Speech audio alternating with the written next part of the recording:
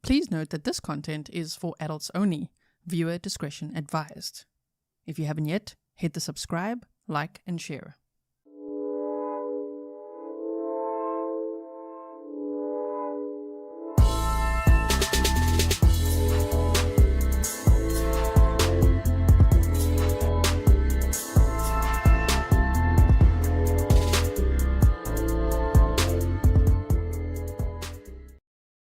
Hello everyone and welcome back to another live trial day with me, Grizzly K. This is Grizzly True Crime and we are here to watch day 2 of the Brian Walshe trial happening in Massachusetts. The court feed has started but there's no sound yet. If you missed day 1, then just know it was a lot of police audio interviews of Brian Walshe and damn, he can talk. He even made himself tired. My goodness. So we are ready. He's all smiles. Look at him. And there's his defense attorneys. And today they said they're going to kick off with continuing with some of those police audio interviews that were recorded at his house when police were talking to him about his missing wife, Anna Walshe, which she was last seen alive on January 1st of 2023. Okay, so if you don't know about the case, just expand the description box. You'll find a case background right up there for you. You'll find the playlist, and you'll also find the trial prep video, which you can watch to catch up on everything you need to know before this trial starts, right? There's a lot of details in there from all the documents since the guy was arrested on January 8th of 2023. He's 50 years old and on trial facing a first-degree murder charge. He pleaded guilty to dismembering his wife's body and misleading a police investigation. So that is an interesting move. Don't know what the defense strategy really is there because the Google searches are in. The surveillance is in, everything is in what he did after she died. And yesterday, we all watched the opening statements and we're like, okay, so the defense's strategy, their theory is that Anna died in the bed? Like a sudden unexplained death? That doesn't make any sense. Especially given that that can happen. Okay, but what he did afterwards was not call 911, not call an ambulance. No, he decided, what are my children going to think? What is everyone going to think? I've got this art fraud charge. Okay, better dismember her. What? Who does that? Holly's mom said, 15 months of being a Grizzly. Congratulations. Happy Grizzlyversary and thank you for your support. Right, here we go. Be seated. Court sound session. Turn off your cell phones, please. You are in continuation of the case on trial of Commonwealth versus Brian Walshe, criminal indictment 2023-00-9. Counsel, please once again identify yourselves before the record. Good morning, Your Honor. Greg Conner for the Commonwealth. Good morning, Your Honor. Ann Yaz for the Commonwealth. Morning, Your Honor. Tracy Cusick for the Commonwealth. Good morning to the Commonwealth. Good morning, Your Honor. Good morning, everyone. Kelly Portis on behalf of Mr. Walshe. Good morning, Your Honor. Larry Tipton for Mr. Walshe. And good morning to the defense counsel and to the defendant. Anything anyone needs to raise with me before we bring the jury in? Yes, just a few housekeeping matters, Your Honor. We entered 5 stipulated exhibits of banking records, and so I'm prepared if you would like those for your own record keeping, but they are up here. They've been stipulated to, and then They relate to the stipulation from yesterday regarding banking records or something different? they relate to yesterday's stipulation. Okay. So they've just been marked as the next 5 exhibits. All right, that's fine. And then Where does that put us on the exhibits marked for identification? That is, what's the next one? The next one for ID is I. Aye. But these women as exhibits. these went as exhibits, Your Honor. So the next exhibit number would be 62. Thank you for the clarification. So these 5 went in for as exhibits what through what? 56, 57, 58, 59, and 60? And 61. They went over some stipulations yesterday and they decided that the email from some email called Richard Walker would be in and other things as well. That was part of the beginning of day 1. Now, just quickly, in case you didn't know, this judge is so punctual. Oh my word, we like her a lot. Judge Diane Frenier. She said that in the morning session, they will run until they have their morning break, which I think is at 11 for 20 to 25 minutes. Then at 1 o'clock until 2, there's lunchtime. And then they go from 2 to 4 and then the day is over. Now today is December 2nd of 2025. And the judge said that the Massachusetts weather there could be a snowstorm, and if so, she's going to let them go home early. So we'll have to see how it goes today. Also, I put this here because Buy Me a Coffee now has this feature where you can put this on the screen with like the software I use and everything. I just want to see how this works. I think if one of you buys me a coffee, this is going to do something. I have no idea. I have no idea what it's going to do, but I wanted to see what it does, okay? So if you then buy, then I could see it immediately, right? So that'll be pretty cool. Lisa Goss, proud to be a Grizzly. Thank you so much. And again, Commonwealth, what are they banking records from where? So 56 is Apple Credit Union. 57 is Barclays / JetBlue credit card. 58 is Leader Bank. 59 is JP Morgan Chase. Hold on. Certainly.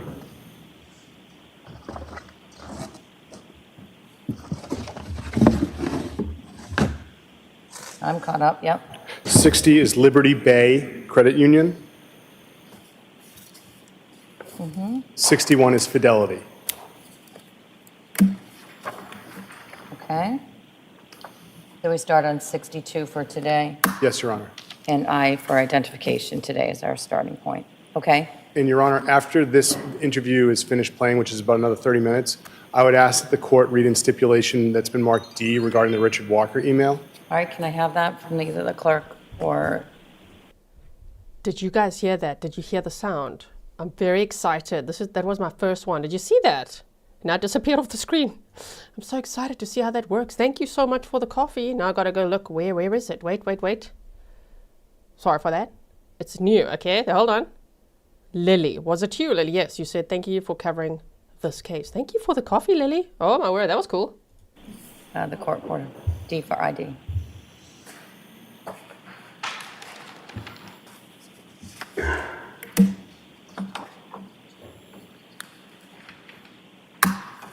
Thank you, Madam Clerk. Thank you, Your Honor. Anything else from the Commonwealth? Nothing further, Your Honor. And from the defense, anything this morning before we bring the jury in? Just briefly at sidebar, Your Honor. Sure. A brief sidebar. Look at him. This is just this, like, dude, do you realize that you're on trial for first-degree murder? You've admitted to dismembering your wife. Like, read the room. He's all smiles. Does he have his rosary today? They've got all the hand sanitizer there for this filthy creature here. Mm-hmm. Okay, we can go a little bit forward because we're 2 minutes behind. Hey, tell me if that's distracting though, this buy me a coffee thing. That's so cool. Thank you, Judith, for the coffee. You said love the work you do. Thank you so much.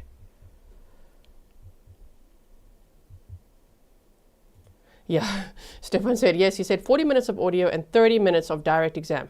30 to 40 minutes of direct exam, then the cross-examination, then about 6 witnesses that they think they could go through pretty fast. Interesting. Wonder who that's going to be. Don't go fast. We want to see every bit of surveillance video of this guy. Oh my word. Thank you, Michigan Alicia. This is cool. We want to see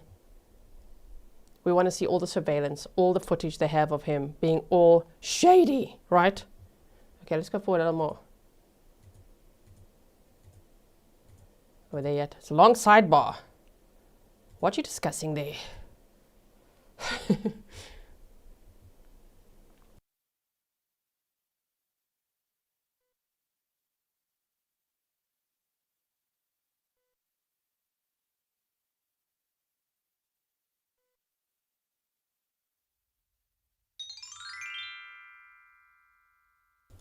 Thank you, Liz McLeod. Damn. You guys are top. Look, my coffee's running low. You're topping up my coffee cup. Yes, I am.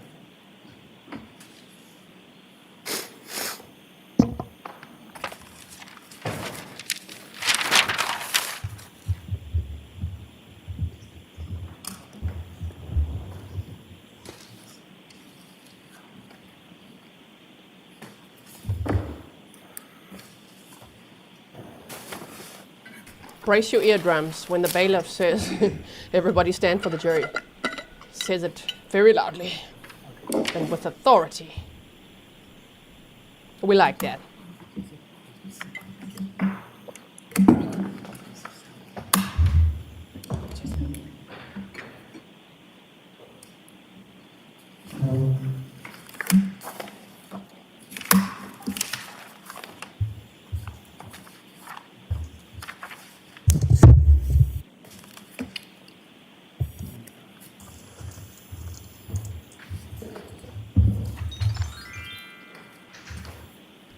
Thank you, Ty Garnier, for the coffee. Southern Calibre, everybody stand, please. Kyle, we love Kyle. He's not in this trial.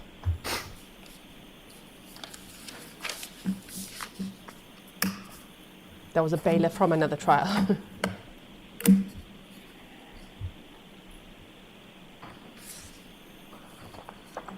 Welcome, Stella.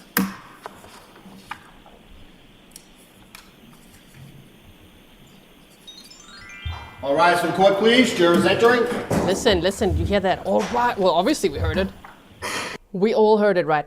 It was very loud. I like it a lot. All rise, jury's entering the courtroom. Nice, nice, nice. I just quickly want to say, if you guys are new here, just know that you will have timestamps, okay, to follow at the end of every day. So if you wanted to skip like this, like now, the court is only going to start now when we're about 11 minutes in, right, with the jury coming in. That will be timestamped for you. So you don't have to sit through all of this and wait around. You could literally just click the timestamp where I say court starts, and you can go there. Okay. Morning.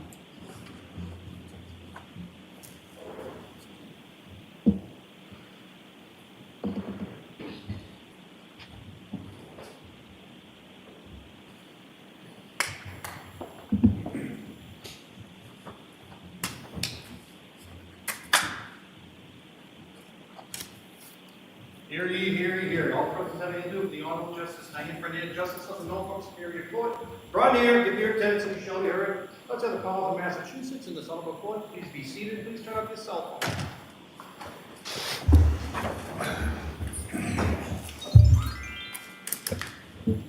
Good morning, jurors. Good morning. Hope you had a good night. Jurors will start today, as I promised, with the 4 questions. Jurors, were you able to comply with my order that you not do any research about this case?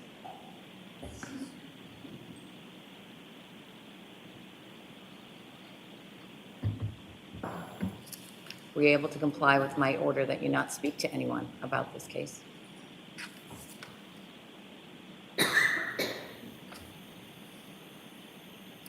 Have you stayed away from all social media and or news media? Judges, that eagle eye look, everybody nodding. It's just, did you watch Grizzly True Crime? And you all still have open minds?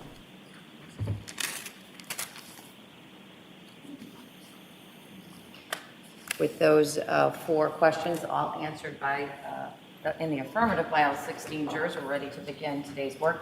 Witness may be called to the stand. Thank you, Your Honor. Commonwealth would recall Harrison Schmidt.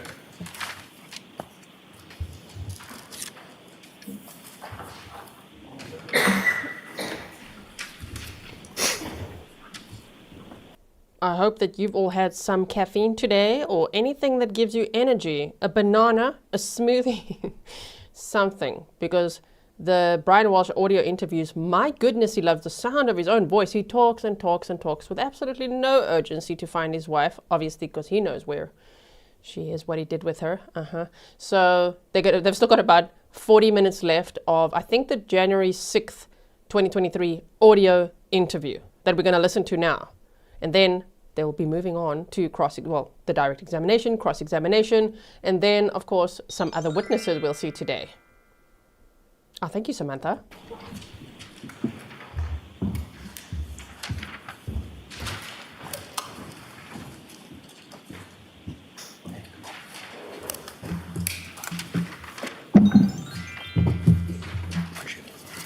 And sir, you understand you're still under oath?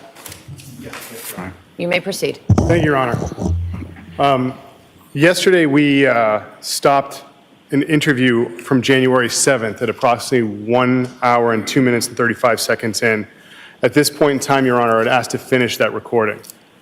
You may. Ms. Gilman?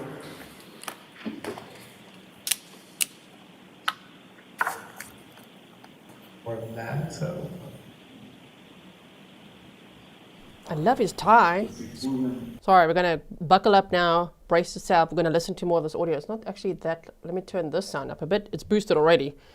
But, you know, Brian Walshe likes to mumble through things. But let's just appreciate Sergeant Harrison Schmidt's outfit. Man, that tie is so nice. Well, this whole suit and everything, right? He looks so professional. My goodness.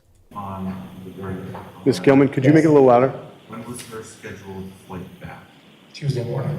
Thank you. Yeah, I don't know which Monday one. off because of the long weekend? Yes, that was the understanding. Okay.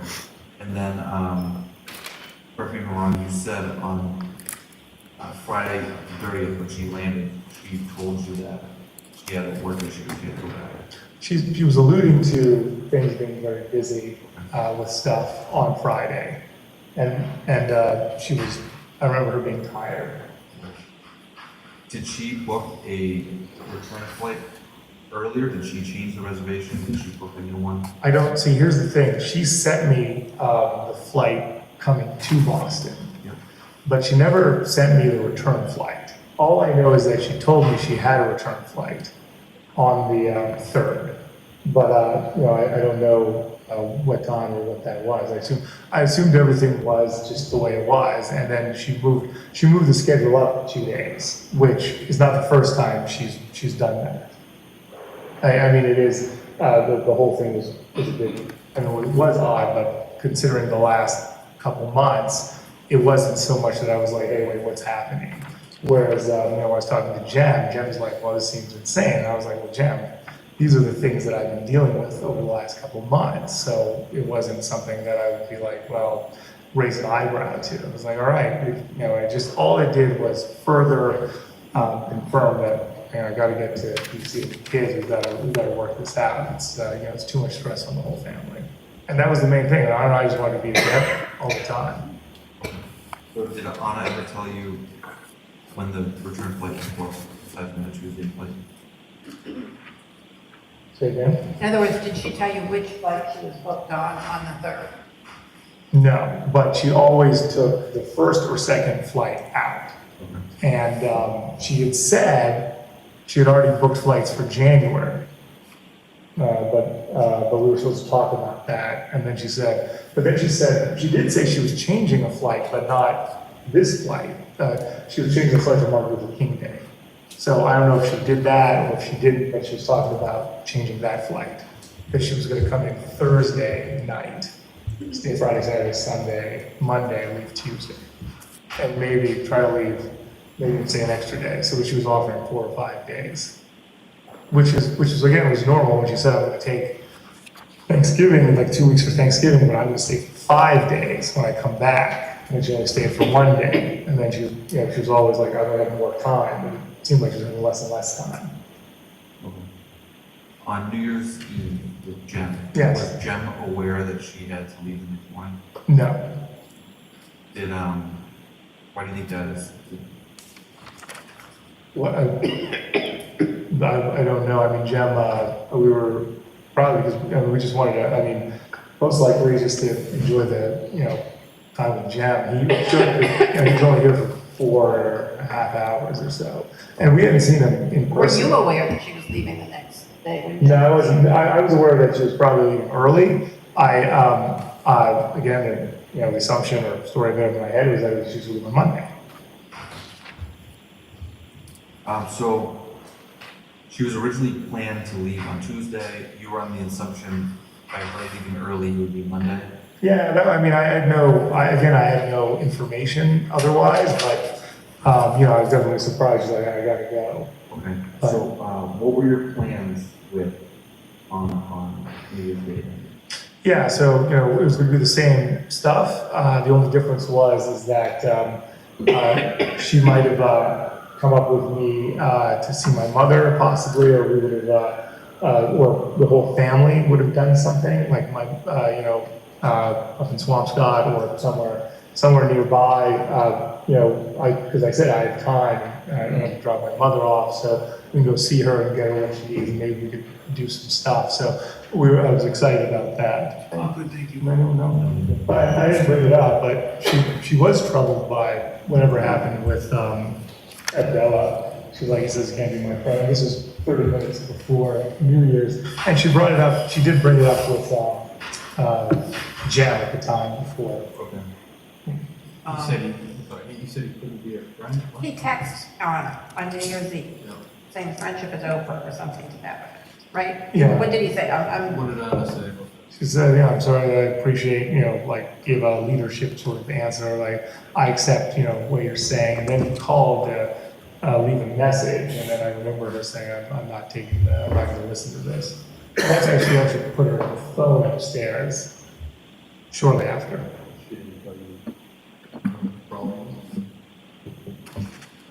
I think she understood it. I think he was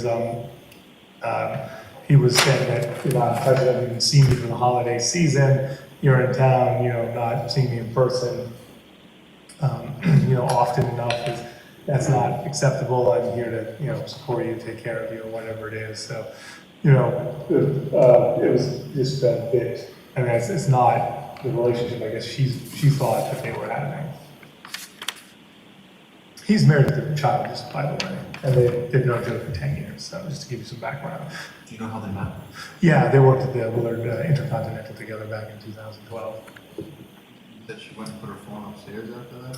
After that, she, I would say it was 10 or 15, then I remember her putting her phone upstairs because then she came back down without it. Was, Thomas came down at one point, in the home.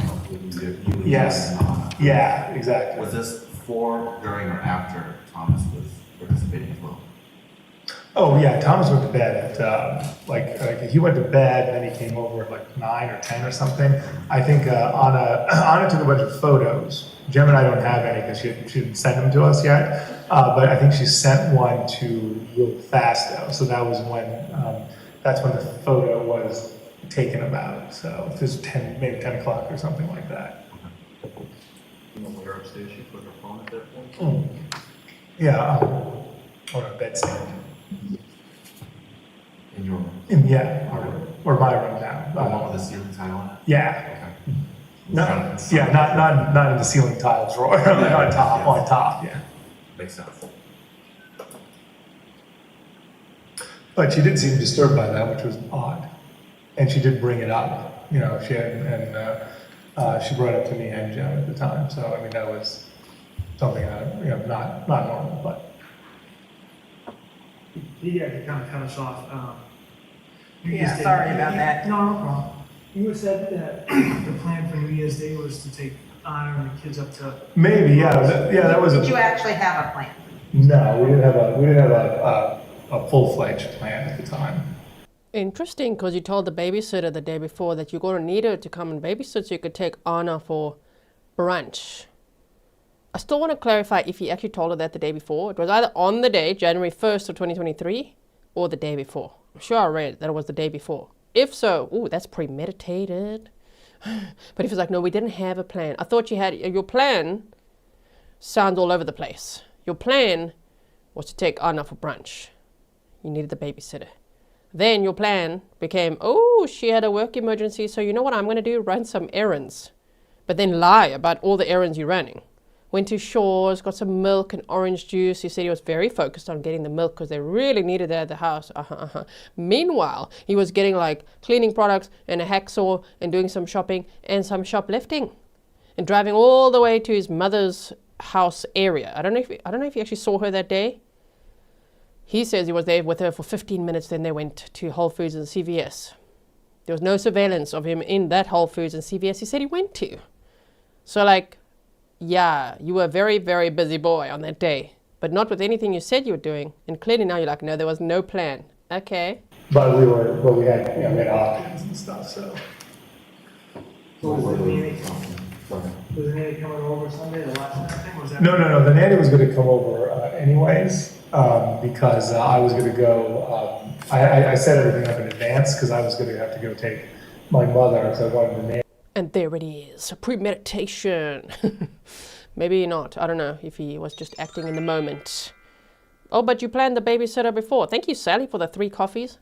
Oh, you planned. You had no plan except the babysitter needed that babysitter there. Anyway, why? If you and Anna were going to be off together on January 1st and you had no plan, why you need the babysitter there? Shame. And the poor babysitter on January 1st. Like, can you come in? Oh my goodness. Why? And there's that life insurance from December 20th of 2022 that Anna got. Interesting. $2.2 million. Okay. And then him checking her Instagram and all that. It just sounds like he started suspecting that she was having an affair. He was looking into it. His mother got a private investigator in that last week of December as well. So I don't know if his plan was to murder, but it sounds like it to me. And again, I didn't know what it was going to look like and what Anna was going to want to do and things like that. So also, if I was going to see my mother, Anna was going to take the kids somewhere, and then we were going to meet up later. But, you know, because I've so little time outside of the house, when I do try to make, you know, most of it as a family, get everything done that we said we would do. You mentioned having options on New Year's. Yeah, because I had the, you know, the time to go see my mother, so I was like, we'd go up and we wanted to do something, you know, with her, with the family. You know, we had those options were available to us, which, you know, like today, they would not be, right, because I don't have any time. You guys had an argument after she said she come early? No, we didn't have an argument. I was a bit taken by surprise. Not to be crude, but I was in the bathroom, and she came by and said, "I have to go to sleep." And I was like, "Well, hold on." And she's like, "I have to get up early, Brian. I have to go tomorrow." And I was like, "Oh, I wasn't expecting that." And then she said, "You know, I said I might have to leave early." I said, "I didn't know it was going to be like that early." So, but I did have an argument with her for the Thanksgiving and the Christmas Eve. So I wasn't going to make the same thing 3 times. I was like, okay. And then she immediately backed it up with like, hey, I'm going to come 4 or 5 days and for Martin Luther King Day, because we were making a new schedule for January and February. I said coming every week is really not good. Is there any way that you could come every other week for more time? So we were working on that when she arrived Friday and Saturday. We were talking about that.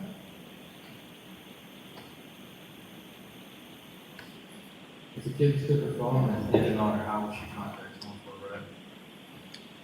If the kids took her phone and hid it, how would she contact someone for a ride? She wouldn't leave I don't think she would leave the house without the phone. But let's say that I'm wrong about that. So sure, she would use my phone, right? But she put Lyft on here. I guess she would download Uber and get it. But would I know where my phone was? You knew where your phone was, but you said you misplaced her phone. Now you're making like it was Anna's phone that was misplaced, but also she wouldn't leave with the phone. And he said, you know, Anna on that night of December 31st took the phone upstairs and then came back downstairs. I wonder if he then went upstairs at some point and looked at her phone, looked at messages. Do you know what I mean? Okay, but they cornered him a little bit there, hey? Because I don't know if they knew at this point yet. Maybe because they already took the devices. It was on January 6th, actually, they took the devices. Anyway, but Anna's phone last pinged at the house on January 2nd of 2023 at 3:14 a.m. So they know she did not leave with her phone. But he's like, you could hear him start stuttering and, okay, got to come up with an answer. Okay, well, then she probably would have used my phone. Okay, show us where she used your phone to book an Uber or a Lyft, where there's no record of that at all. Mm-hmm. And we didn't have this phone at the time. So there were phones in the house. Did you use any iPads potentially? Oh, there you go. She probably would be able to use the iPad to do it. I would not, but she would know how to. The only thing I saw was one phone, and her laptop. That other iPad that I'm telling you about should be at the DC. She did have a laptop with her, but she programmed all of these. How did Thomas get his phone? My mother bought it on I forget when we got the phone, because she had to get the phone and, or my mother had it and she was bringing it with the watch and everything. So it probably came here on she probably brought it on the 2nd or something. Everything came on the 2nd. When you didn't have your phone and you sent those emails, those 3 emails, Yeah. Who were they to again? So Zach and Daniel, my business partners at Let's, my wife and my mother. How did you send those emails? My laptop.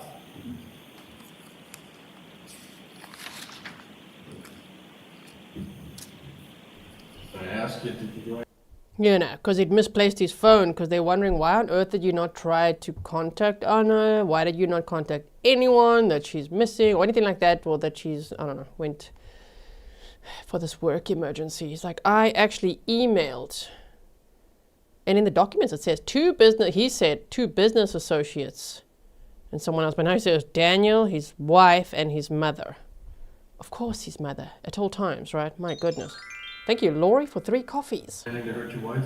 No, I would never do that. You know, we all have arguments with one another, spouses, etc. Has that ever escalated to a physical confrontation? No, sir, no. My wife and I got along very, very well. Hey, the only stress we were having was going together. It's really, I bothered Tracy about it for months. The family doesn't work without my wife. Never hurt my wife. I mean, I loved her, and what would it mean? I think about my kids too. She's a wonderful mother on top of being a wonderful wife. I mean, to take that away from them, I mean, I just couldn't even imagine something like that. That's just not. You'd never do anything to hurt my wife. I wanted to spend the rest of my life with my wife. I'm still going to, and you know, we were apart because of the job and my legal problems. Her leaving very early, made me angry. No, I wasn't angry. I was sad. I got angry about Thanksgiving, and then you know, I realized I was just sad that we're not spending a lot of time together. And she was sad about it too. And it was exhausting for both of us. It was she was away from the boys. I was always dealing with the boys.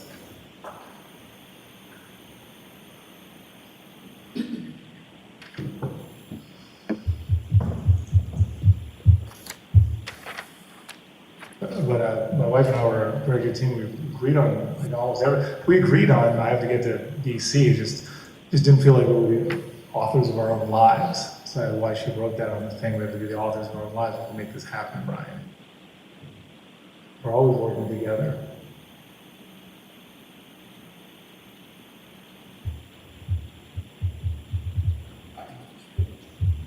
He's looking stressed in the courtroom now. Look at him.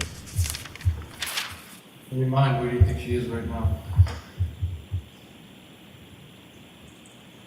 You know, I like a lot of people have said maybe she's at a spa, you know, and she was under a lot of pressure. Doesn't really track with my wife. She loved her job and she loved her family, so she would always be focused on that. I mean, you know, maybe the country house like in Bela, in Serbia, but I have no idea. I can't. I'm having a hard time imagining it. Does she have any other identification? There's probably Hans in the background, isn't it? The German Shepherd.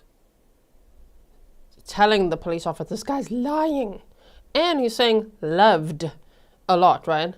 He's saying loved so much past tense. When at the moment, on January 6th of 2023, Anna's been missing, according to him, since January 1st, but he did not report her missing. Her work did, right? Stefan says, squats already? Not yet. On the hour, every hour, I am committed to either trampolining or doing some squats, okay? Everybody do it with me, all right, when I do it. You'll know when I go. She's got a Serbian passport or Serbian international identification cards, one with Lubic, one with NIP. I haven't seen her use them recently. I don't even know if the date is on them, or the proper date of their Other than Serbia, any other ties internationally in a country she visit, or family or good friends? She's a language expert. She spent time in college in France, which she speaks perfect French, but she has a family, or she has a friend there. I don't know if he's still there, Julien, but other than that, that would be it. And then, you know, DC and Boston. I mean, sisters in Canada, sure. They're asking for a broader. Is that his mom chipping in? It's like, no, they're asking. The sister's in Canada. Yeah, but they're asking for like broader. Are they though, Brian Walsh? Broader context, vague? I don't think so. They're trying to find Anna at this point, right? Sure. You checked international flights. Was she scheduled? It appeared in the newspaper. Not that I ever believe the newspaper, which is why I'm asking you guys. It appeared in the newspaper that she did have reservations to go back to DC on January 3rd. That makes sense, yeah. I'm just asking if that's confirmed. Police officer. That's our understanding, yes. Do you know what time? Stuff like that, no, we don't know. Plus, they have that morning flight, yeah, always. And that she never changed that. To our knowledge, it's not canceled or adjusted. There is a chatter between JetBlue and her over the last few months. Because when she doesn't call, she does something, they do it online, like online messaging. Oh, they should probably go to the JetBlue site. Yeah, they have a chat, yeah. So that's, so she could be doing that and feeding the kids or something like that. But but a lot of times she would talk to them and it wouldn't work out, and then she would take a break and then come back. Or, We're not talking about like an email back, we're talking about it's a live chat. yeah, so sometimes, I mean, I don't know if it could be like, they're like, we'll just come in, change at the counter, or they're like, I can't do this. And she was always asking for, she had gotten a good status, especially with the card, so I don't know what her deal was, but it's possible that, because she said when I have this, they can make changes at the counter, upgrades at the counter are different, so, yeah, she never called them.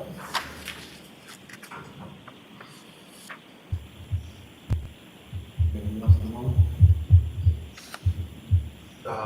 What about like brunch reservations or any brunch plans on New Year's? That's a popular thing. Not that I know, but on a... Not that I know of. You told the babysitter you had brunch plans. Jackass! Do they not think? Does he not think? Oh my word, like what is wrong with these dumb criminals? Like you don't think they're going to talk to the babysitter? You don't think that they're going to track your phone and Anna's phone and everything? Really? You just like, oh, no plans for that. You told the babysitter to be there on Monday because you had brunch plans. And then when she arrived at 1:45 p.m., you're like, oh, no more brunch plans. Anna had a work emergency, but I still have to run some errands. In fact, I'm going to visit my mommy now. Straight to mama's house, huh? The pattern of these types. Straight there, I'm going there, except you didn't actually visit her. It seems like you just went to a bunch of dumpsters and stores. Yeah, to throw away things and buy very suspicious items. April Showers, thank you for being a member for 35 months. You said he is so guilty with such a smug look on his face. Yeah, I can't wait to see when that verdict comes in. Hey. Was talking about making some, so I don't know if she did it or not. Like I haven't checked, I haven't looked for anything on Open Table or Resi or anything like that. But I could take a look. Then, Because last year we went the whole family, we did go to brunch. So that is a very normal thing to do. So normally there's like a bigger scheduled plan for New Year's. Right, but I mean this year things were up in the air. So a lot of time outside of the house on New Year's Day. When did you put that request in? Was it a normal Thursday request? Yeah. No, always Thursday. Okay. And the request was from what, from 3 to 9? 3 to 9, yes. So there wouldn't have been brunch. No, yeah, we wouldn't have been brunch, but. Yeah, you call him out on that. Exactly. That's what I was saying. What do you mean brunch? Hey, can you babysit for us on January 1st? Because we need to go to brunch sometime between, the document said between 2 and 7 p.m. Now they're saying 3 to 9. Okay. Well, she arrived at 1:45. Okay. But that isn't brunch. That's not the definition of brunch. Wouldn't brunch be at like 11? That sounds like a brunch time. What the heck you mean brunch at 2, 3, or 4 p.m., 5? What do you mean? Go for dinner? That would make more sense. His stories, his lies. I would say his premeditated lies don't even make sense. Julie said, watching this during a snowstorm. Is that in Pennsylvania? Really enjoying your coverage and commentary. Oh, thank you so much. And thank you, Lizzie Lou, for the coffee as well. Oh man, this guy, I'm so glad they called him out on that. Like, that's not really brunch, right? Would she have gone to brunch without you? No, no, well, short of left, no. I mean, if she were going home on January 3rd, would she have gone out to brunch with other friends or anything? No way, no. The only time when she was here that she saw someone without me was Rima. And I was only twice, she did that twice, that's the only, everything else we would do together or people would come to the house. The time together was very important for us. Both friends in the area that, Peter Kirby. that you think we should speak to as far as that knew Anna real well, that she was close with that in the past? Peter Kirby, they went to the same leadership school together 3 years ago, and he lives with his wife and John Marshfield. They've been calling for support. Jim Mulu, who's here, obviously, a family friend, and someone who is, obviously loves Anna very much. Rima Ferrer, she was Anna's mentor, and they were very good friends. Those would be the main ones that I would think of.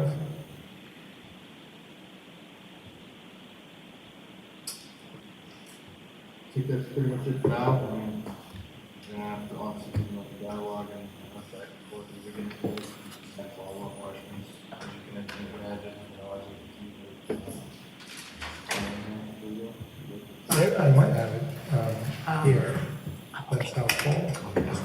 Yeah, I'm gonna get that going.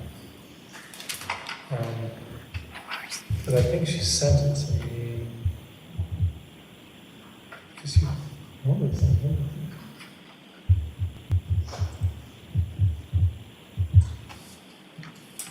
Could this be it?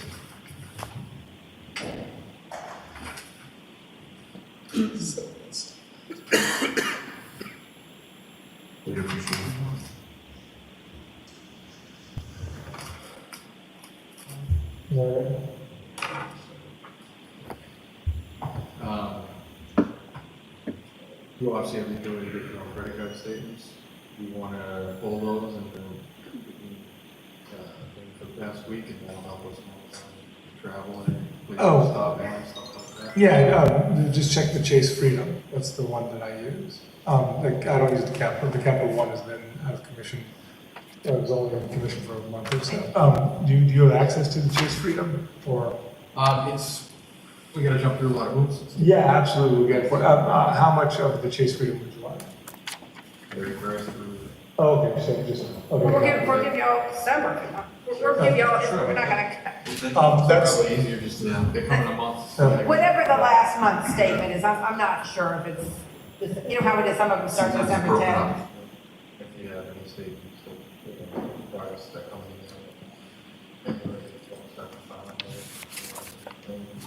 Yeah, so will I. But I don't think they do anything. I'm still not. I have dealt with Anna. She does everything online. Yeah. Anna's cousin, the one with the Milan? land dispute conservative. Milan, yeah. Milan, I was going to ask his name. Yeah. Last name? Lubicic. Has he ever contacted you? No. I think he does speak English, though. So you said there was a conflict that. Yeah, there's a terrible conflict. If you speak to Alexandra, she'll know more about it. But since I've known Anna, basically what happened 2 generations ago in Serbia, in Belgrade, Anna's father's mother, so her grandmother, bought a piece of land with her sister or something, and then they had kids, and there's been a land dispute over it because now it's worth a lot of money, and you can build a large building there. And that building, that kind of money in Serbia, change your life. I mean, it's like winning the lottery here, and then they've been fighting over it for many, many years, 20 years at least. They thought they were going to resolve it in 2017, and then things didn't work out. Things went back and forth, and then just this Thanksgiving, they, basically dissolved the deal. So they had a deal that it took 15 years to put together. 5 years later, they couldn't perform on it. They were to square one. So aside from that, and the... So I think who we're hearing in the background is Hans. Anna posted quite a bit of Hans on her social media, on Instagram. And when someone said, is he a military dog? Is he a canine? She said, of course. Shame. Look at him. He's trying to tell the cops this guy's lying. He's lying his ass off. Mm-hmm. Is there any, business conflicts with properties or with this new job? Is there anybody that would be upset with that? Yeah, people have asked me that same question.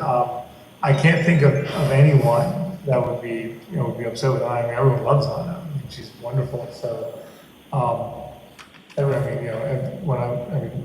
if you see all the texts and emails coming, like, what can we do? Love Anna. I can't think of I can't think of anything like that. Honestly, that would be upgraded to anything like this, especially. Whether it's her fault or not, like any issues at work that comes up that somebody would be slighted? Not that I know. I mean, the only people I know are the people that she was working with, and she had a very good working relationship with everybody. No, again, it would be very hard to. No, I wouldn't have a name to give you for that. Okay. What about you? Any previous business partners, any current partners, anybody that would be, upset with you that would want to try and hurt you in some way?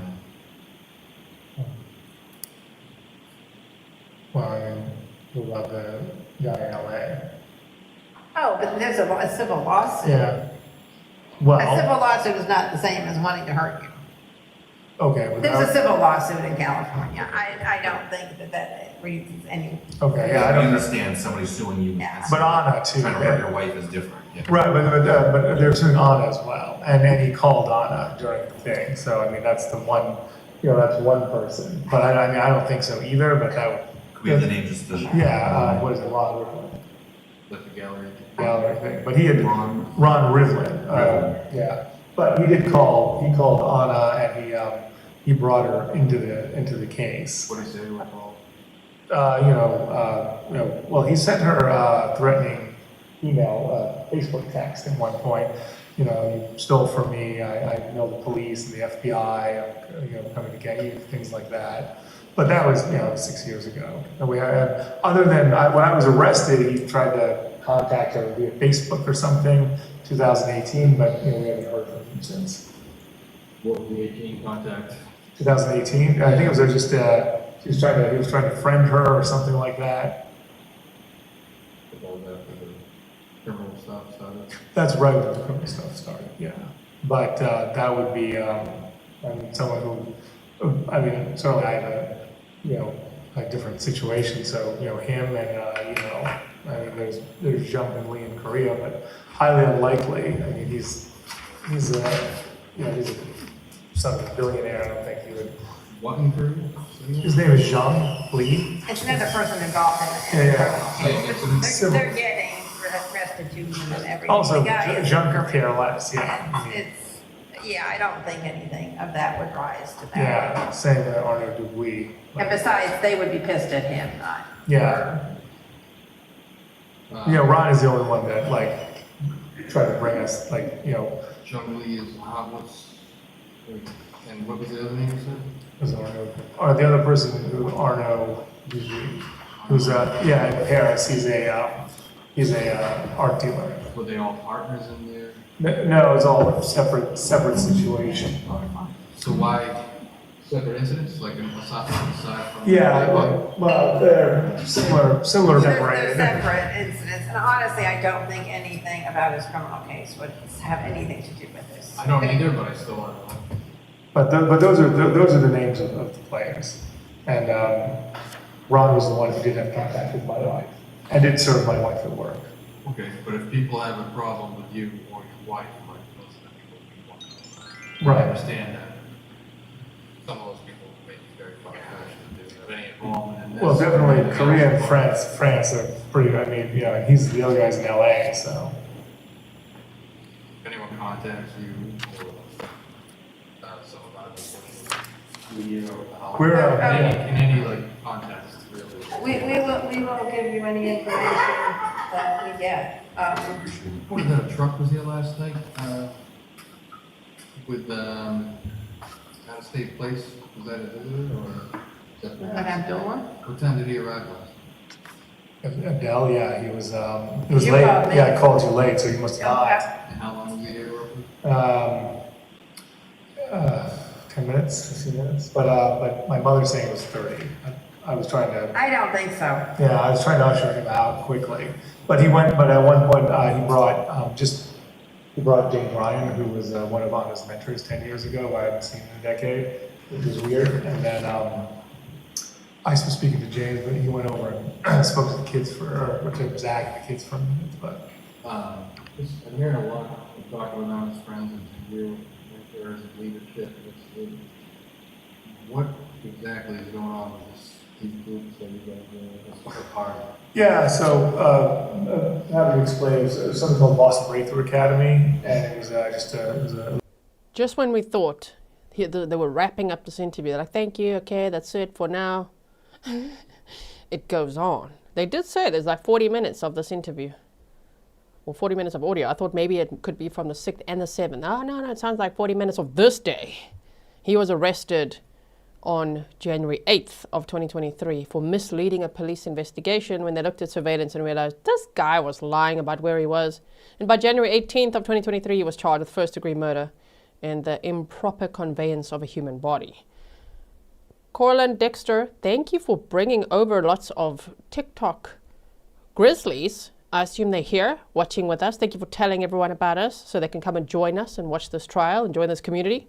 Stefan said, Kelly Porges is sitting next to Walshe Boy. Shame, poor Kelly. Thank you, Michelle, for the coffees. Thank you, everyone, for the coffees. You guys are spoiling me today, my goodness. a leadership training program. We formed pretty close relationships there. And we, as I said, we raised a lot of money through our community service projects, each from Loving Spoonfuls, Torch Foundation, things like that. So we've stayed connected. It was more than 3 years ago. I guess I started this month 3 years ago, and Anna graduated in February 3 years ago, so 2020.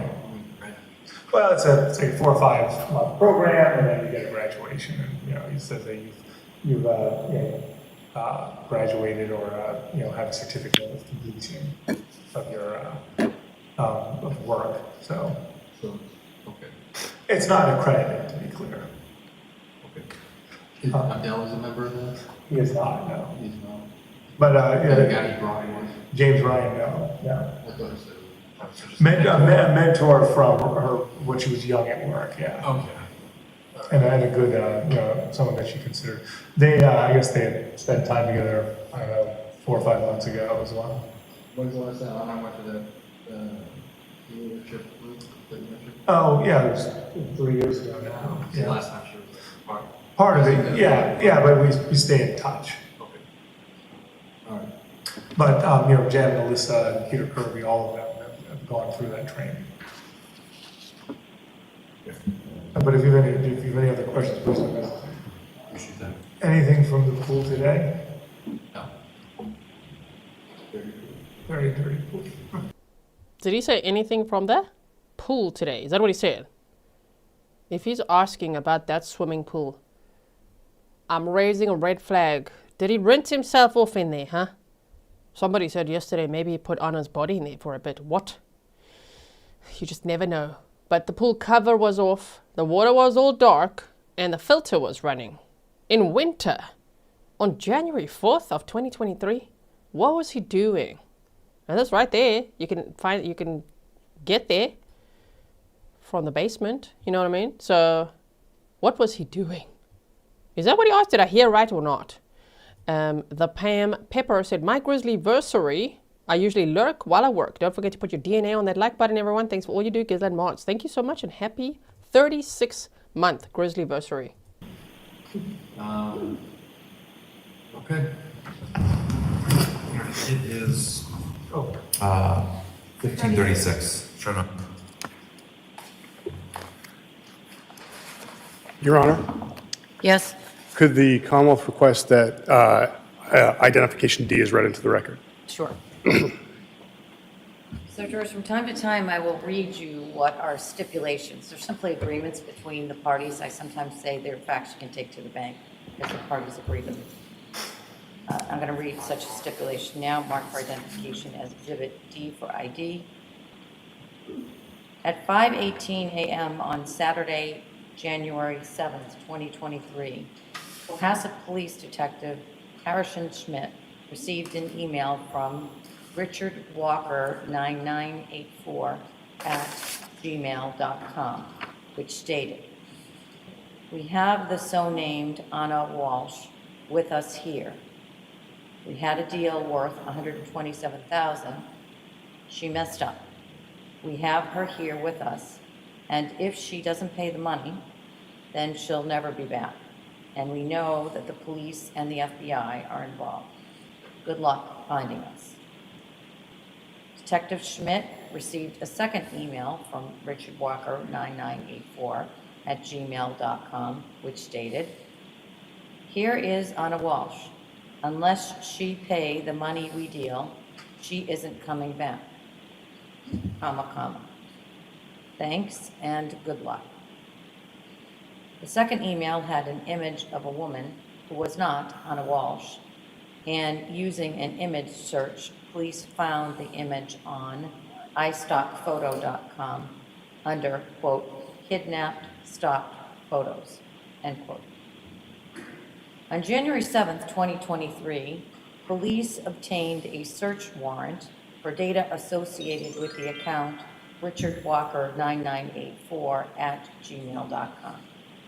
The search warrant was sent to Google, and investigators learned that the Internet Protocol address, the IP address, with the Richard Walker 9984 email account geolocated to Nigeria, and no IP addresses located in the United States were associated with the account that sent the Richard Walker 9984 at gmail.com email.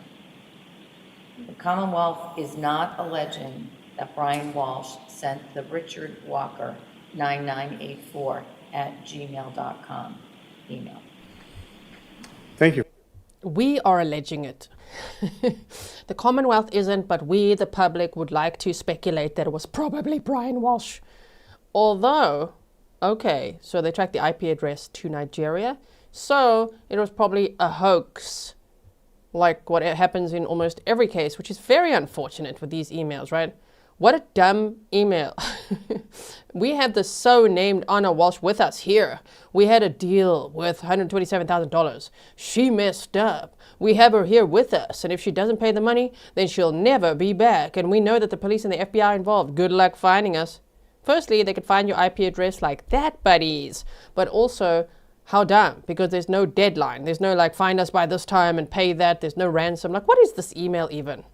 That's why many of us, we were talking about this in the trial prep and on day one, think Brian Walshe wrote the email, because he's dumb like that too and had no urgency in finding his wife, right?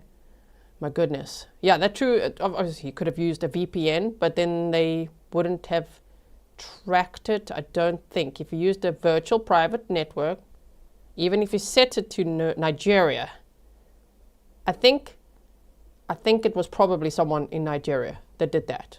You know what I mean? Based on what we've heard from the experts that look into that thing, right? All of that, especially the catfishing cases.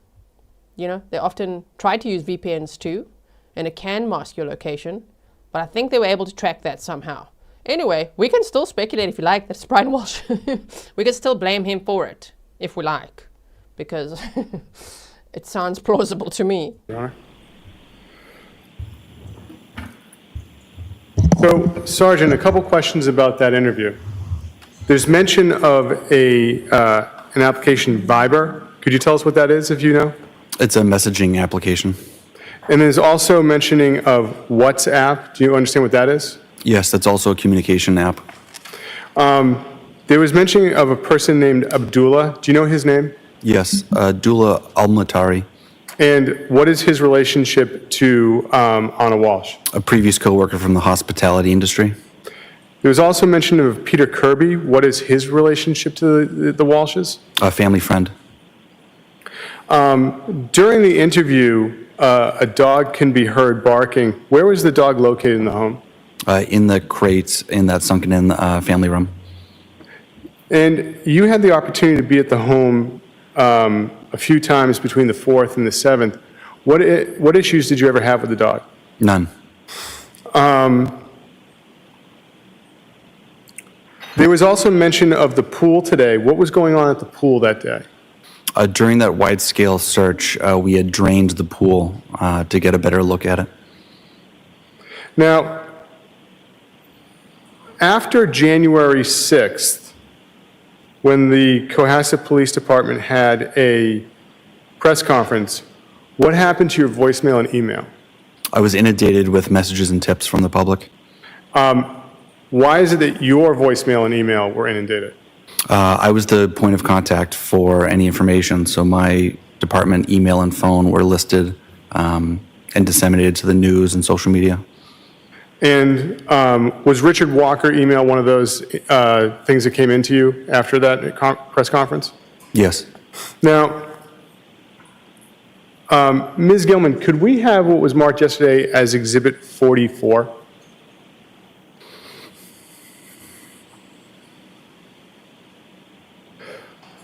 Sir, do you recognize Exhibit 44? Yes. And where is this in relation to the house? If you're standing in the backyard with the house to your rear, you'd be looking at like the back right corner of the fenced-in portion of the yard. That's the shed. What's on the other side of the fence? Neighboring house. Now, you and Ms. Gilman, can we have Exhibit 47 from yesterday? Sir, do you recognize this? Yes. This is the, what you said was the missing poster you created? Correct. Now, what information, where did you get the information to create this poster? I made this on Thursday, so I had the information from the patrol report, the NCIC missing persons form, and the information from the first interview with the defendant. Thank you. If you could take that down, Ms. Gilman. And when you were speaking to the defendant, what did you learn as far as Anna Walsh's maiden name or prior names? There was a previous name of Nip, K-N-I-P-P, and a maiden name of Lubitschek. Now, after that interview on the 7th, what did you do next as far as your investigation? We continued to reach out to friends and family, gather more background information. And on the 8th, what did you do in the morning? We briefed at Cohasset Police Station a plan to execute a search warrant. And where were you going to execute the search warrant? 516 CJC Highway. What time did you have the opportunity to execute the search warrant? Around 9 a.m. And so when you executed the search warrant, who was with you? Myself, I believe Chief Quigley, the day shift for patrol, the state police detectives, crime scene. I believe that was it. And who was at the house when you executed the search warrant? The defendant and his children, and Diana Walsh, the mother. And what did you do with those people in order to execute the search warrant? We had reached out to Attorney Minor, and she came to the scene, and they all left with Attorney Minor. Now, did you ever have the opportunity to speak to Mr. Walsh again on January 8th of 2023? Yes. Where did that conversation take place? Attorney Minor's residence in Situate. And who was present for that conversation? Attorney Minor, myself, Trooper DeChico, Trooper Proctor, the defendant, and his children were in the other room. And have you had the opportunity to review a recording of that? Yes. And does that fairly and accurately depict the defendant's statements in that interview? Yes. Your Honor, the Commonwealth would seek to have this marked as the next exhibit, which today I believe is 62. Any additional objections beyond the ones I previously heard? No, Your Honor. The 1/8/23 audio will be marked and is now in evidence as Exhibit 62. And I think this is the final audio interview. Did they say January 7th? Did they say it yet? 2023? Yeah, on the 8th he was arrested. for the record, for those of you keeping track over there, the jump is as a result of the following. The parties agreed to, and the woman I had indicated to the council, now will indicate to you on the record, certain financial records that the parties agreed to have been admitted into evidence, and those records are now in evidence as exhibits 56, 61. They comprised records from Apple Credit Union, Barclays JetBlue Credit Card, Leader Bank, JP Morgan Chase, Liberty Bank, Bay Credit Union, and Fidelity Records.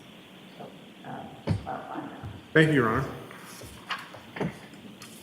Your Honor, with the court's permission, may the Commonwealth play Exhibit 62? You may. Thank you. Ms. Gilman?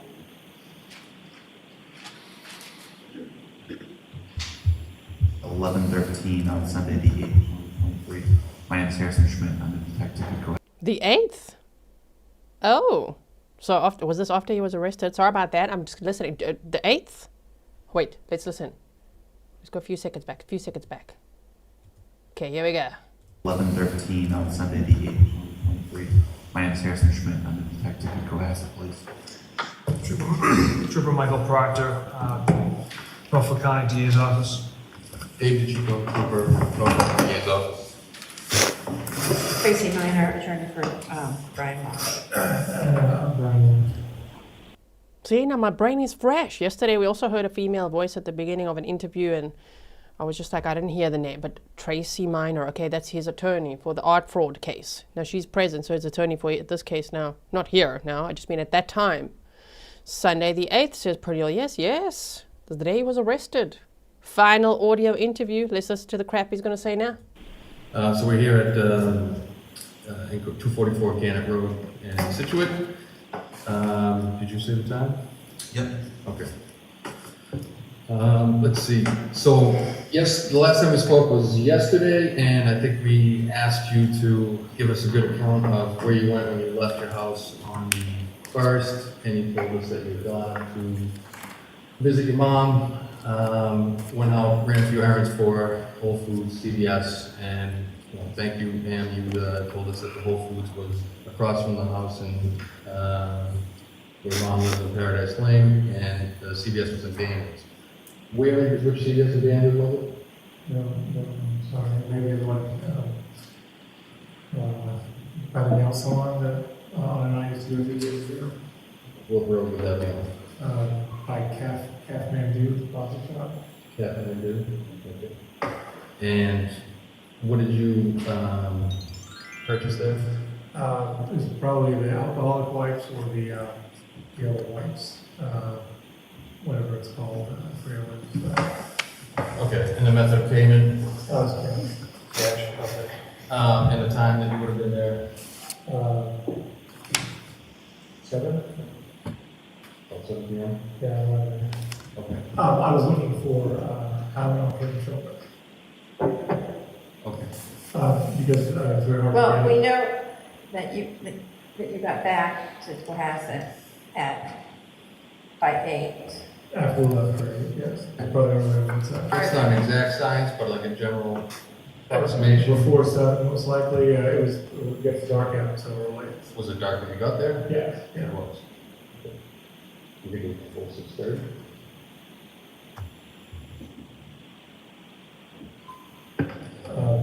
I don't. Okay. So But it could have been at 6:30. did you go anywhere else other than that CVS and Daniels? That was the only place I went. In the Whole Foods. And you went there Earlier. for the time? Yeah. I've been going to Walgreens anytime I go, my mother asks me to get alcohol for the kids, that we should be trying to get some. And on the second, the only place you went was to press. All right. On the second, may I have a look at that? Check, shows, press. eBay purchase. eBay purchase was vegetables. Okay. Thank you for getting that together for me. Okay. So obviously there's a lot of electronic devices in your house. You've been kind enough to consent to downloading several of them. One of them being the iPad mini that's Thomas's. Is that right? Now, on previously you told us that Thomas had gotten up on New Year's Eve and spent some time with you, Jim and Anna, and then you'd gone to bed, right? And that was what, like 10, 30, is that correct? Around there. Around there. You can tell by the photo that was sent by Anna. We give it a more exact time. Okay. Do you use any other devices in the house? I use my phone, and Anna and I only use our phones and the I use everything, but I only use the gold laptop. The gold laptop? Is that an Apple or? Everything we have in there is Apple, except Anna's work computer was not Apple. So again, we downloaded the iPad mini, and you've been fairly consistent in your story, your account on the morning. You said that Anna gave you a kiss at 6:30 in the morning. Is that right? You stated that, and then 7:30 you went to make breakfast. That's correct. That's correct. So how do you explain at about 4:54 in the morning the iPad mini is querying the 10 best ways to dispose of a human body? Yes, explain it. 4:54 in the morning. I don't. You guys know what he's asking about, right? They're asking about the Google searches. It's like, how do you explain that 4:55 a.m. activity on your son's iPad? Sorry, I'm trying to find the screenshot for you. Hold on one second. Where you're Googling, he was Googling so many sinister things. Hold on. Don't worry, I've got it somewhere here for you. One more round, let me check here. If I don't have it right here, right now, I'm going to find it for you. That's not the one I'm looking for. Okay, stand by, everyone. We looked at it yesterday, right? Stop it. I'll find it first. Let's listen to it. But he's asking him, so you're making breakfast, and how do you explain what your son's iPad had, the activity of you saying, like, how long before a dead body starts to smell? Yeah, the jury's hearing all of this. Yeah, Thomas is asleep. And well, Thomas is in his room with the iPad. Thomas is usually, I don't use that iPad, so that's really weird. He's 6, right? Yeah. He does not have the. Is he? He says he blames his eldest son. Really, he says that Thomas, his eldest, 6 years old, uses the iPad, and it's really weird searches, because he says he doesn't actually use that iPad. Okay, right? But you did on this day. That's the thing. You used your son's iPad. So there you go. How long before a body starts to smell? Trigger warning. That was at 4:55 a.m. He claims Anna left between 6 and 7. So it's even before that. How to stop a body from decomposing. How to embalm a body. 10 ways to dispose of a dead body if you really needed to. 6:25 a.m. How long for someone to be missing to inheritance? What? That's your priority right now? Obviously it is for this guy. Cohasset dump. Hingham dump. Can you throw away body parts? What does formaldehyde do? Now, what does formaldehyde do is at 9:29. So you see that can you throw away body parts? 6:34 a.m. There's a break there. Maybe there he made the French toast or whatever the hell he's saying. But then he resumed the searches, and he actually wants to try to explain that it's his eldest that did this, or Anna. So you mean Anna did the searches before she left, like this, and then once she was gone on an emergency work trip, then somehow it resumed. Shame, he can't explain that at all, hey? Average intelligence for a 6-year-old? Oh, no, I think so. Yeah. Okay, but 6-year-olds typically, I mean, I have a 4-year-old who's, has a hard, he can't spell his last name. No, 6 is exactly. obviously way more advanced. If you have a 6-year-old who, you know, there's no. No, obviously not. Okay. There is dozens of searches on that iPad on the morning of the 1st that ask how to dispose of a human body, how to get blood out of hardwood floors, how to dispose of a body in the trash, how to stop a body from decomposing, and how do you explain that? I don't have no idea. So you're not using that iPad? No, sir. I mean, only to get it for his speaking meetings. Okay. On 11/6, right? That's what I believe, yeah. So throughout the afternoon on the 1st, when Anna is gone, the device continues to query how to get blood stains, does blood remove, does the dishwasher remove blood from a knife, and so on and so forth. These queries continue on January 2nd, 3rd. I saw this number of body of that nature. Does time determine that? It is 11:21, still January 8th, 2023. Turning off the recorder. Sergeant, after that interview was over, what did you do? We went back to the Cohasset Police Station. If you could keep your voice up, sir. Sorry. We went back to the Cohasset Police Station. And did you ever have the opportunity to see Mr. Walsh again that day? Yes, About what time? about 4 p.m. And where was that? at Attorney Minor's residence in Situate. And what did you do with him at that point in time? I placed the defendant under arrest. Now, where was the defendant taken after you placed him under arrest? The Cohasset Police Station. And did you ever have the opportunity to see his hands on January 8th and January 9th? Yes.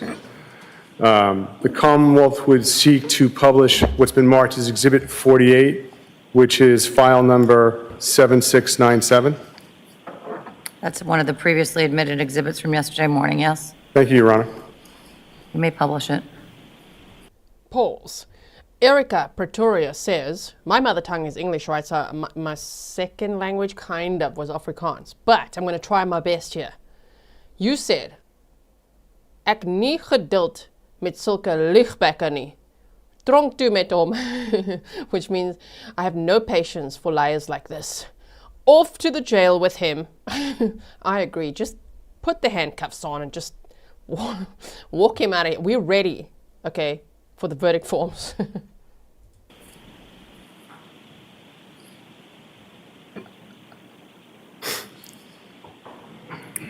Sergeant, what is this? That is a picture of the defendant's thumb. And if the Commonwealth could publish Exhibit 49, which is file number 7701, also previously marked from yesterday, Your Honor. And Sergeant, what is this? That is the picture of the defendant's thumb, and you can see the blue tile from the booking room floor in the background. He's got a thumb hole, everyone. Chanda Holderson had a toe hole. This guy, is he going to call this a paper cut? Oh, I don't know. Yeah, please do explain that, Brian Walsh. What's that? What happened here, hey? Sure, to think that these hands dismembered his wife, it's really sickening, right? To think, I mean, wow, it takes someone so sick to be able to dismember someone. And some people, in some cases, they start doing it and they just can't. They like vomiting, they can't finish the job. For this guy to not only do it and then have all these various trash bags and things, to be so calm, looking for the hacksaw and all of that, Googling the things, doing the things, and then going around to dumpsters. That's how you're going to treat your wife's body? Really? Really? Wow. He's really sick. He's sitting there in his little suit in the courtroom, but this is a sick, sick man. Boy. Ms. Gilman, if you could take that down. Now, Sergeant, what did you do on January 9th in this matter? I went to 300 Forest Street in Peabody And about what time did you get to 300 Forest Street in Peabody? around dusk. And why were you there? We had collected 2 dumpsters from the apartment complex at 330 Paradise Road. Those were transported to a transfer, like a trash transfer station in Peabody for examination. That Paradise Road is public record and it's his mommy's address. And near the mommy's address, that's where he had discarded of some items. Out of the 6 dumpsters he went to, one of them was there near his mother's house. That trash that I just explained was taken to Peabody. And in that trash, they found the clothing that Anna was last seen wearing, a hatchet. I believe I read a hatchet with blood on it and maybe some tissue, and her jewelry, like her watch and her Prada bag. So thank goodness that was not incinerated. Imagine if it was. That would be even harder, right, to prove the case. But that was like, oh my word, it was Anna's DNA and Brian Walshe as a contributor on the items as well. So. And so what were you doing? Well, so when you got to Peabody, about what time was it?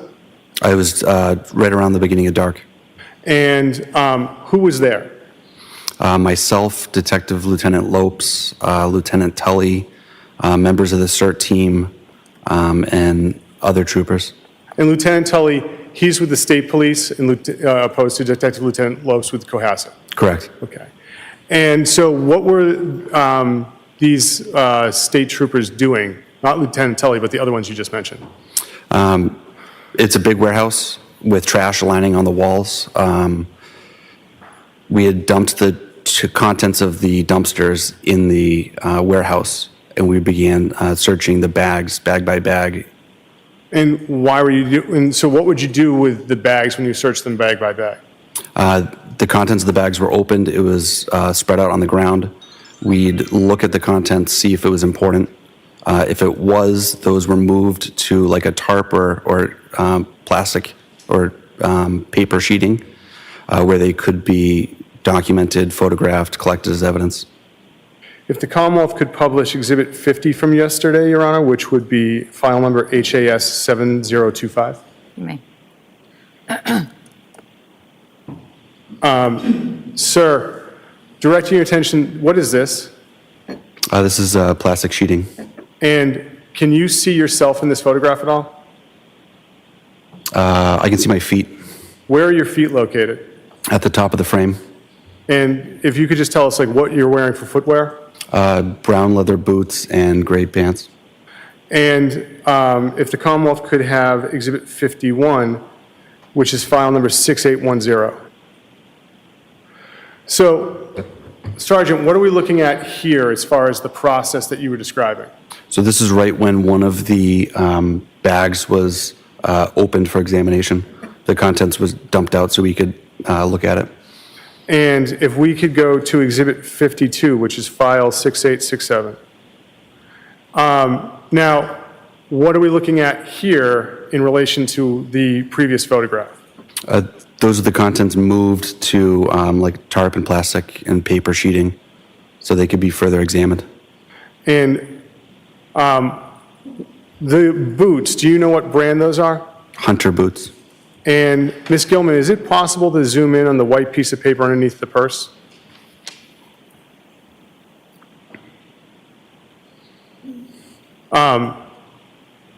Sergeant, did you see that white piece of paper that night? I did. What was that? That's a COVID-19 vaccination card with the name Anna Walshe on it. If you could... This guy's so busted. Now, I do know that he's already pleaded guilty to the improper conveyance of a human body and misleading the police. The state has the burden to prove that he committed first-degree murder. If the jury, as they asked them to, applies common sense is not that the defense's theory is not common sense being like, Anna died in the bed, just suddenly, sudden death, okay, while Brian Walshe was cleaning the kitchen. So then he panicked, and what he had to do was dismember. That's not common sense. No one's going to do that. Only a sicko is going to do that. No one is going to just go to that conclusion. And especially if it's like, ooh, I had an ankle monitor there, and what would people think? Not that. No one's going to think whatever you thought they're going to think. That's him and his effed up brain, right? Carol Rose, thank you for upgrading your membership to Grizzly. Super supporter. Thank you so much. So yeah, Anna's clothing in that trash where he was seen in Swampscott near his mother's house. They find the trash, they open it. Oh man, here's all her clothing. Here's her Prada bag. Here's her vaccination card with her name on it. And everything else from the other dumpsters was incinerated, right? So this is like, yeah, Brian, you didn't think they're going to find this, but they did. You might as well have your mugshot in here. Be like, it's me, I did it. Yeah, okay. Close out of that. Now, Sergeant, did you ever have the opportunity to review financial records in this matter? Yes. And you said that you'd been working on that during your investigation, but you've also looked at them since then, isn't that correct? Correct. Okay. At this point in time, Your Honor, the Commonwealth would ask to publish page 6 from Exhibit 56, Apple Credit Union. You may publish that page, yes. Thank you. This is from the Apple Credit Union? Yes, Your Honor. Sergeant, do you see this statement? Yes. All right, Sergeant, what is the date for this statement? The ending date is January 31st, 2023. And Sergeant, and Ms. Gilman, if you could scroll down. Sergeant, do you remember what the outstanding balance was on the account? I believe it was overdrawn by over $800. And Sergeant, regarding the payments on this account, do they bear any similarity to the other withdrawals on the other months? Yes. What's those? Rockland FCU, that payment was reoccurring. Pepco payments was reoccurring. Leader Bank Online was a reoccurring payment. And, Your Honor, at this point in time, the Commonwealth would seek to publish page 8 from Exhibit 57, the Barclays JetBlue card. You may. Thank you, Your Honor.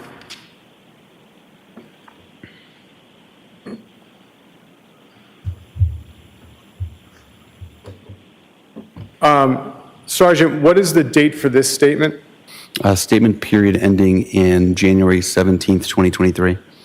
And what was the balance for this statement? Statement balance as of 1/17/2023 is $2,145.69. And Ms. Gill, and Your Honor, if we could publish page 10 from the same exhibit? You may. Thank you.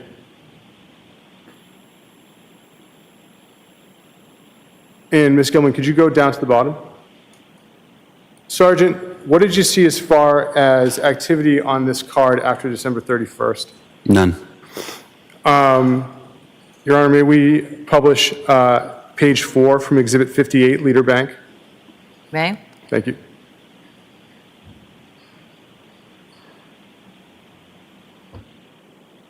Sergeant, do you recognize this statement? Yes. What is this for? This is a mortgage payment for an investment property. And do you see an address associated with it?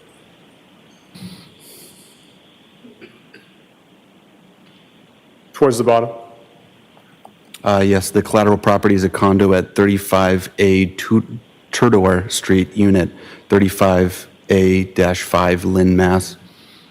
Sergeant, in the interviews you had with the defendant, there were discussions of properties. What other properties were there that Anna Walshe or the defendant had access to in Massachusetts? There were Lynn rental properties. And if we could close out of this, and Your Honor, with the court's permission, may we publish page 45 of J.P. Morgan Chase, Exhibit 60. Oh, I'm sorry, Exhibit 59. Page 40? 45. Page 45. You may. Thank you.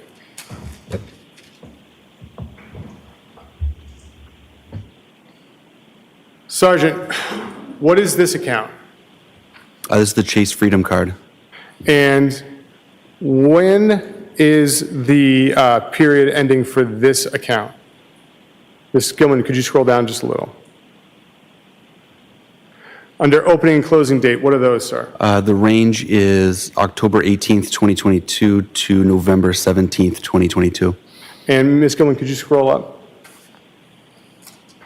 What was due on the account at that point in time after the November date? $0.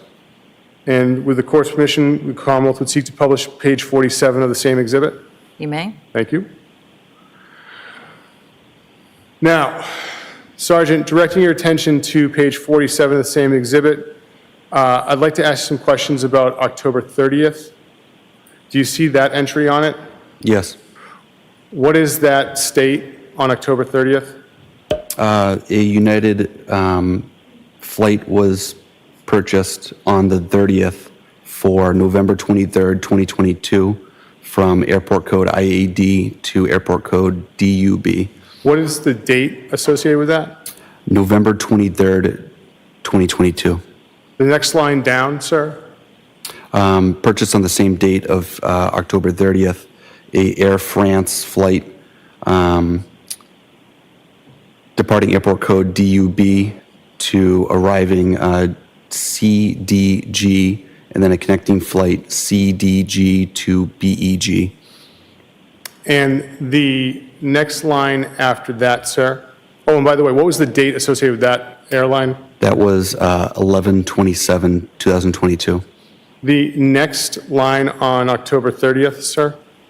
A flight from Lufthansa Airlines for the date of December 7th, 2022, leaving BEG to airport code FRA, and then a connecting flight FRA to BOS. Do you know BOS's airport? Boston Logan. Do you know IAD? IAD is Dulles in Virginia. What is DUB? Dublin in Ireland. What's CDG? Charles de Gaulle in France. What's BEG? Belgrade. What is FRA? Frankfurt. Now, if the Commonwealth could publish page 97. So that's when Anna went to visit her mother, who was apparently very sick. And she had gone to Belgrade, Serbia to visit her mother. But on the way, she had been to Dublin, Ireland for Thanksgiving with William Fastow, who she was having an affair with, right? So he also worked in DC. Time for change here. This trial is going to be full of lies. Yeah, Brian Walshe. Thank you so much for being a member for 28 months. One moment.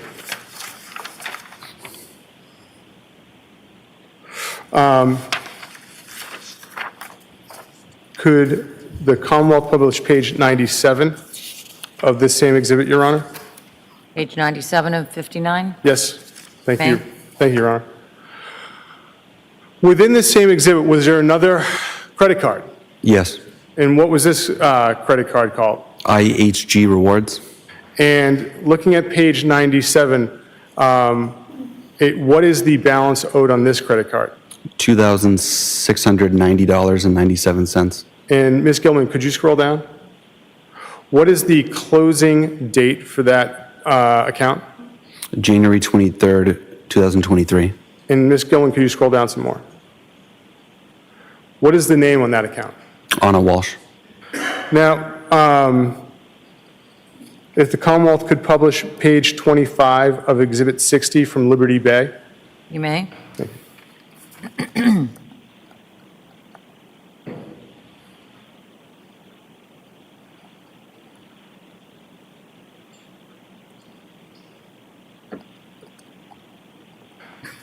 Do you recognize this statement, sir?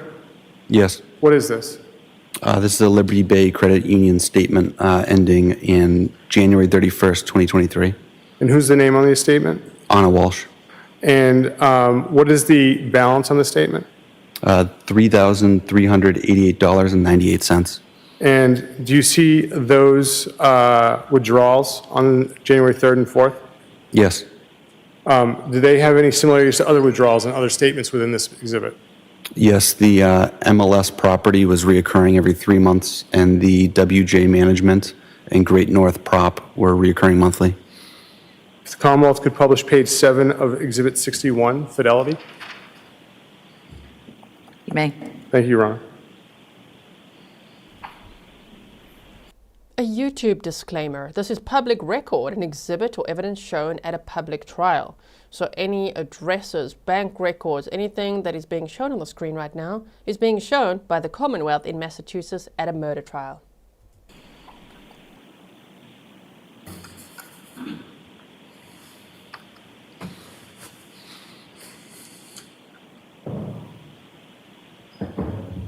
Oh, page 7.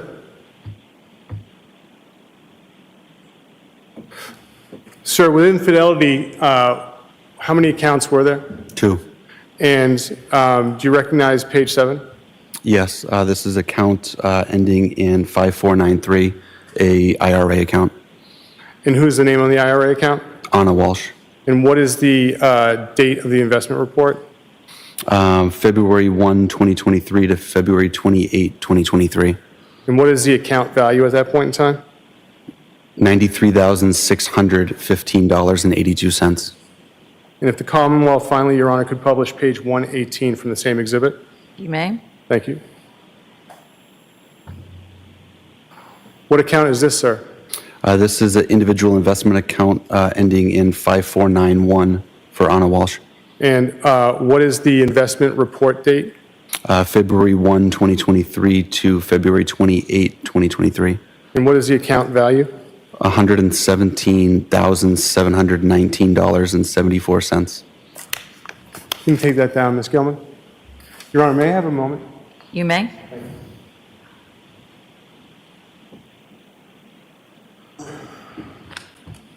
And what was Brian Walshe doing? Committing fraud. Stealing from his family in the past.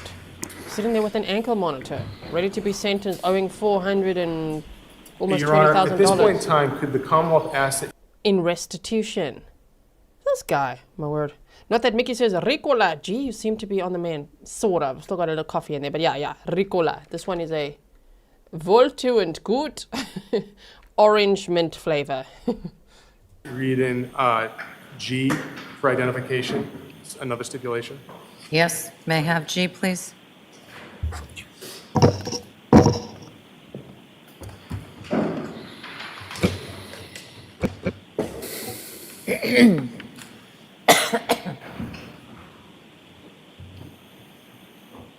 I don't need to repeat to you what the stipulation is. I'll just read it now to you.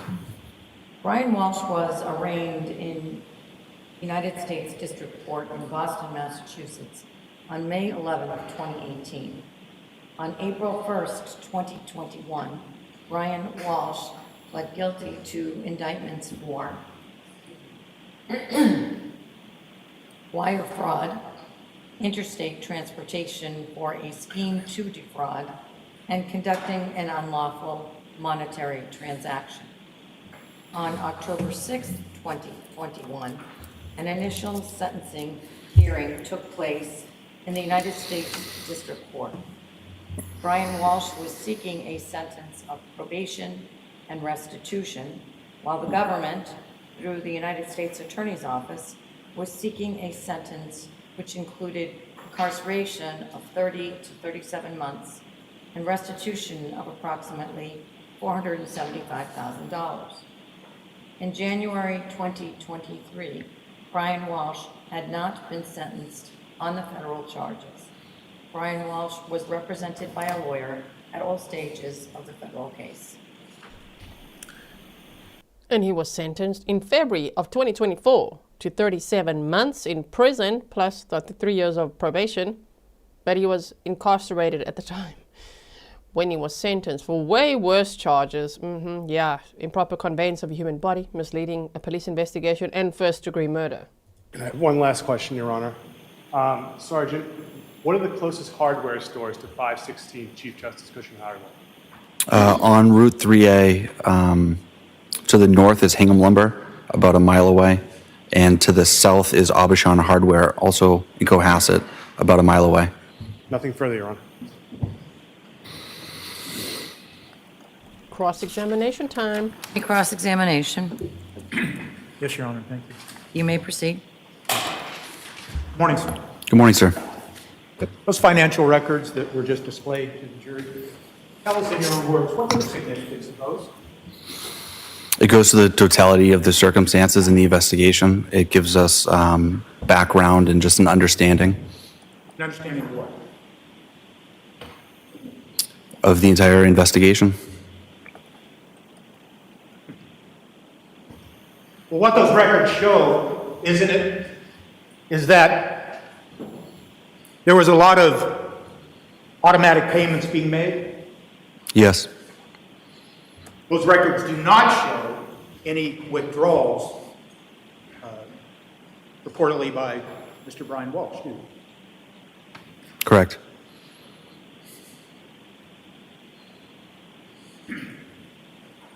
And for instance, those records that were related to the Freedom card that you then told the jury about the indication of the flights and you identified DUB as Dublin, where did you get those records? From Chase Freedom. Okay. You didn't find those records in the home of Mr. Walsh, did you? No, And you didn't find those records then in the possession of Mr. Walsh, did you? can I explain? Can you answer the question? I can. What is it? Physically in his possession, no. And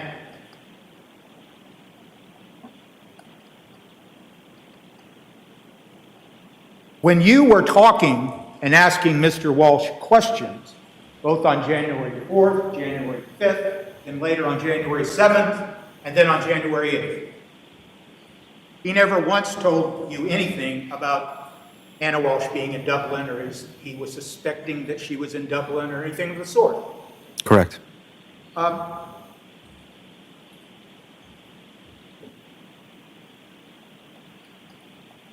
When you were talking to Mr. Walsh back on January 4th and January 5th, he forthrightly told you about the federal case, didn't he? Yes, And he told you that it was, I think he used the word integrity. He admitted that this was all his fault, correct? yes, And that stipulation that was just read to the jury about the federal case, that was the same case, wasn't it? correct. It was about painting fraud involving Warhol paintings that were fraudulent, correct? Yes, And as far as you know, and based on your investigation that's gone on for some time now, other than that federal, there's no other federal case. Let me ask you. I'm not aware of any other federal case. And it'd be one of the things you would do as the lead detective in this case to make sure you knew about other pending federal cases or things like that, correct? Yes,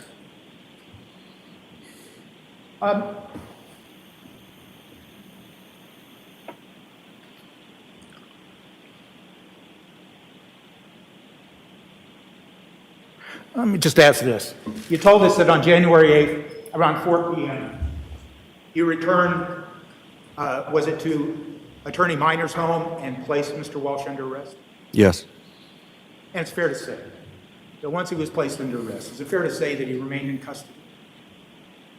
yes, And so, just getting to that Richard Walker stipulation, fair to say that one of those ransom notes that we had to hear about, that occurred after Mr. Walsh had been placed into custody, correct? No. yes. I believe it was February 10th, the second one I received. The second one, okay, the first one was on January 7th of 2023, which is why I thought maybe Brian Walsh sent it, because his devices were taken on the 6th and returned on the 7th, and then on the 7th, it was actually on the 7th in the morning, there came this hoax email. But they traced it to someone in Nigeria, some address there, so maybe it wasn't Brian Walsh. But anyway, oh, they got a second one as well, okay. So, even though the stipulation entered into evidence was that everybody agrees that Mr. Walsh had nothing to do with that Richard Walker tip, nonetheless, you knew and the detectives knew early on early on in this case that Richard Walker tip had nothing to do with Mr. Walsh, correct? That was our understanding. Okay. Now I want to focus your attention on what we heard on the January 8th interview.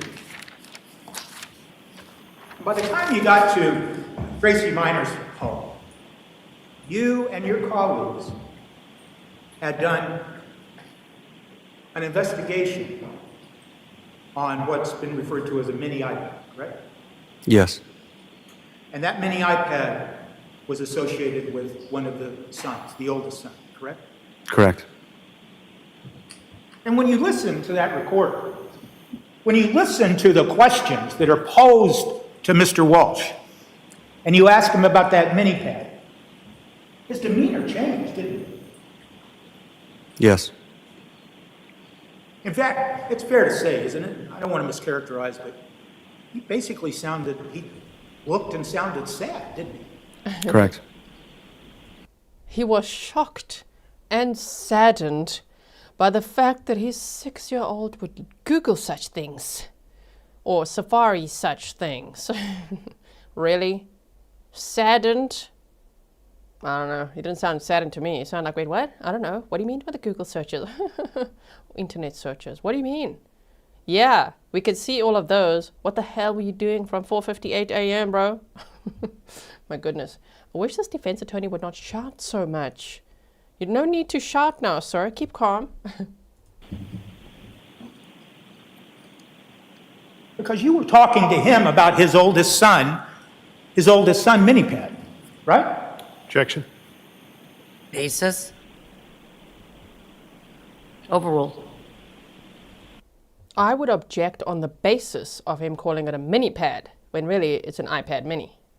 Okay, anyway, sorry. I'm sorry, can you repeat the question? You were talking to him at the time about his oldest son's mini-pad, correct? Correct. And he basically answered you, I don't know anything about those searches, right? Correct. You've learned in your investigation of this case, haven't you, that the searches that you were asking Mr. Walsh about at that time, those searches were not, in fact, conducted on the mini iPad that was associated with his son, correct? Yes, they were synced to that, but they did not occur on that iPad, is my understanding. Right. So now your investigation was able to determine that whoever conducted those searches, of course your investigation revealed that it was Brian Walsh. He never used his young son's mini iPad to conduct any of those searches that we've heard about, correct? Correct. So what did he use? And so when you asked him about that mini iPad belonging to his son, his demeanor changed and he looked sad, correct? Yes.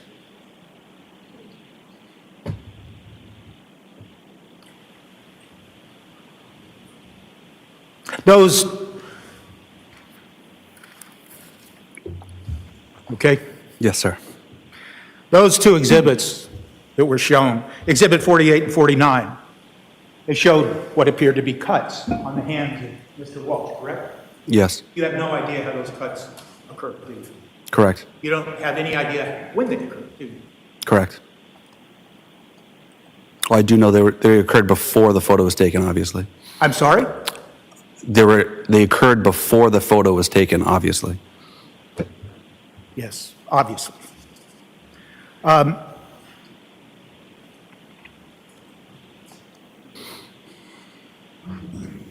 So, let me ask you a couple of questions about some of the things you testified to about yesterday. One of the things you testified to is, at some point after going to the home and talking to Mr. Walsh on January 4th, you and I believe it was Detective Lawrence?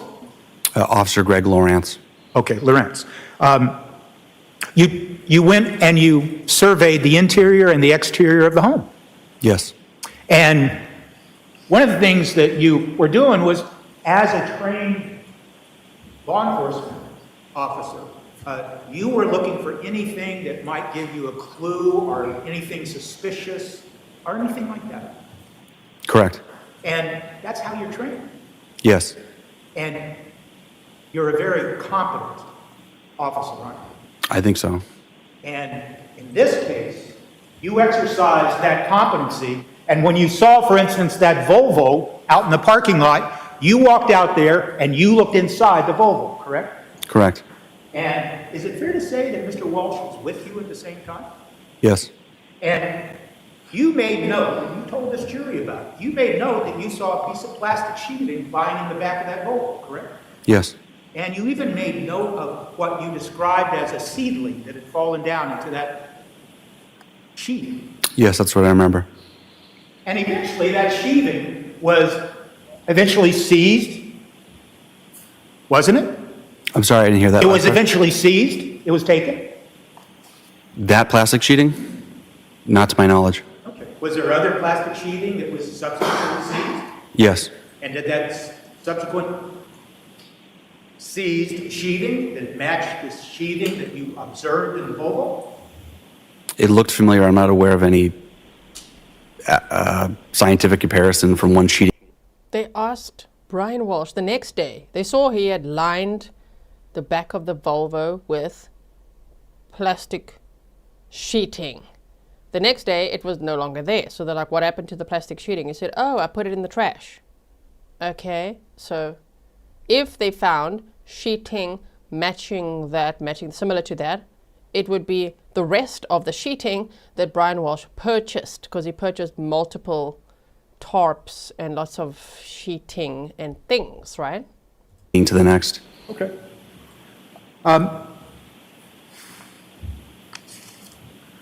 But I guess it's just fair to say that when you were looking around and you looked at that Volvo, Mr. Walsh didn't keep you from looking inside, did he?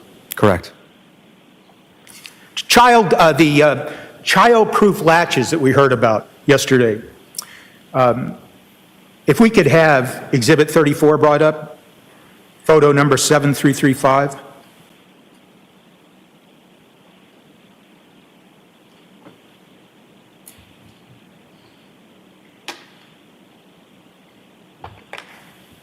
That's that door that you testified to yesterday? Yes. That's the door to the basement? Correct. The childhood latches are at the top of the door? Yes. Anybody can undo those latches as long as they're tall enough to reach them? I assume with the proper grip strength, yes. Okay. And so any adult could probably release that plastic latch, correct? Yes. And as far as you know, on the door handle, there was no key lock or anything of the sort preventing somebody from going down into the basement? I don't recall a key lock on that door.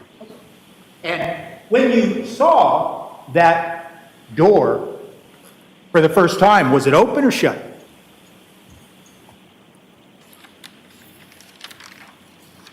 I don't recall. Okay. We heard some evidence yesterday about a hole in the ceiling in Mr. Walsh's bedroom, correct? Yes. I'm sorry, you can take that exhibit down. I apologize.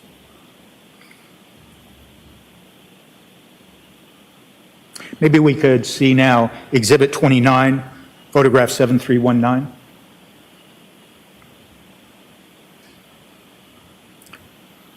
Now that's the hole we're talking about, correct? Yes. And is it your testimony that you saw that hole on January 4th, the first time you were taking a tour of the house?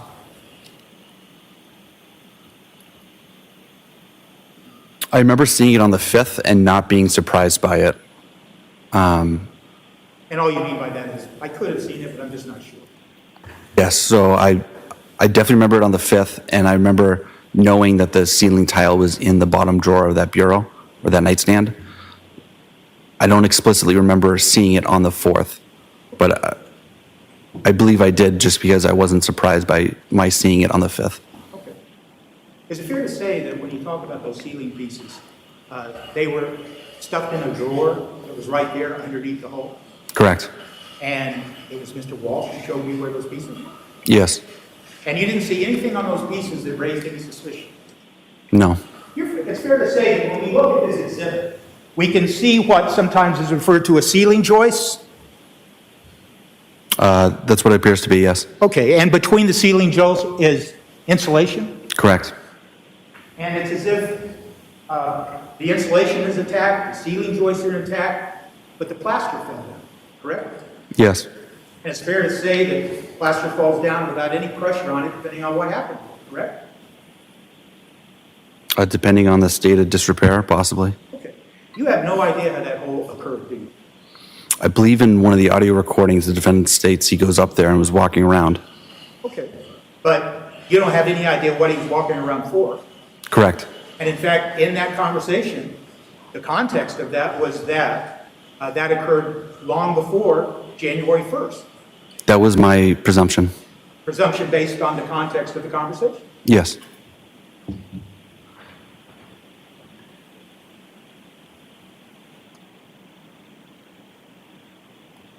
That insulation that we see, is it fair to say that what we're looking at is the paper wrapping that covers the fiberglass that forms the insulation? Yes, the vapor barrier portion of the insulation. And is it fair to say, do you know, well, that's a terrible question. Do you know, sir, if the insulation that we're looking at in that exhibit, what color it is when you look at the fiberglass insulation? I remember it being pink. Okay. And it's a pink color. Now, we saw some photographs of the basement of the Cohasset home, didn't we, yesterday? Correct? Yes. And in those photographs, it also showed photographs on the ceiling to the basement, correct? Correct. And that ceiling also had insulation, correct? Correct. And that... Yeah, let's talk about ceilings, ceiling holes, insulation, and definitely not too much about those Google searches. We'll just mention it briefly and then we're going to deflect from there. We're going to look at everything else and make sure that the jury knows this is insignificant, right? Yeah, but Google searches already like, wow. The lies he told him, you know, in those police interviews, wow. He was on an ankle monitor. They learned that as well. Oh, he was already a criminal before, like, so there's fraud, then alleged murder, and then dismemberment, lying to the police. Okay, and then a little bit of shoplifting in between. Sure, but yeah, let's go for that insulation. The color of that insulation was also pink, correct? Correct.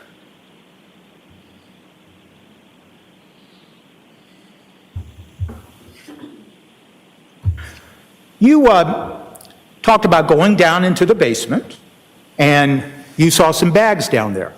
You recall that? Yes. Could we have exhibit number 33, photograph 7343? Well, I got the wrong number. I apologize.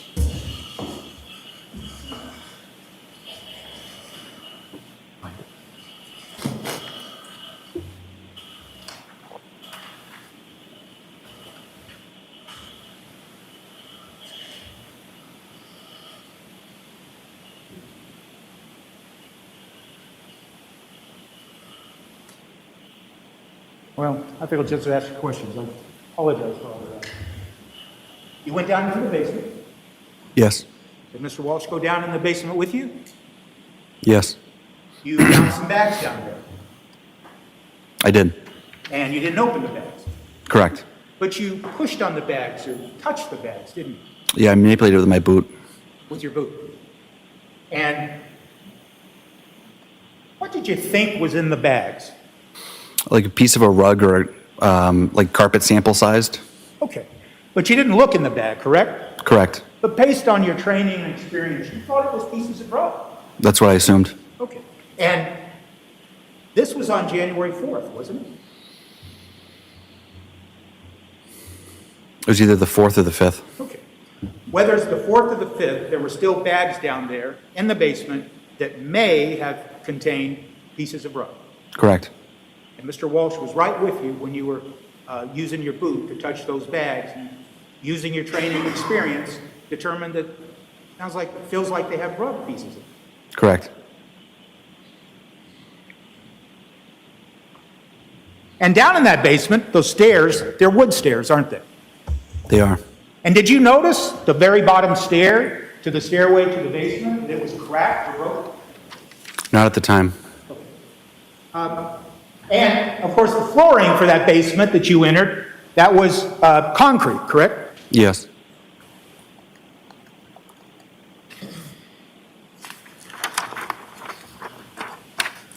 You were asked some questions both yesterday and today about the pool that is in the rear part of the home in Cohasset, correct? Yes. And at one point, you looked at the pool and it had water in it, and then subsequently, it had been drained, correct?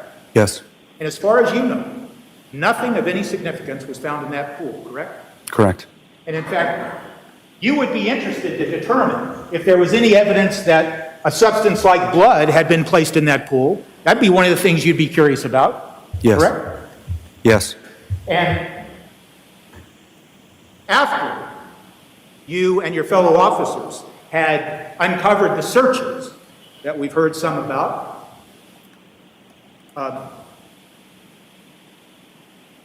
you're aware of a search, aren't you, that was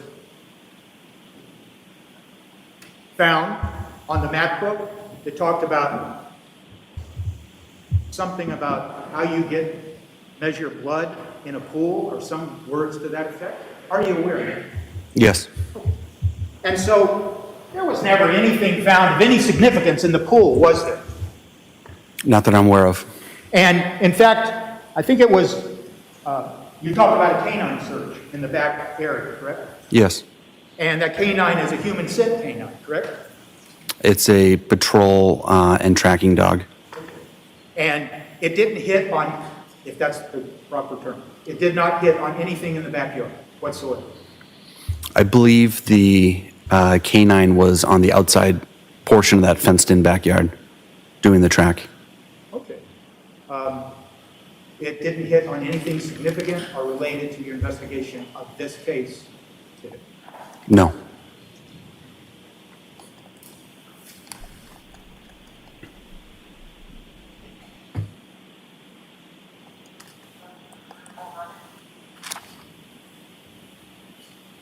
Now,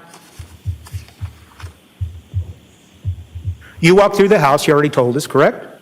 Yes. You walked through it at least twice, one on January 4th and then on January 5th.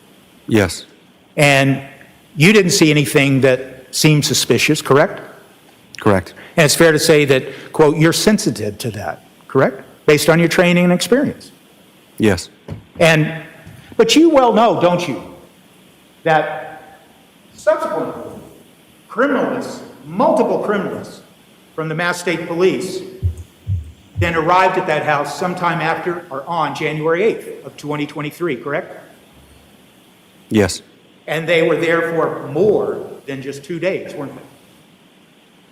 It was more than one day, went into the second day at least. And they went over every single room and item in that Cohasset home, didn't they? That is my presumption.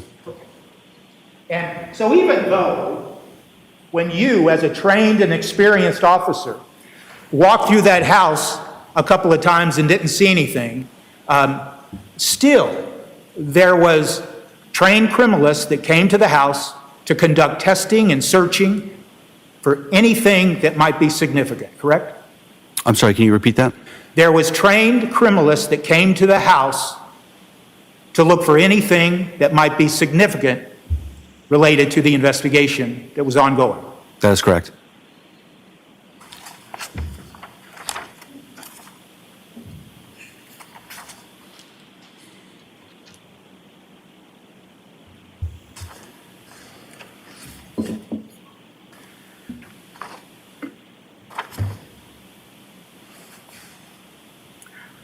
I want to ask you some questions about the media used to message.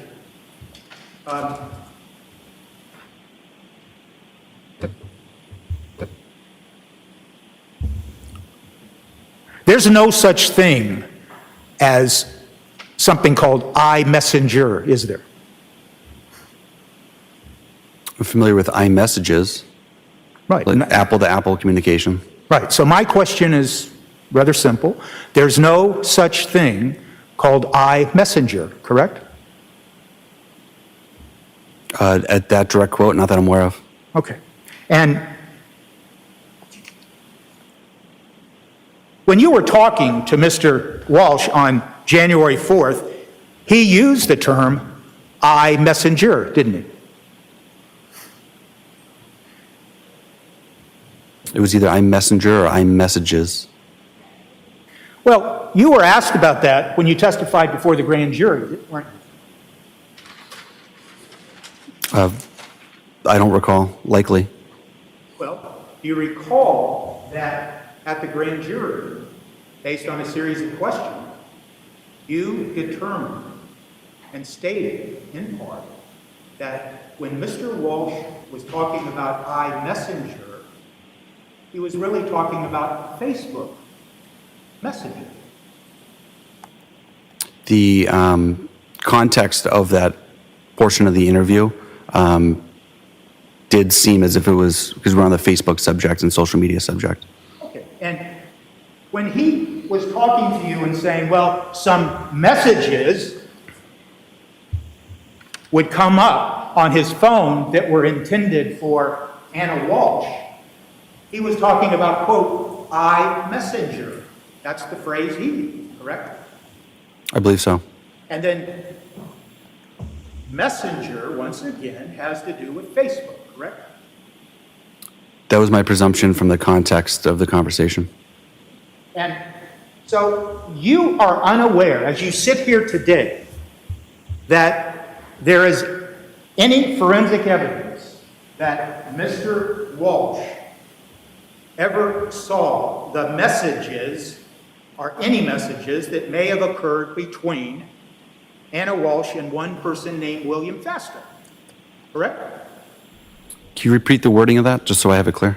You are unaware of any forensic evidence that establishes that Mr. Walsh saw iMessages that may have been sent between Anna Walsh and William Faster.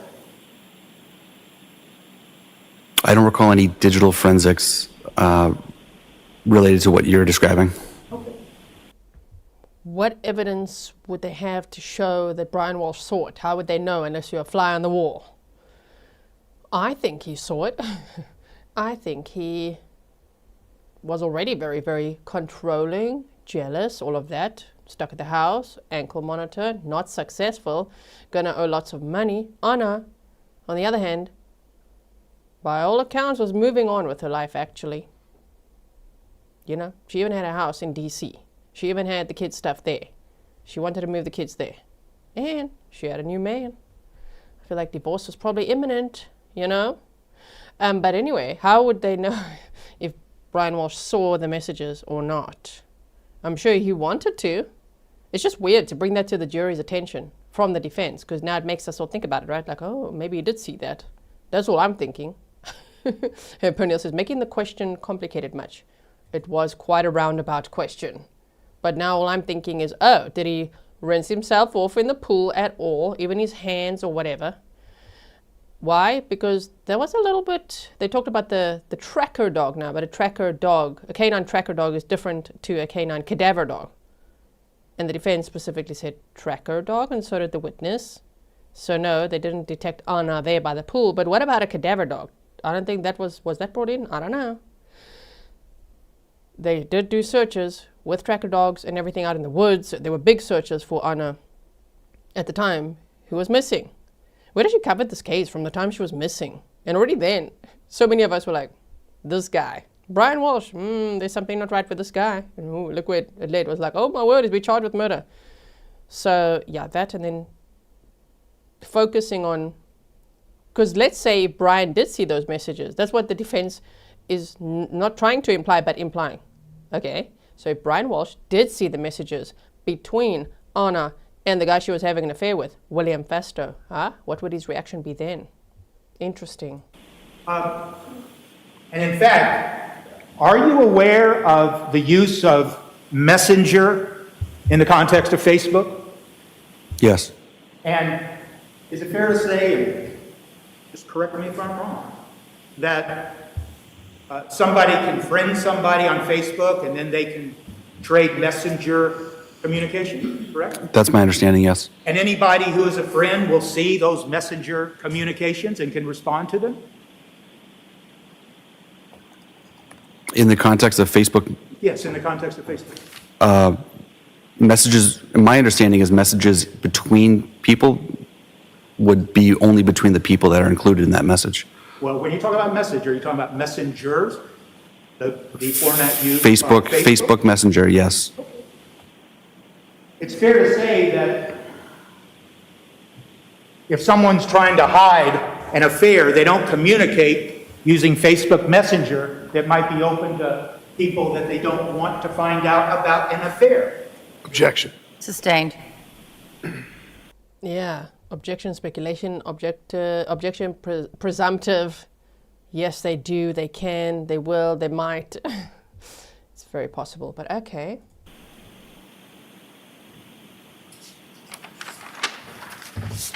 You are unaware, as you sit here today, of any forensic evidence that indicates that Mr. Walsh saw any Facebook Messenger communications between Anna Walsh and William Fastow, aren't you? Correct.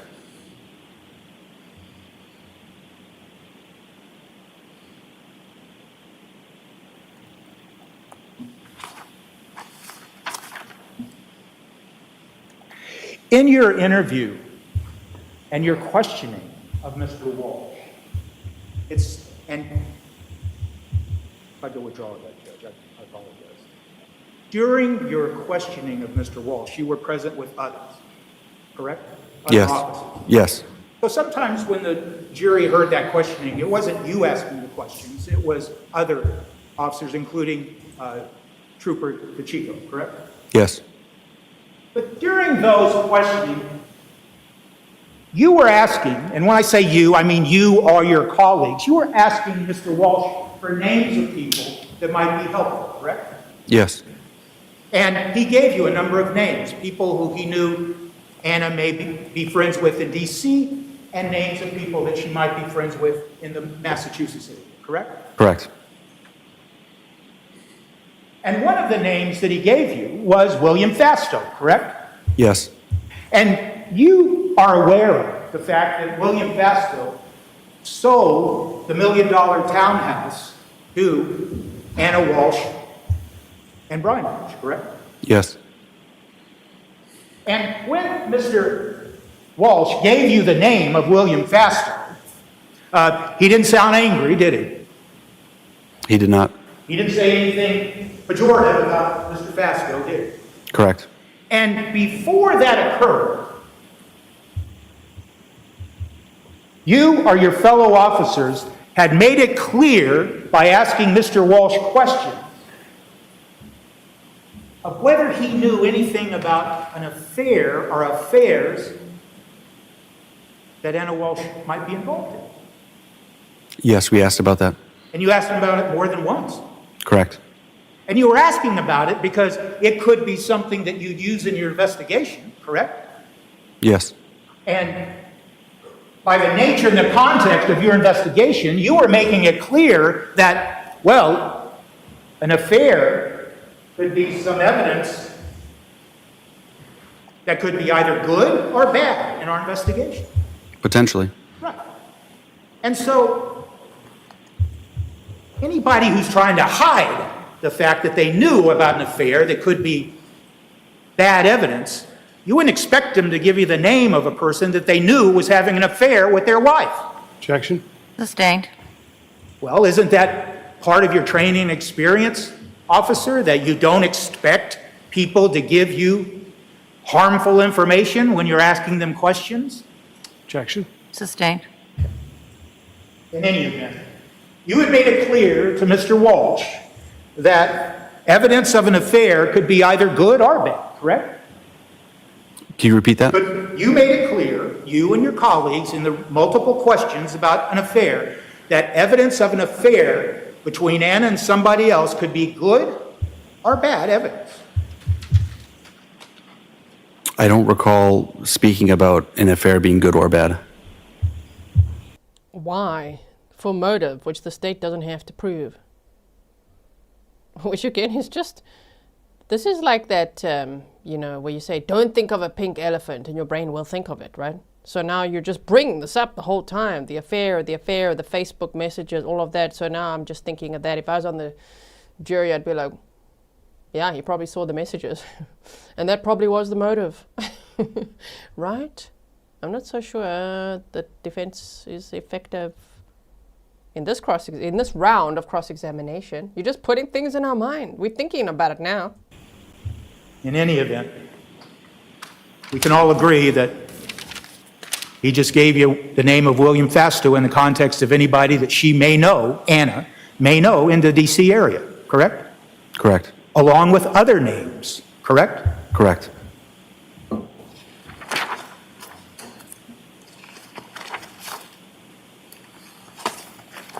Now,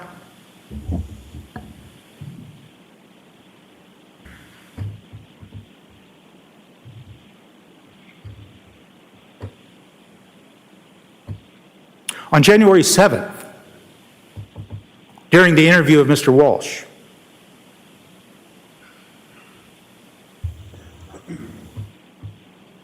he was told, and the jury has heard this, that obviously, quote, obviously, with Anna missing, you know, the public and many people, they're going to have their suspicions about you and whether you did something to Anna. That was told to Mr. Walshe on January 7th, wasn't it? Correct. And they still do. In fact, you were, the point of that question was you were warning Mr. Walshe that people are going to suspect him, correct? It was the topic of discussion. As did they. And so it's true, isn't it? When something happens like a missing person, people don't believe somebody that they think might be responsible for the missing person, correct? Objection. I'll have the question back. I'm sorry, Joe. I'll have the question back. Sorry about that. I'm sorry. Or a new question. Sure. Oh, I'm sorry.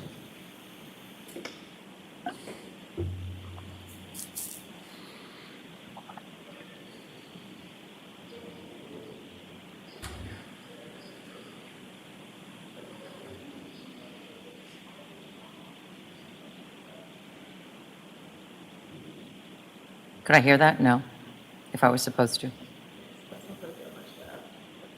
Maybe I'll, the best thing to do is withdraw the question and start over. Start another one. Thank you.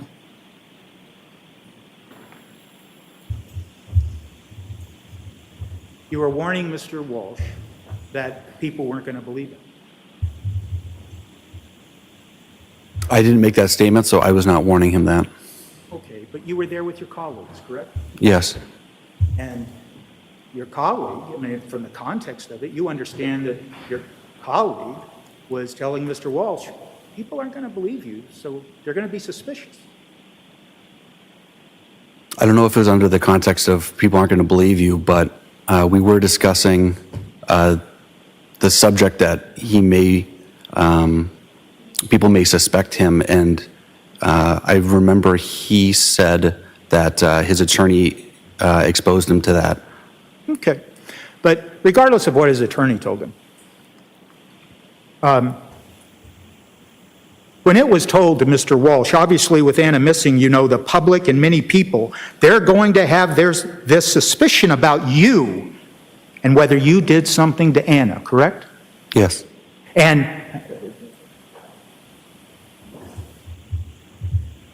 as an experienced police officer, you know that to sometimes be true, correct?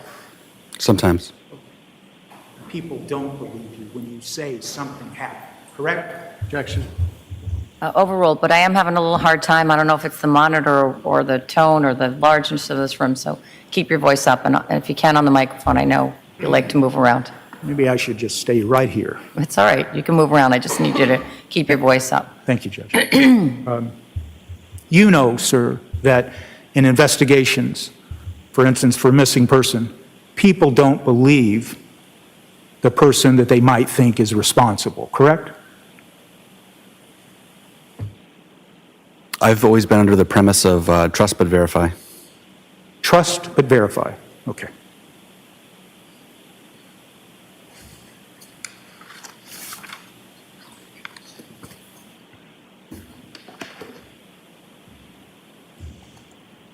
That's all I have. Thank you, sir.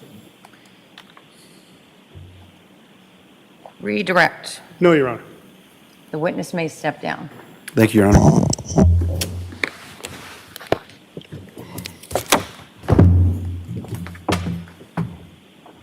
Commonwealth may call its next witness. Commonwealth calls Trooper Nicholas Guarino. Trooper Guarino, here we go. They did say yesterday when they finished with day one that it would be about 40 minutes more of audio, then direct examination of Sergeant Schmidt, then cross-examination. So check, check, check, that all just happened. Then they would have 6 witnesses or so today. They said it'll go quite quickly. Okay, so here would be the first one of those. Trooper Guarino, here we go.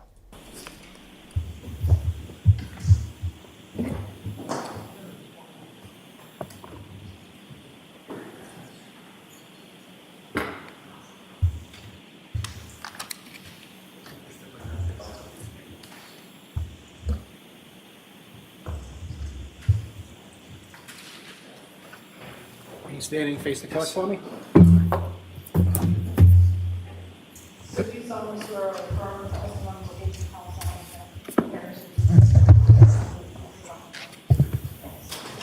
Good morning, sir.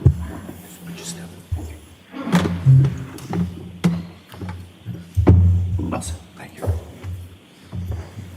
And you may proceed. Thank you so much, Your Honor. Good morning. Good morning. Could you please state your name for the record and spell your last name, sir? Nicholas Guarino, Guarino. And how are you employed, sir? I'm a trooper with the Massachusetts State Police. And how long have you been a trooper? A little over 10 years now. And what is your current assignment? Currently assigned to the Norfolk County District Attorney's Office. And how long have you been assigned there? November 2019, so 6 years-ish, about that. And what are your responsibilities at the Norfolk County District Attorney's Office? I do digital forensics and a sexual assault investigator, as well as assist on homicide cases and narcotics cases. Trooper, you're currently on a medical leave due to a work-related injury, is that correct? Yes, that's correct. And can you tell this jury about your educational background? Yes, I went to Westfield State College. I have 2 bachelor's degrees in criminal justice and mass communications. And can you also tell the jury about any kind of specialized training that you have in forensic examinations in order to be a forensic examiner? So I've taken numerous Cellbrite classes. They're 40-hour certification courses, as well as other online trainings with National White Collar Crime and Magna Forensics, which is another forensic company, and Burla Motor Vehicle Forensics. So I'm going to ask you a little bit about those. What is Cellbrite? Cellbrite is specialized software and hardware to download and extract data from digital devices. And Cellbrite is the name of the company? Yes, it is. Okay. That's how Uncle Google's gonna get you, or Auntie Safari. Cellbrite guy's gonna come along and extract all that data and be like, oh, busted, right? I feel like this guy has an 8-pack, am I right? I have no idea, none of us know. Hopefully we don't know, right? I think he's very fit, but I can see comments flying here. I think some of you know him from the Karen Reed trial, not one I covered, I don't know. But he seems very professional to me, I'm not sure. Feel free to share whatever you're sharing there. But let's focus on this trial, right? And you said, uh-oh, Steph sells stuff by the seashore, says, uh-oh, Cellbrite. I know, right, here we go. Now tell us, sir, what did you find? And is that a private company? Yes, they are. And what is Magnet Forensics? Magna Forensics is also a forensic company to download and extract digital devices as well. Okay. And do you have certifications from any of the companies? Yes, Celebrate, I've taken 4 or 5 of their classes, CCO, CCPA, which is their extraction software. They teach you how to use it and extract devices.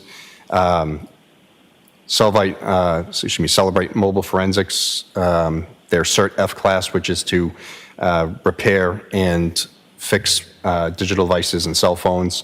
So if you have something that breaks, you can still get the data from it.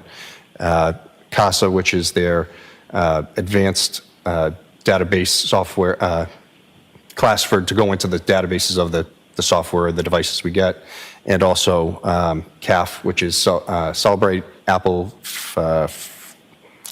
Forensics Fundamentals, I believe is the acronym, for Apple devices and MacBooks. So you received certifications for all of those trainings? Yes, I did. Okay. And how do you get the training? How do you get the certification from the training? So it's a 40-hour, week-long course in person with book learning and then hands-on training. And then at the end of the week, you take a test to show proficiency, and if you pass, you get the certification. And you were able to pass those? Yes. Do you have specialized training for Apple products? Yes, that's the CAF class that I took. Okay. So prior to being a Massachusetts State Trooper, did you have any law enforcement background? Yes, I was a Norwood police officer for just under 11 years.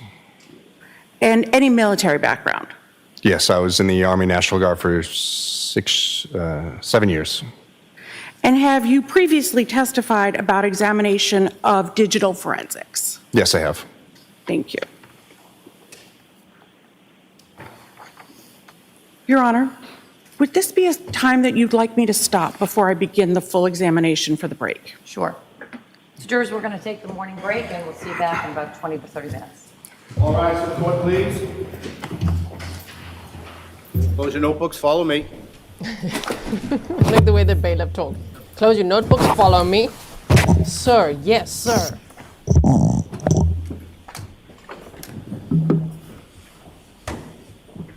Southern California said, but are you Grizzly certified, sir?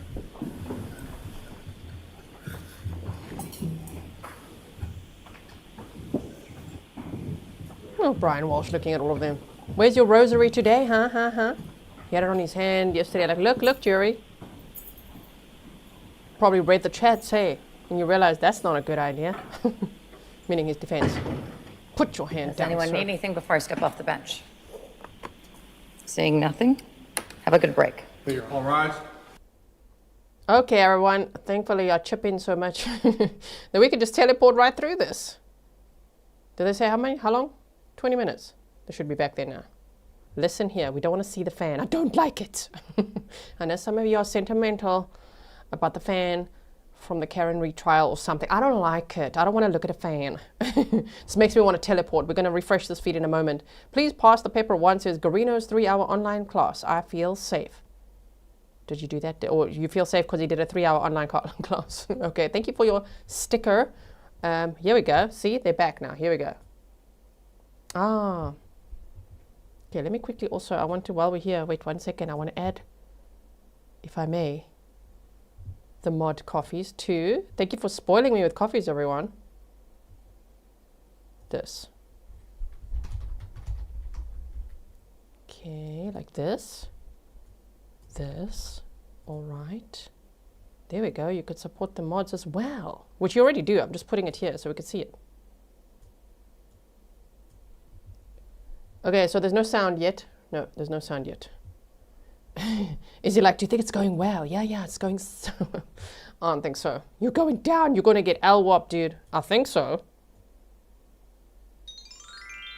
There we go. See, Kitty M just bought the mods a coffee. Thank you so much. 5 coffees, in fact. If you didn't know, we have, not to you, Kitty M, thank you for the 5 coffees. But people sometimes ask, how many mods do we have? We have 6 mods. Okay, now where's the sound?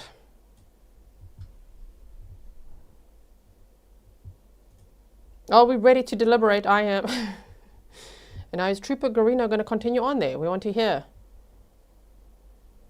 What did you extract, sir? beyond what we already know. Obviously, we already know about a lot of Google searches, but here and there they bring up one or two others that I didn't know about. So I'm like, tell us everything you found. Give us a list of what this guy was Googling.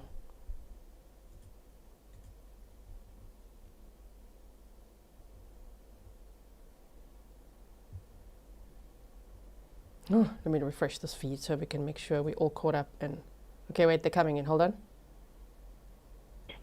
There you go, there you go.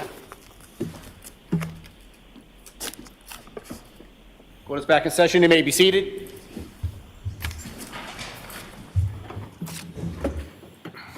You may proceed.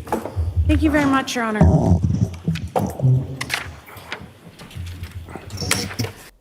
Just to clarify, you don't have to buy 6 coffees every time for the mods, okay? If you buy one, they're very sharing, okay?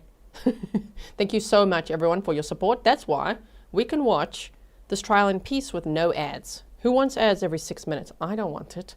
So thank you so much for your support. It's because of the community support that we can do this. All right, are we ready now for, not really the afternoon session, the pre-lunch session? Here we go. Trooper Guarino, were you working on Sunday, January 8th, 2023? Yes, I was. And were you assisting with the execution of a search warrant at 516 Chief Justice Cushing Highway in Cohasset? Yes. And what was your assignment at that execution of the search warrant? I was assisting with the search of the home, and if any digital devices were located, I was to take them and put them into evidence bags and then hold on to them to transport back to the DA's office. Okay. And what digital devices in general did you seize that day? There were 3 MacBooks, 2 iPhones, and 3 iPads. Thank you. And were pictures taken during the execution of the search warrant? Yes, there was a member of Crime Scene Services there photographing where we found items. Your Honor, at this time, I'd like to show pictures and publish them to the jury. They've been previously marked and agreed to by the defense. How many? It's a very good question, Your Honor.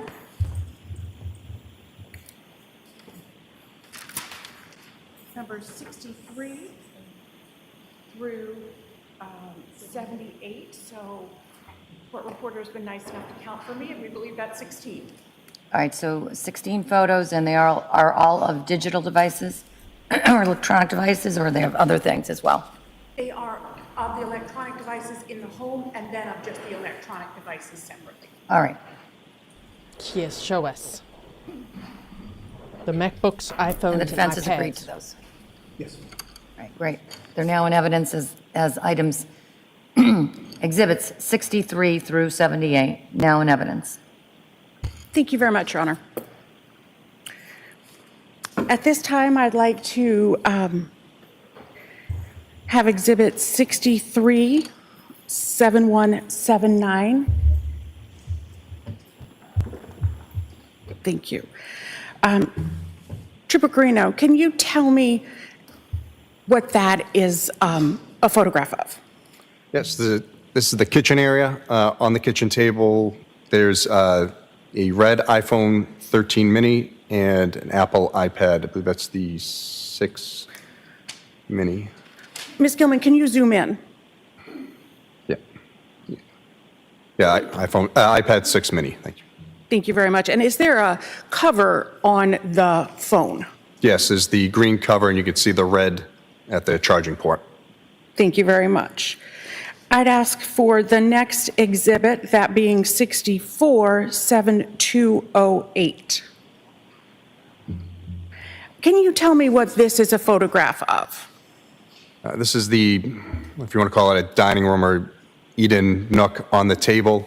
There's 2 MacBooks and a third inside that manila folder. Ms. Gilman, I'd ask that you zoom in on this, please.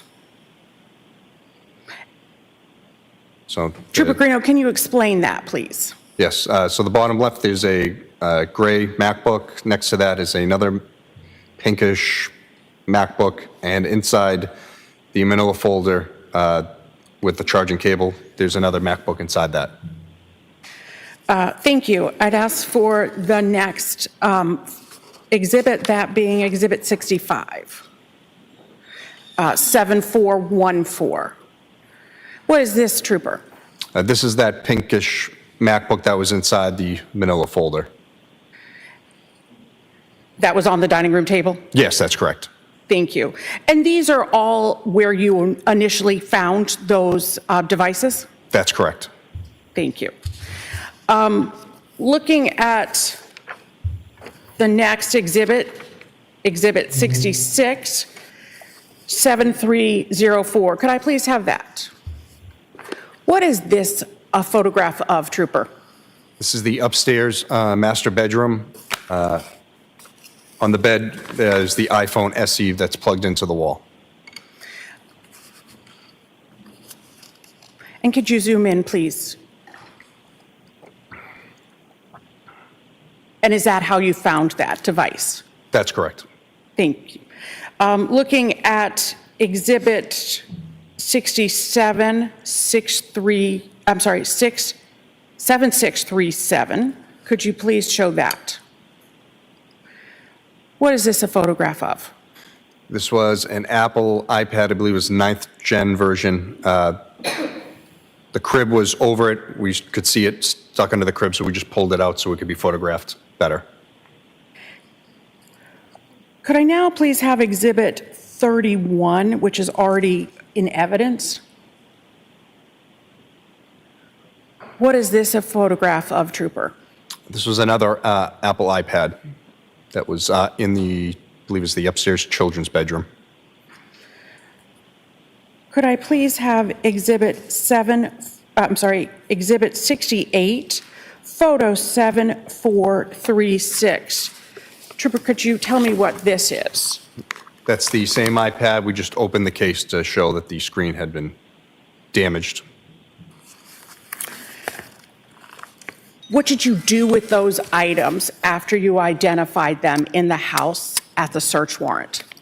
So I placed these items into brown evidence bags and put the information on the front of the bag.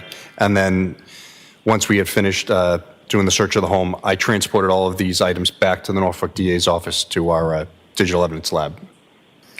And what is the digital evidence lab at the Norfolk District Attorney's office?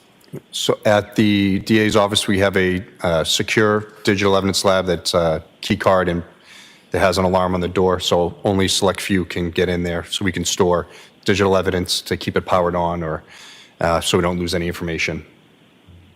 And what is in the lab itself? There's 2 forensic machines, our secure server, and a third computer, and then as well as a Mac PC computer and our gray key. And who specifically has access to that lab? At that time, it was myself, Trooper Connor Keefe, and the civilian director of our lab, Samantha Vogt. And what did you do next after you got to the lab? The items were photographed, and we created with our case management for the digital evidence, we created a case number for it. What was that case number? 2023-003. Then what happened? With the devices themselves? Before you looked at the devices themselves. Yeah. So obviously we had all these devices. We had to write search warrants. And once the search warrants were signed, then we were able to process the digital items. So you wrote search warrants for the contents of the devices? That's correct. And when were those search warrants signed for the contents of the devices? January 10th of 2023.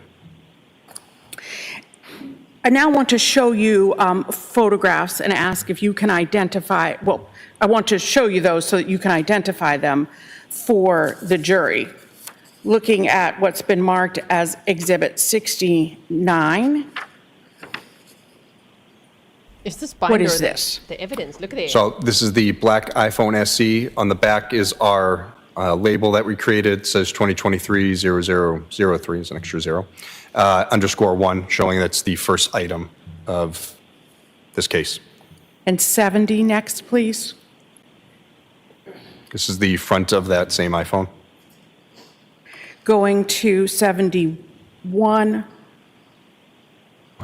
This is the gray MacBook, item number 3. As you can see the underscore 3, and it says the model and serial number.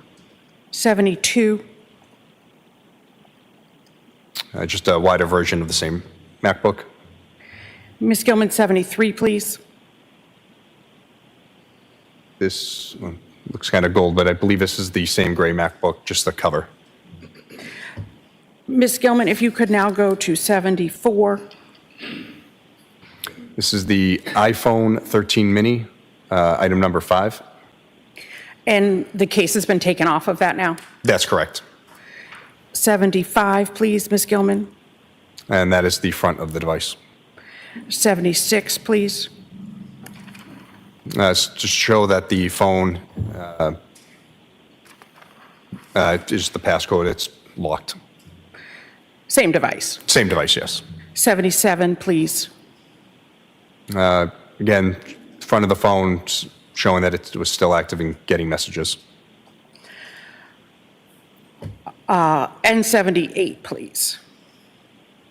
This is the Apple iPad Mini 6, I believe, item number 7. It says, again, shows the model and serial number of the device. You can take that down, Ms. Gilman. So all of those devices and all of the devices that you seize pursuant to a search warrant at the Walshe home at 516 Chief Justice Highway in Cohasset were all Apple products. Is that correct? Yes, that's correct. And what are Apple devices? Apple devices, they're just a brand of digital devices, phones, MacBooks, iPads, they're all electronic devices. That's the manufacturer? That's correct. What is an Apple ID?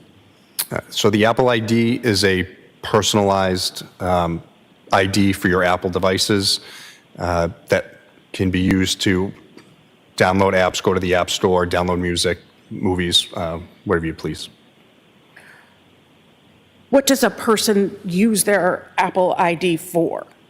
As I said, to download items, set up the accounts, it's usually an email address, and then they're able to sync other devices with it if need be. Can a person have more than one Apple ID? Registered to a device, yes. How can an Apple device be secured? Either Face ID or 4 or 6-digit passcode, or alphanumeric as well. What is a web browser? The web browser is whatever program you're using to view the internet, whether it be Microsoft Edge, Safari, Google Chrome. You mentioned Safari. Uncle Google. Auntie Safari. Yeah, Brian Walsh was very busy with Safari. We know. Kelly Ewan, did I say it right? You said, best channel ever. I have withdrawal symptoms when you're not on. Me too, when I'm not on. Miss all of you. Probably working on something. Thank you so much for being a member for 12 months. Happy 1-year Grizzly anniversary, and thanks for your support. Safari. What specifically is Safari? Yeah, tell us. So Safari is Apple's web browser that they have installed on all their devices. Can other web browsers be used with Apple devices? Yes. So I want to talk now about examining, forensically examining devices. When did you begin forensically extracting or making forensic copies of the devices that you seized from the house with the search warrant? After the search warrants were signed, the 10th we began extracting, but we're limited to one gray key machine, so we have to place one on it, download it, and then we can swap the devices to the next and so forth until we get through everything. And did any other troopers assist you with the extraction or copying of the devices? Yes. Detective Lieutenant Ed Keefe, Lieutenant Sean Quirk, and Trooper Connor Keefe were all assisting. You've discussed Trooper Connor Keefe before, but who are Lieutenant Sean Quirk and Detective Lieutenant Ed Keefe? At the time, both of them were part of the cybercrime unit for the Mass State Police. In general, what is a forensic copy of a device? When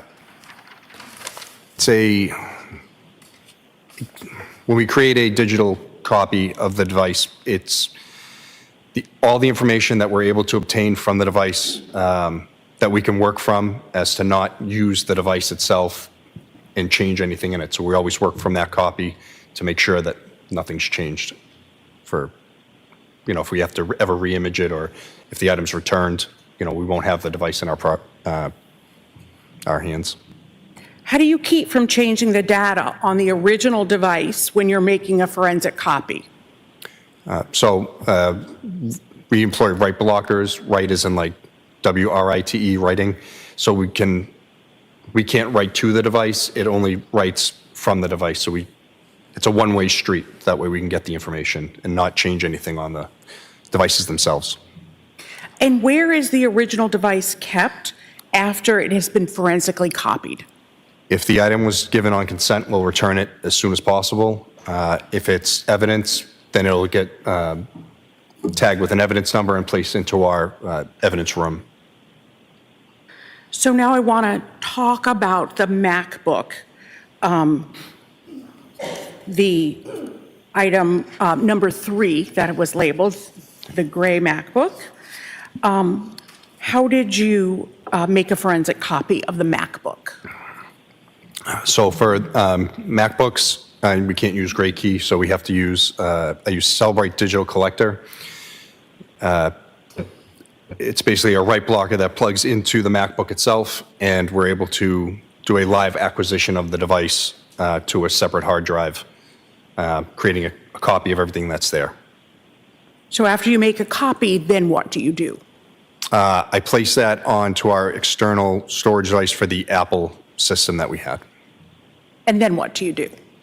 And then we'll load it into whatever forensic program we're going to use. So for the MacBooks, I used Axiom program made by Magnet Forensics. And did you ensure, again, that you used a write blocker for this as well? Yes, that's correct.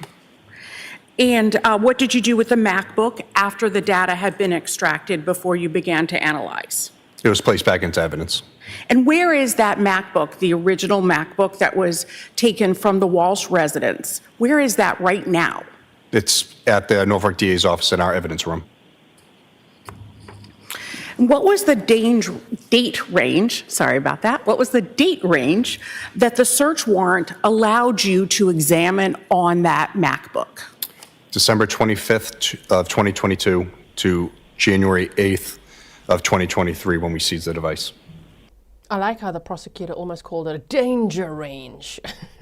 Date range, also known with Brian Walshe as a danger range, high risk behavior. Like this guy, my goodness. And you said that you used Magnet's Forensic Axiom? Yeah, Magnet Forensics, Axiom is the name of their program to view the hard drive contents. And did that allow you to determine if there was an Apple ID associated with that MacBook computer? Yes, it did. And was there an Apple ID associated with the computer? Yes, it was brw@tensaleconsulting.com. And was there a name associated with the device? Yes, Brian's MacBook. How is data stored on a MacBook computer? Similar to a PC, they have a hard drive or solid state drive. The information just gets saved to the hard drive.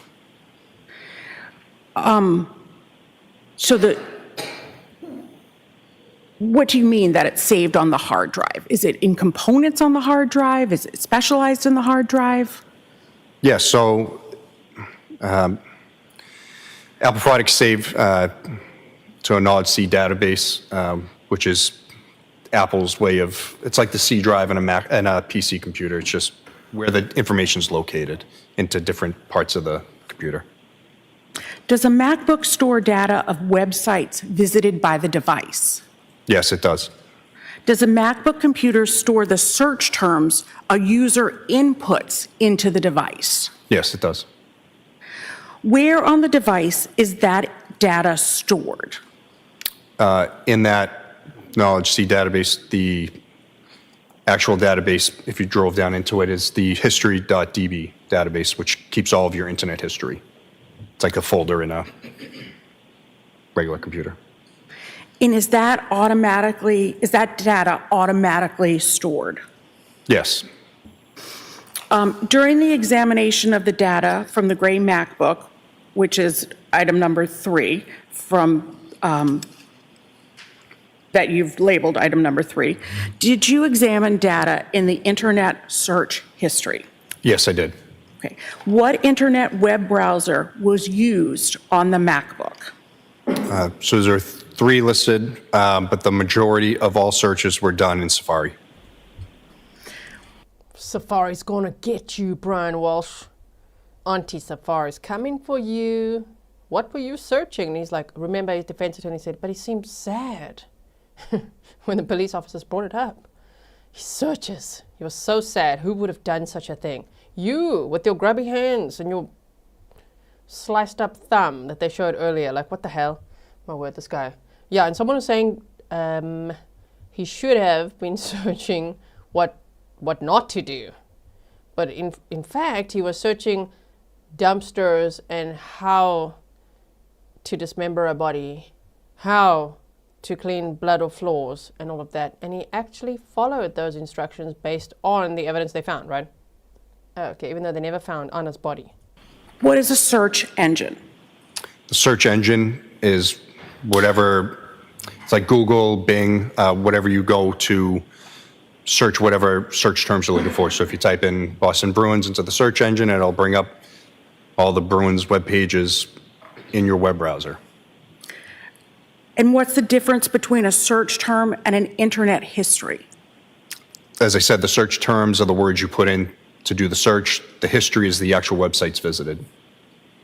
Using the parameters from the search warrant from December 25th of 2022 to January 8th of 2023, were you able to compile the Safari internet search history from the MacBook, which was labeled in your lab as item number 3? Yes, I was. And were you able to create a physical printout binder of that? Yes, that's what this is here. Damn. And open to page 1. Shall we go through every page? I don't mind if you're going to tell us everything he was searching for. You know what's scary as well? Is that those articles exist out there. You know, like how to dismember a body. What? That should not be on the internet. I feel like Google and Safari and all these places, they should clean up the internet, man. Clean up those streets. Those articles should not be there to give people tips of how to do this stuff. I always think of that. There's the like shady searches, but then there's also what they click on and what they find. Why is that even out there? Come on, nobody should be searching that.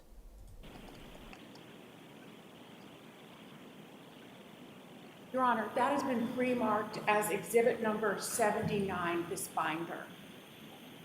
Are you offering it? I am offering it as the next exhibit, please. I'll see counsel at the side of the bench. No, we want to see it. Submit it into evidence and start flapping. We will allow this paper flapping so that we can hear every single thing he searched. Not that Mickey said, Uncle Google, Cousin Celebrite, Auntie Safari. I thought it was Cousin Chrome though. But that's part of Google, right? So Uncle Google, Cousin Celebrite, Auntie Safari. Love this family reunion. Don't we love that family? They're part of the Grizzly family. We've got all the aunties and uncles, everyone here, and they're going to get you. Brian Walsh, what are you writing now? What are you writing? And underlining. Okay. And now he waits. Right. Brian's MacBook. Are you sure it wasn't Briany's MacBook? Baby boy's MacBook. Remember, he labeled it. It's also kind of weird that his 6-year-old had a phone and an iPad. You know what I mean? Like, when did he get that? And is that part of the premeditation? No, it was my kids. Why are you giving? How long did he have the phone and iPad? How about, I don't know. I know they can play games on them and stuff, but just like spend some time with them, hey? I feel like Brian's the type to just like give an iPad. There you go. Stay busy. In the background. Beck said, I hope those websites explaining how are just trolling websites with the most insane things to get you caught. Yeah, go to Walmart. He did not follow that instruction. Also, disclaimer, there's nothing wrong with going to Walmart. It's in the context of these cases. There's always a Walmart except in this case.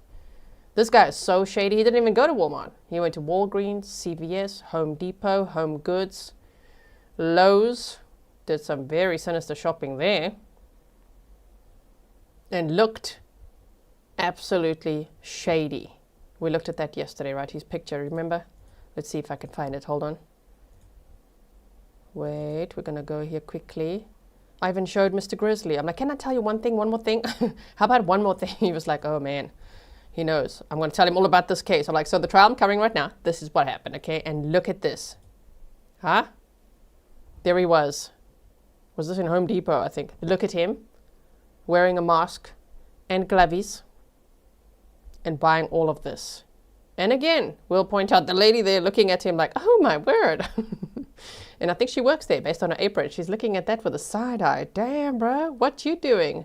And if you just look at the bit that we could see of his eyes, he looks quite enthusiastic, eh? Like, oh yes, I've got everything I need. Oh my word, to do what? Well, we know what, I'm just saying. Whew.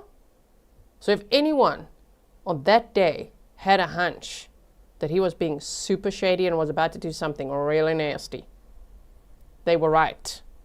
I wonder if anyone remembers that. If anyone's watching, if they saw him and like, I thought about that, but yeah, it turned out to be the absolute worst that one could think he was about to get up to. Dismembering his wife's body. Oh my goodness. So yeah, there he is. I can't wait to see the surveillance. We only have this and a little bit of surveillance from when he was at that press juice store. We want to see it. It's coming up. And I can't wait to hear from that William Fasto, who Anna was seeing, dating, having an affair with. Yeah, put him on the stand. What did she tell you? What do you know about Brian Walshe? TMA says, I'm exactly like you telling my hubby about everything. Shame. And I always ask a leading question. Can I quickly tell you something? That's how it starts. And he's like, sure. Okay, so the trial I'm covering right now, it's Brian Walshe, Massachusetts. Here's what happened. Let me just give you just a couple of bullet points. 2 hours later, he's like, okay. And I'm like, and this guy's so guilty. in my opinion, right? JLR 57 said, does he wear a wedding ring? I didn't notice that, but someone pointed that out yesterday and I forgot to look. Is he wearing a wedding ring? This guy. Maybe he's got a jail friend. Although not, he got stabbed in jail on September 11th of 2025. And it traumatized him so much, which I don't actually doubt, that he got sent for a mental competency evaluation. He was meant to be there for 20 days and they extended it to 40 days. And then he was found competent to stand trial. So, yeah, Lazy Susan says, wearing gloves and a mask along with an ankle monitor. Can you imagine buying all those things while you're wearing an ankle monitor? That just adds to it, you know what I mean? There's already the fraud. So you're already a criminal, yet to be sentenced. He was sentenced in February of 2024. And then you're doing a little shoplifting and a little shady shopping with your ankle monitor on and lying that you're visiting your mom.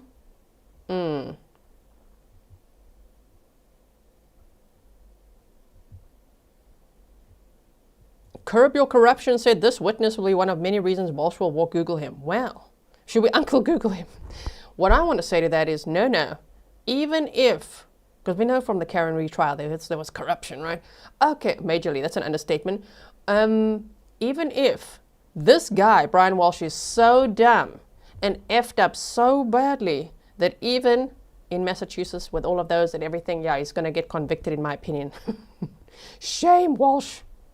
Yeah. Southern Academy says Josh Ritter thinks he will take the stand, gee. So do I. So do I. Especially after hearing the defense's opening statements. At first I'm like, is he crazy enough to take the stand? Is he that type? I'm not sure. If his mommy gives him the look of don't do it, he won't. It depends what his mom allows.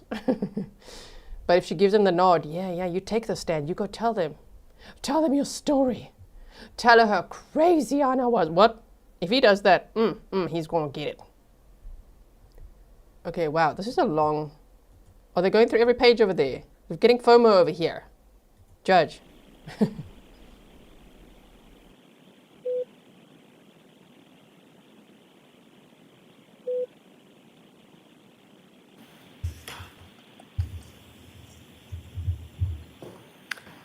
Noting the defense's objections, the ruling I made at the side of the bench, that exhibit will be marked and is now in evidence as Exhibit 79. 79, please. That's Exhibit 79, 4,582,000 pages of Brian's shady Google searches. Oh, I missed that people were asking about what's in the box. It's a bucket with a wringer mop. You know those ones where it's a bucket and a mop? I always think of that that inappropriate song, that web song. When I look at this with a bucket and a mop, because he's sure got a lot of buckets and he's got a mop. That's a bucket with like that wringer system, you know. So that's what it is. So he was planning on cleaning a lot, apparently. Item 3.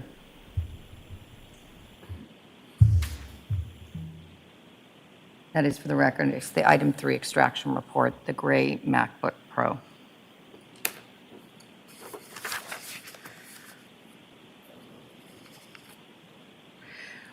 Your Honor, I'm going to ask that item 79 be published to the jury through the screens now, because it's so big. Yes. All right, so jurors, can everyone, I know that you can all see because you would have raised your hand previously, but previously we've been looking at documents and they've been zooming in. Anybody having any difficulty? Juror number 9, you're probably the farthest away from the screen. Yeah. You all set? All right, same for juror number 1. Good. All right, let me know if that changes. Go right ahead. Thank you very much. Can we also see it? Your Honor, I'm going to ask now that we show page 526 of the binder, marked Exhibit 79.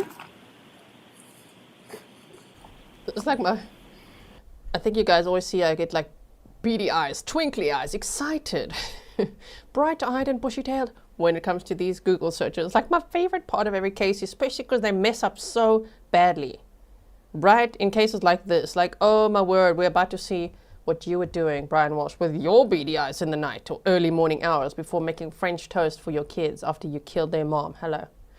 Allegedly. Okay, let's see it. Trooper, what does URL mean? The URL is the website that the user is on. And what is the last visited date and time? That is the last time the user had accessed the website. And what is UTC? UTC is a worldwide time code to make it easier when we look at devices. So we would have to minus 5 hours to get to Eastern Standard Time. So if you look here where it says last date and time visited, UTC-0500, that is showing that I've minus the 5 hours. So the software has done that for us. You've checked off something, so the software does that? Yes, that's correct. Because during the summertime, it would be minus 4 hours, so we want to make sure we're in the right time zone. What is the title? Title is the name of the website. If you looked at the top of like the web browser bar, that would be the title. And who created the title of the web page? That's done automatically through the website. What is the visit count? Visit count is how many times the user has visited that website. What is the visit source? So the visit source is where the source of the information was pulled from. So this one here says locally browsed. That means it originated on this MacBook.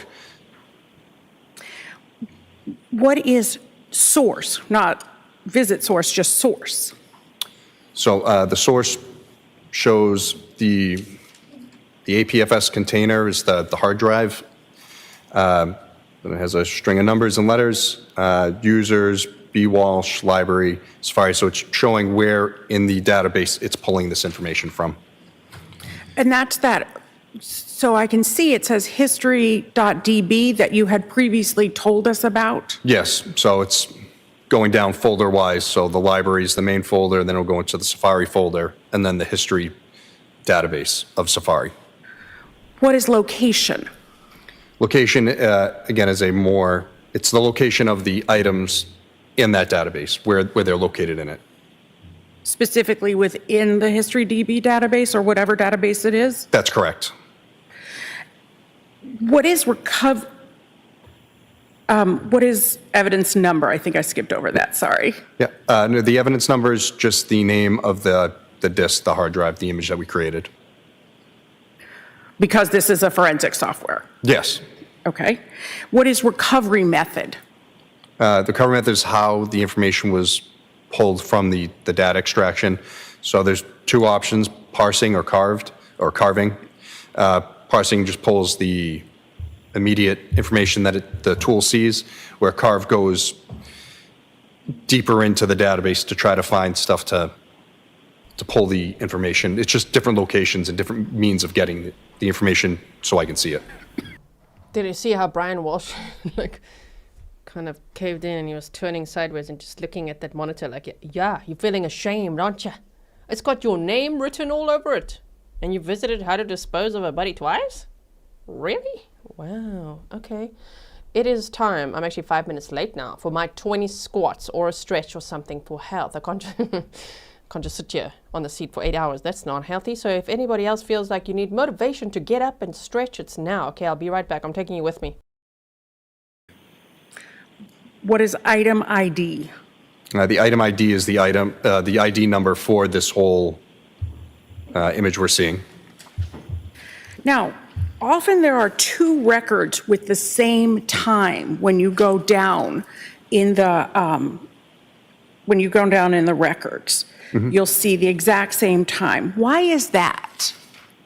So this one here shows parsing. If you scroll down to record 1953, it's the same date and time stamp as the top one. It's just the recovery method is showing carving. So it's gone to a different area of the database and pulled it from a different location. So does that mean that the search was done twice? Nope. It's just how Apple has a program to store information. Okay. Can you give us an analogy about that? Can you explain why that is? Is it like a... Yeah, so if you think of databases, if you're familiar with like Excel spreadsheets, that's basically all this is. It's different rows and columns of information, and it's where the software is pulling the information from. It's different rows and columns, that's all. Thank you. So I'd like to look at page 526, record 1952. What is the title? Best ways to dispose of a body - Google search.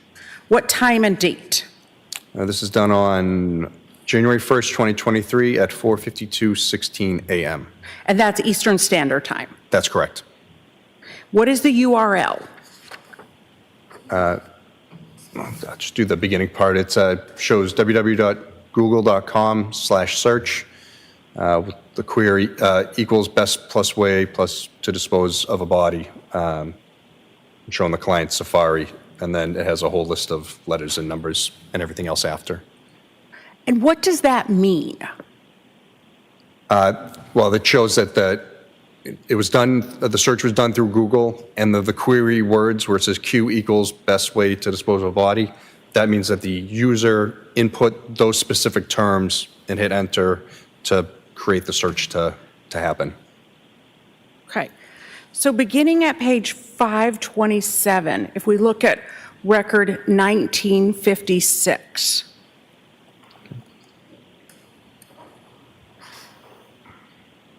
See that? Yes. Okay. And then if we go to page 533, record 1, to page 533, record 1980. Let me just check it.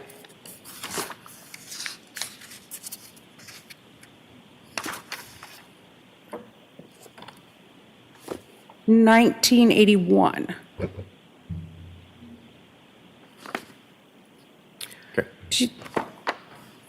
Can you explain what the pages are in the title? Can you tell me the title?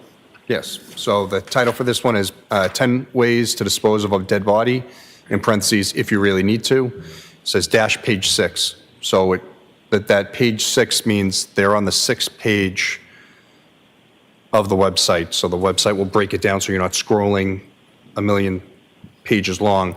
So you're usually at the end of the page, you'll see next page, you'll click that, and it goes to the next part of the website for the story or however it goes. So that page 6 indicates that they're on the 6th page of the website, and they do this for advertising reasons and, like I said, keeping things short or concise. So earlier in the records, if we had started at page 527, 1956, that was page 527, 1956 was just regular. Yes, that's doesn't have a page number, but it looks like it's the opening page to the website for whataculture.com, offbeat 10 Ways to Dispose of a Body. And then if we went to 528, 1962, what would the title be? 10 Ways to Dispose of a Body, if you really need to, dash page 2, the 2nd page of the article. Okay. So what does that indicate? That the user clicked to go to that next page, then showing that also that the visit count is 4, so it's the user's been there before. Thank you. Looking at page 534, record 1986. What is the title? How long before a body starts to smell? Google search. What time and date? January 1st, 2023 at 4:55:25 a.m. And what does Google search indicate there to you? Again, that the user input how long before before a body starts to smell and did the actual web search. Looking at page 547, I like how they keep saying, and Google this, yeah, Uncle Google's going to get you. Teamwork here with Safari and Google. Brian Walsh, what do you have to say for yourself? You get on that stand and try to explain that, huh? Who are you going to blame for that? Cohasset, the CEO, he is the CEO. He signs all the trial certificates, trial completion certificates. He has arrived to say hello to everybody. Record 2029.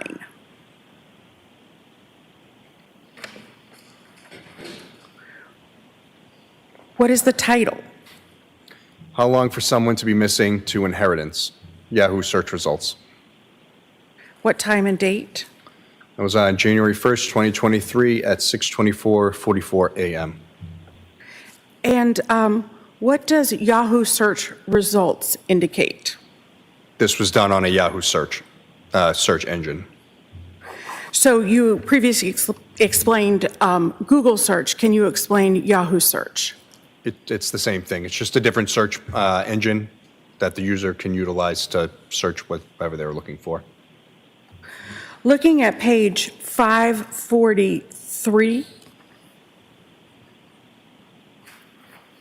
record 2014.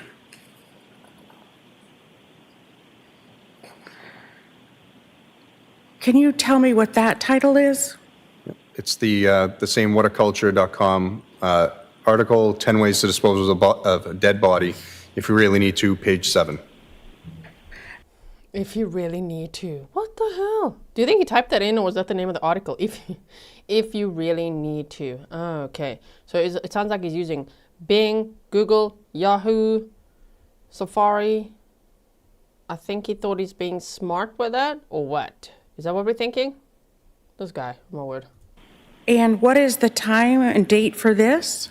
January 1st, 2023 at 5:47:38 a.m. So what does this indicate? Again, a user had physically gone to page 7 of this article on the website. And is this at a different time than had gone to the article pages 1 through 6 that we previously saw? Yes, I believe there was a 45 or an hour difference.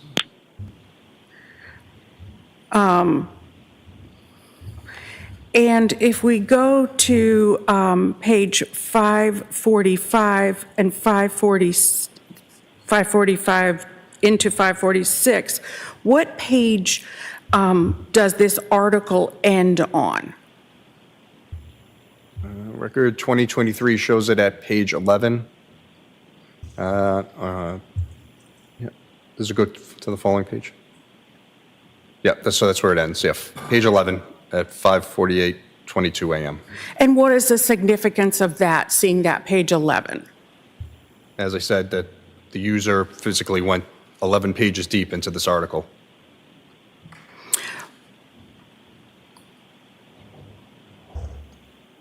Looking at page 547, record 2031, what is the title? How long for someone to be missing to be dead? Yahoo search results. What time and date? January 1st, 2023 at 6:25:17 a.m. Looking at page 563, record 2082.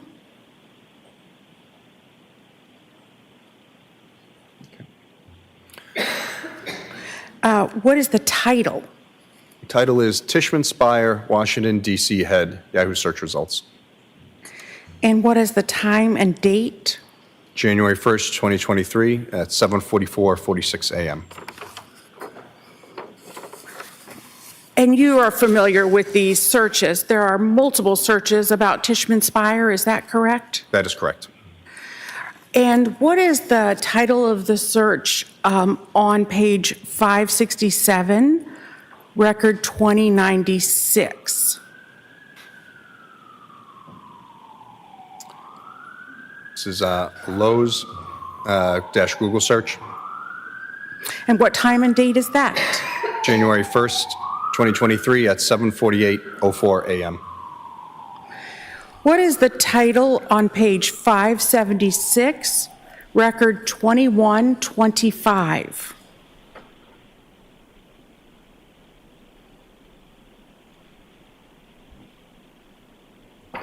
Okay, well, that's a long, convenient pause for me to pause.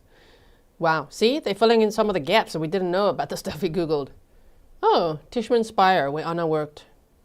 You're Googling that a lot. You're not telling anyone. You apparently said Anna went for a work emergency, right? So why are you doing that? I think the defense will use it to say, see, he was trying to see if she really had to go for a work emergency. Yeah, but her phone was at the house the whole time. She never left the house. There was no Uber, no Lyft ride, no flight boarded. So in between, there was a gap in the little list that we have. Oh, they're telling us more things. So yeah. Tell us the next one.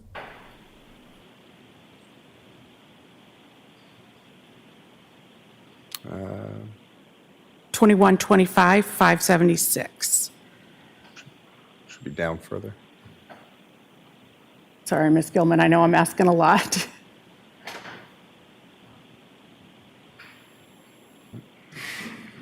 There we go. Thank you. What is the title? Title is How Long Does DNA Last? Which is a Google search. And what is the date and time? January 1st, 2023 at 9:33:49 a.m. Trooper, what is... Object, Judge, in this, from the sidebar first. Yes.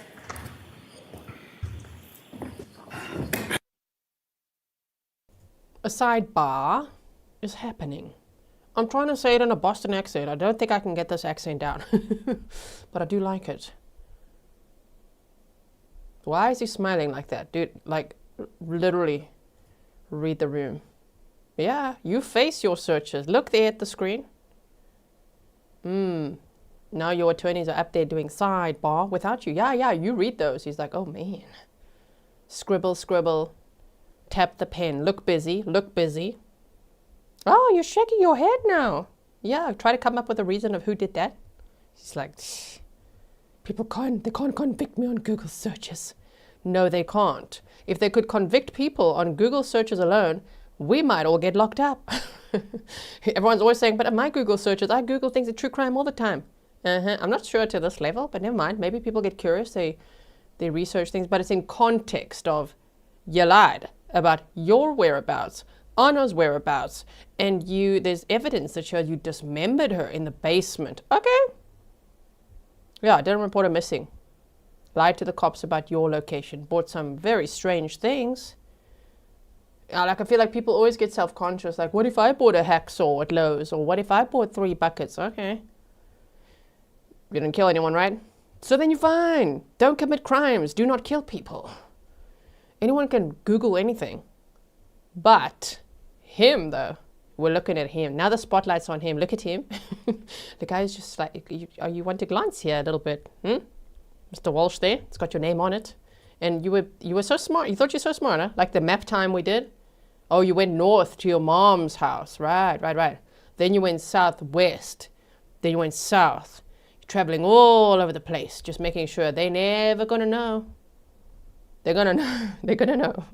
They're going to know. And then you're like, little bit of Yahoo, little bit of Bing, little bit of Uncle Google, back to Safari. Sure, right? Sharon said your blue banner has disappeared. Yes, I had taken it down so we could actually see the searches. So I'll put it back up right now. Thank you so much, Sharon, for reminding me. I wanted to make sure we can clearly see everything that was on that paper, right? Yeah, Brunil's like, you're fine. Don't commit a crime. All in context. Now, even though this is silent, and we're just looking at the back of his head, we're going to look. Yeah, you see, his eyes are looking at it. You're screwed, dude. Those are some very strange searches. And you even followed what you read. And as they described it, Trooper Nicholas Guarino on the stand, he went 11 pages deep into one of the articles. I'm like, yeah, it's pretty deep into this mess, hey? And then you actually followed the advice that you read. You went to Lowe's. You went to the dumpsters that you Googled. Okay. And you probably did those things that you Googled how to dismember a body. Whoa. Hacksaw, best way to dismember. That was one of his searches. Yeah, Stefan said Googling those questions is not a crime. But if you have a dead body in your bed or then basement, that's another story. Exactly. The nervous, scratchy. Yeah, Purdue said, put the people who make those articles on trial. Yeah, who's doing that? Who the heck is writing those articles? Ailey's mom does say it right. Ailey's mom said, with his search history, how can he even justify a trial? You're guilty, stupid. So damn guilty, looking so sus, especially when they found those trash bags with those items in with his DNA on it too. Oh man.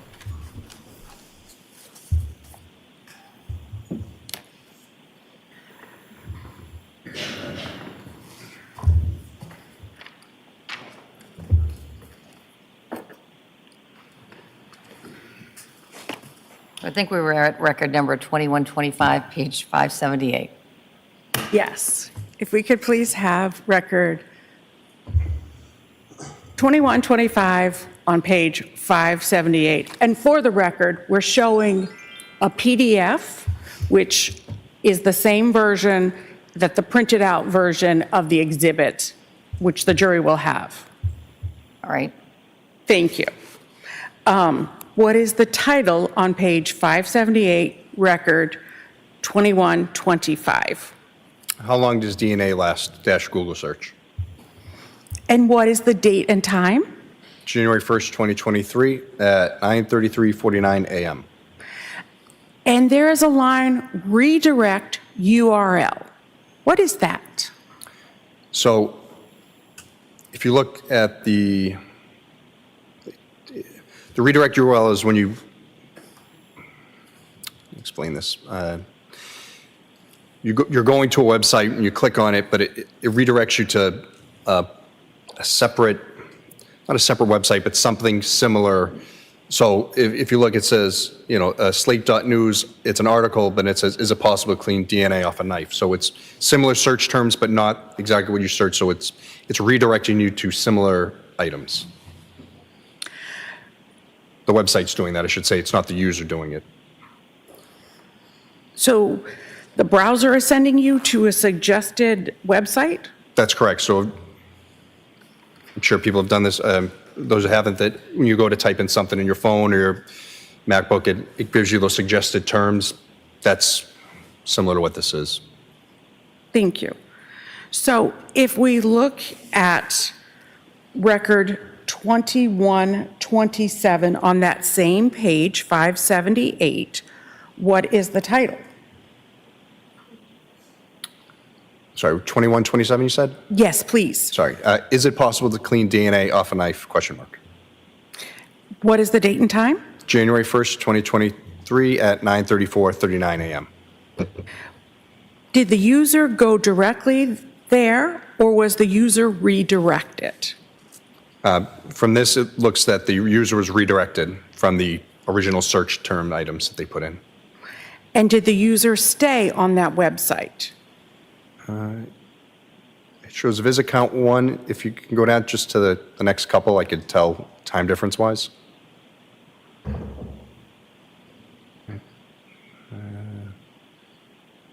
Down one more. The next search is done approximately a minute later, so it would stand that this website was up for a short amount of time, and then the next search was done. So what does that mean? They were there for about a minute, and then the next search comes in at 9:35:52. Thank you. What is the title on page 579, record 2129? Can identification be made on partial human remains? Google search. And what is the date and time? January 1st, 2023 at 9:35:52 a.m. Imagine if he'd only done one of these searches. That would already be bad enough. But Brian Walshe, he searched a lot. On January 1st of 2023 from 4:58 a.m. Damn. And already then he's saying, can you clean blood off a knife, or get rid of DNA and all that? Wow, what did you do? No one knows how exactly Anna died. It's probably much worse than we think, right? What is the title on page 583, record 2141?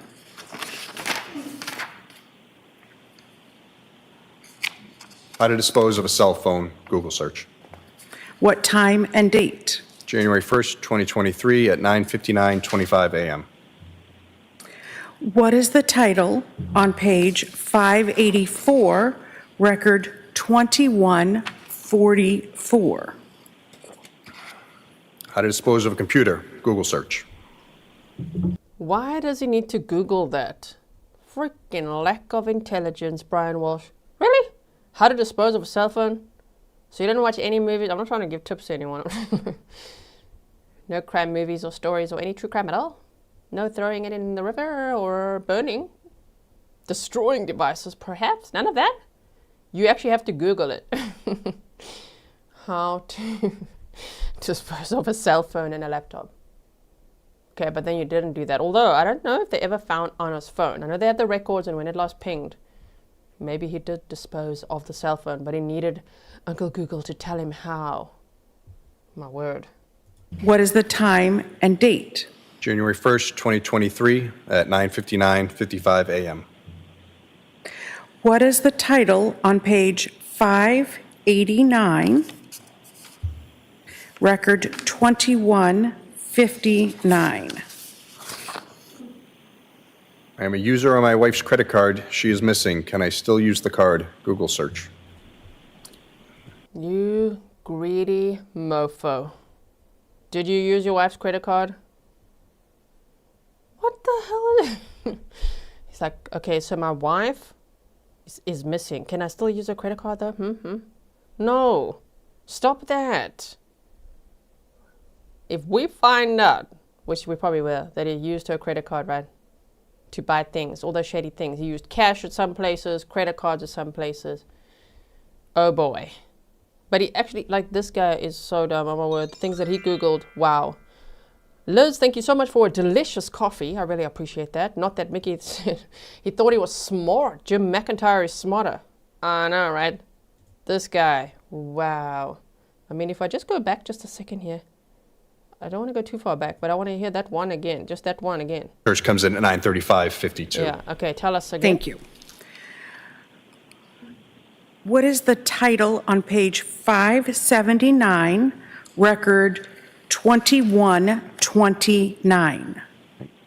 Can identification be made on partial human remains? Google search.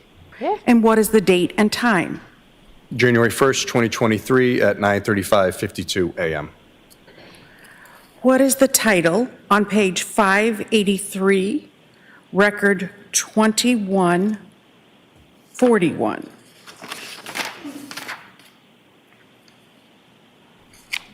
How to dispose of a cell phone? Google search. What time? Yeah, I'm like, did I go backwards or forwards? I think I missed that one the first time. How to dispose of partial human remains? Did he just literally... Oh my word. This is a huge part of the evidence in this case. I'm so glad the Google searches are in.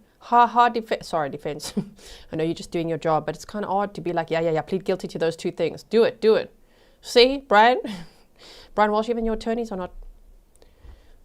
They think you're going down. Just plead guilty to those two things and let's see what happens from here. Oh crap, the Google searches are still in and they're still going ahead with this trial. There's no plea deal at stake. Yeah, I know, and here we are, listening to all of it. We were all wondering about this, right? Yeah, Stefan said their friend left at 1:30 a.m. and his first search was at 4:58. That's max 3 hours after he killed Anna. That's complete lack of empathy. Even already searching how long before a dead body starts to smell, but then also about the inheritance. You're already looking for inheritance within hours. And of the New Year's celebration, shame, that friend must be like, damn. Like he would have never known what was just about to happen. So Brian Walsh was probably awake all night. Remember how his defense attorney said in opening statements he was cleaning the kitchen? I'm sure he was cleaning. Maybe not so much the kitchen, unless it was a knife after Googling how to do so. Yeah, you turn on the faucet. Can you imagine the annoying text messages to his mommy? How do I make toast? Do I put the bread in the toaster? How do I do it? How to boil an egg. His mom's probably like, stop it. Just ask Uncle Google. Maybe that's how we got here. Seven Marmy, thank you so much for your upgraded membership to Grizzly supporter. I think you emailed me earlier asking, is it you? I don't know. I think you asked earlier if I got your PayPal. I got it. I'm yet to reply to it. Thank you so much for your support and for upgrading. Okay, let's buckle up and hear more of these. I think they're going to get worse. And date. January 1st, 2023 at 9:59:25 a.m. What is the title on page 584, record 2144? How to dispose of a computer? Google search. What is the time and date? January 1st, 2023 at 9:59:55 a.m. What is the title on page 589, record 2159? I am a user on my wife's credit card. She is missing. Can I still use the card? Google search.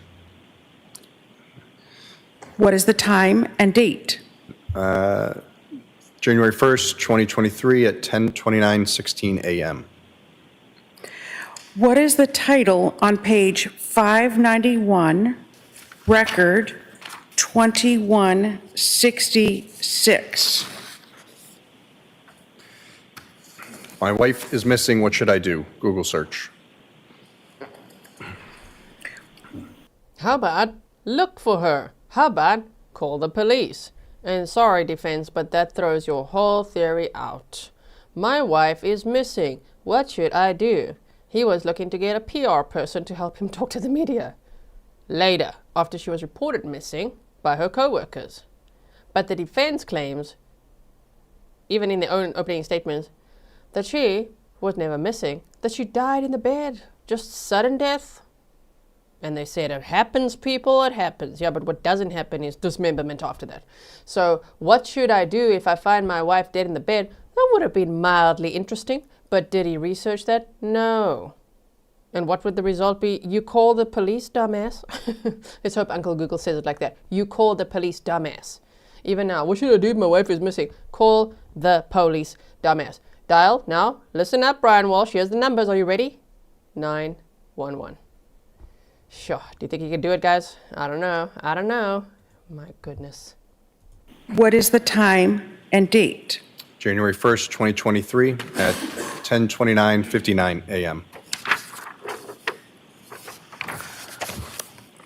What is the title on page 592 into 593, record 2170? Yeah, title is Your Spouse is Missing and You Want a Divorce / Hello Divorce. What is the time and date? January 1st, 2023 at 10:49 a.m. Okay, again, I think I'm going to say dumbass so many times. Disclaimer for YouTube. I'm saying it at a really alleged low IQ defendant who's literally Googling how to dismember his wife. And then after doing so, which he pleaded guilty to, how to get a divorce from my missing wife. Yeah. Actually, you should have researched the divorce part, which you already did in, I think it was December, when was it? December pop quiz, 27th-ish? What's the best date to divorce for a man? Remember that search? Yeah, okay. Go along with that. Don't murder people. If you were like, oh my word, I found out she's having an affair. How dare she? She knows I'm stuck here as a criminal with my ankle monitor, okay, making French toast and, I don't know, doing what else all day. Okay, then get divorced. But he couldn't because she was the breadwinner. So what was he going to do next? He's already shunned by his family because he stole millions from them, apparently. Disinherited by his father. So what is he going to do? He's like, she gonna leave me? She was gonna, probably. But he could have also just done the right thing and get a divorce. How about that? But no, the dumbass is like, you know what I'm going to do? Allegedly murder, that's what he's on trial for, and dismember. And then claim she just died in the bed. But then also look if I can use her credit card and what am I going to inherit? Okay. What is the title on page 596, record 2185? Ways to dispose of body parts after murder. Yahoo search results. Guilty. Ways to discard of body parts after murder. There you go. He said it himself. I would love to see the jury's faces right now. I want to be on the jury. Can I be the foreperson? Please, can I be the foreperson? Guys, we're getting there. Judge, we're ready to deliberate. Guilty. This could be a faster verdict than Michael Paul, right? Yeah, Stefan said buying a hacksaw was his first thought, followed by, what can I inherit? How much money can I make from this? Southern Calibi said, I'm laughing so hard, tears are rolling down my face. Literally, geez, stop it. Oh, thank you for your sticker. Yeah, this guy, what a dumbass, right? Here we go. What is the time and date? January 1st, 2023, 11:28:43 a.m. What is the title on page 597, record 2189? 6 ways to dispose of a body - murder, murder, murder. And what is the URL? Not once, but twice, but thrice. 6 ways to dispose of a human body.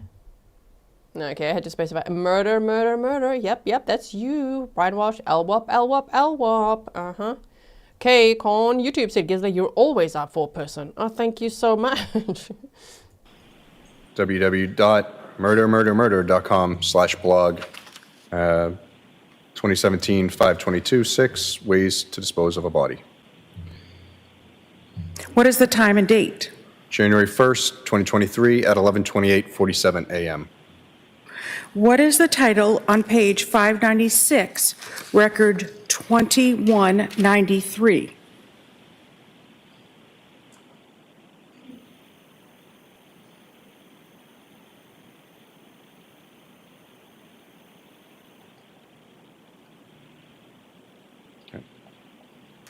Patrick Kearney, Google search.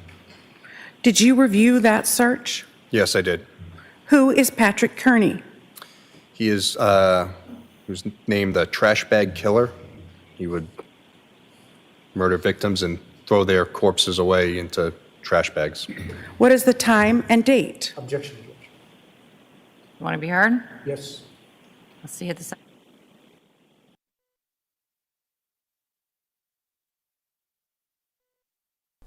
Oh, now he's got mentors, hey? The trash bag killer. Patrick Kearney. Let's see, are you going to hear me typing now? Patrick, I'm asking Uncle Google myself. See, we can Google things. Patrick, what? Kearney. Kearney. Okay. We can Google, we can Grok, we can Safari, we can Bing, we can Yahoo, ChatGPT. All of the, what else is there? Firefox. Yeah, he can't anymore. How are you feeling there, bro? A little bit embarrassed, hey? Yeah, we see you clenching your jaw there. Look at him, look at him. He's busy doing the grinding of the teeth. Look, am I doing it? Yeah, these muscles are working hard. Grinding your teeth, grinding your gnashes. And Cloutier, thank you for your $2 sticker. Snarky Sis said, guys, is anyone else speechless? Clearly, I am not. I'm just like, oh my word, this guy's filling up that snark tank all the way. This is like my favorite type of busted. You're going down.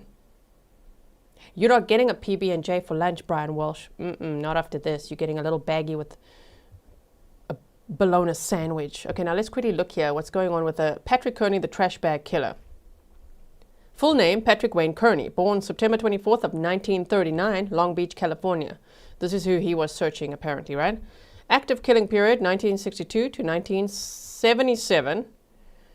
Victim count, confessed to 28 murders. Police believe as many as 43. Officially linked to 21. A wannabe serial killer. Oh my word. Really? Wow. Okay. Never gonna happen, Brian Walsh. Okay. Not that there's anything to aspire to. I'm just saying, even in the loser category, he's losing. Okay, so, profile in early life. We don't need to know that, right? Well, they said small, slight, highly intelligent, IQ estimated between 140 and 80. See, that's not you, Brian. That's not you, okay? The trash bag killer was smarter than you, and he still got caught. Dumbass. Okay, Rebecca, thank you so much. Rebecca Moyos, 3031. Thank you for your $2 sticker. Sunny in Arizona said his searchers explain why he still needs his mommy. Mommy's still there for him, even right now. Sure Bears, 88. This is insane. Brian Walsh calls single digit IQ. Shame. So, worked as an aerospace engineer for Hughes Aircraft. Openly gay in the 1960s and 70s California scene. Lived with his partner David Hill in Redondo Beach. Described by co-workers as quiet, polite, and unremarkable. I don't think they're going to describe this guy that way either. Not that he had co-workers, you know, because it's criminal. So, selling fraudulent art. Cool. Anyway, but I don't think anyone, he just talks so much, no one will describe him that way, right? Where the wind blows, welcome back to Grizzly supporter. Modus operandi. He cruised gay bars and hitchhiking spots in Los Angeles and San Diego. He lured young men, mostly 15 to 25, the age, many runaways or male sex workers, back to his home with promises of alcohol or drugs or a place to stay. Shot them execution style in the temple while they were distracted, often sitting on the toilet or bending over. Performed necrophilia on some victims. Damn, okay, trigger warning everyone, now we're discussing some dark content. He dismembered bodies in his bathtub with surgical precision. Yeah, okay. Still, Brian Walsh is just like trying to get tips from this guy. Okay. Used hacksaws and drain cleaner to remove blood. wrapped body parts in trash bags, sometimes skinned faces or removed fingerprints to hinder ID. Dumped bags along freeways, the I-5, the I-405, Highway 74. Many were found by Caltrans workers. Okay, so that's a rough, you know, a little overview of what he did. The guy that he was looking up, Patrick Kearney, the trash bag killer. That's part of his Google searches. Wow, what an adventurous day he had on January 1st of 2023, huh? Okay. Got some of that sidebar here. Let's go a bit forward. The defense is like, we object. So just to clarify, I was talking about Patrick Kearney, who they just mentioned, that Brian Walshe went on an adventure down the rabbit holes on Uncle Google of how to dismember a body, how to get rid of partial human remains, all of that, and eventually ended up researching Patrick Kearney, who was known as the trash bag killer. We also know that Brian Walshe was researching how fast a body decomposes in a plastic bag compared to just out in the elements.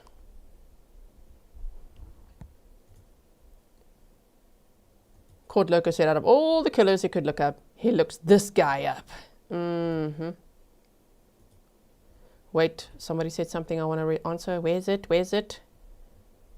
We don't want to miss it. Okay, 7 Mickery says, I wish I was a grizzly, just a poor lurker. Listen, a grizzly is somebody who subscribes. It's free. Click the button if you are subscribed, okay? Like and share while you're at it. Use your dashboard at the bottom there. There's lots of buttons you can push. Like, share, comment, subscribe is an important one so that you're officially part of the community. If you're subscribed, you are an official grizzly. If you're a member, thank you for your support. Jill Bryan said, 19 months of my favorite channel. Thank you for your hard work, Monster G. Thank you so much for being a member for 19 months. 22. Oh. Hey. Stop it. Okay, we are there. Here we go.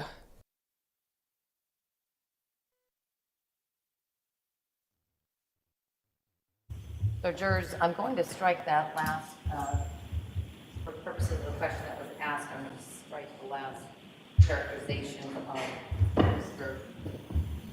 Kearney, or the article being that about an individual, Mr. Kearney, that killed people and put them back. That's stricken from the record. But we can't unhear it. We, the public, heard that he was Googling Patrick Kearney, the trash bag killer. Went over a little case overview there. Shame. The jury, they don't know who that is yet. Maybe they do know. Maybe some of them know. But they can't Google it right now. Maybe they'll be curious later. After the trial, I mean.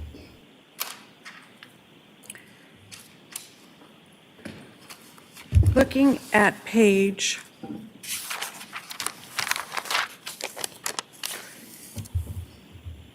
603, record 2207.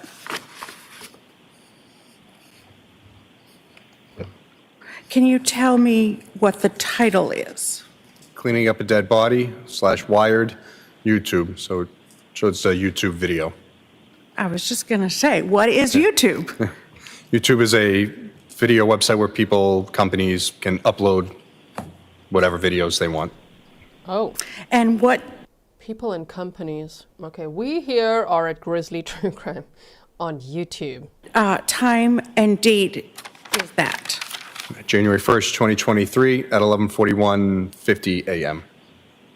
What is the title on page 605, record 2214? How to clean blood from a wood floor, Google search.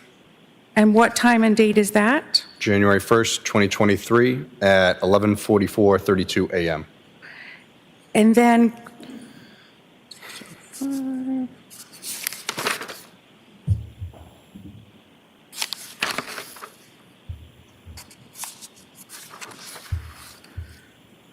page 609, record 2229. What is the title? Can I use bleach to clean my wood floors from blood stains? Google search. And what is the date and time? January 1st, 2023 at 11:05 a.m. And what is the title on page 638, record 2321?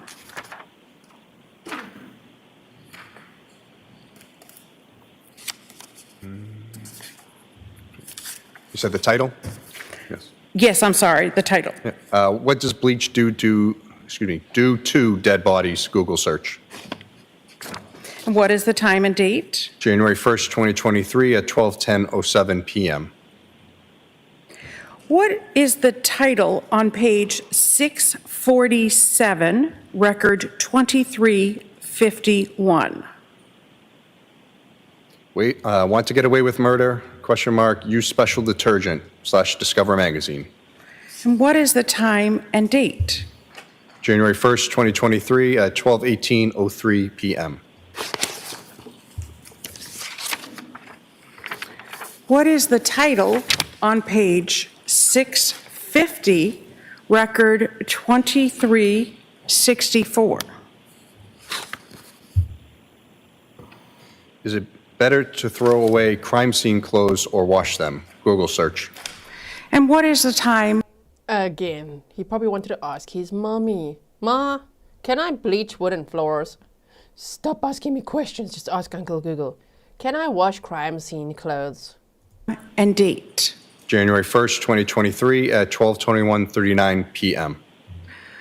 What is the title on page 657, record 2386?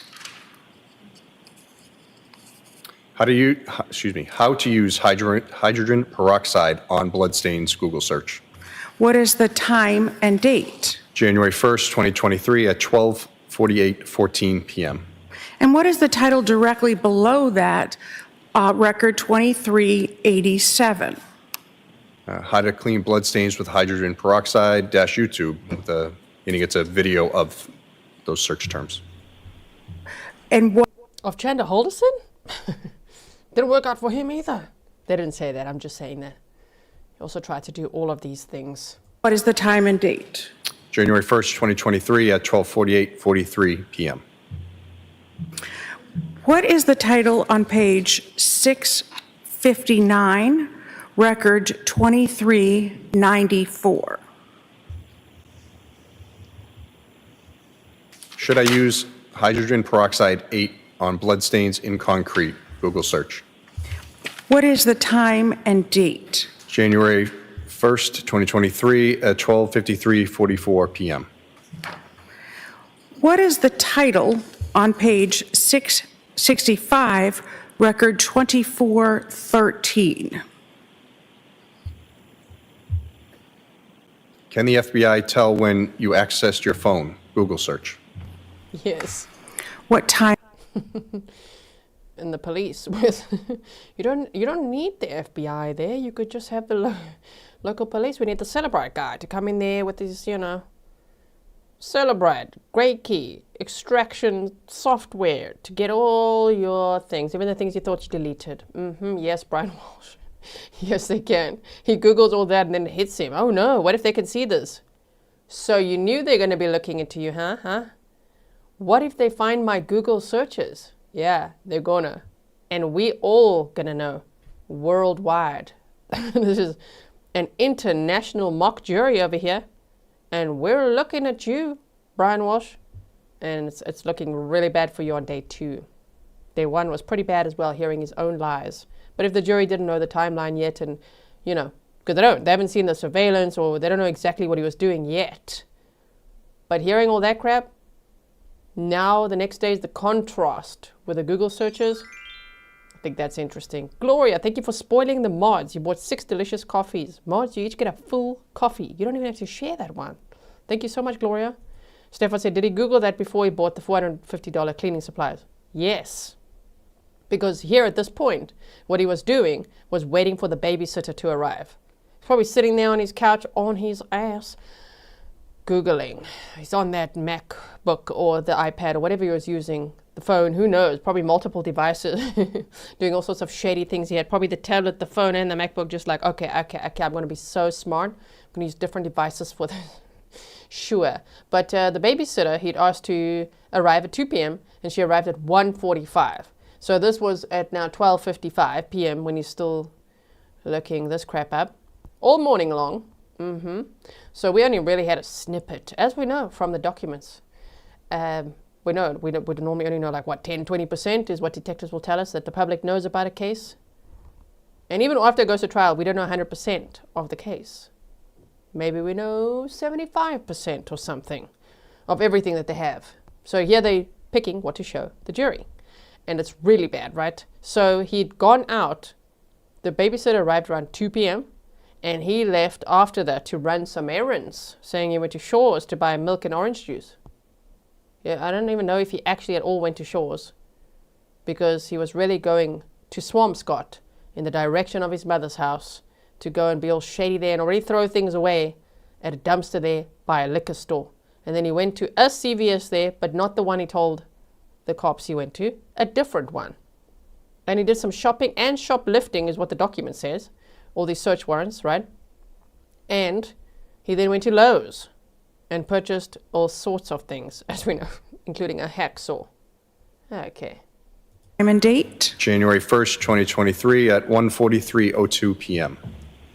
Oh, 2 minutes before the babysitter arrives. What is the title on page 670, record 2430? Does the dishwasher clean blood? Google search. What is the date and time? January 1st, 2023 at 1:52:26 p.m. What is the title on page 671, record 2433? Is it possible that a knife which had blood on it remains contaminated with HIV after it has been washed with hot water and dishwasher soap, Cohasset? What?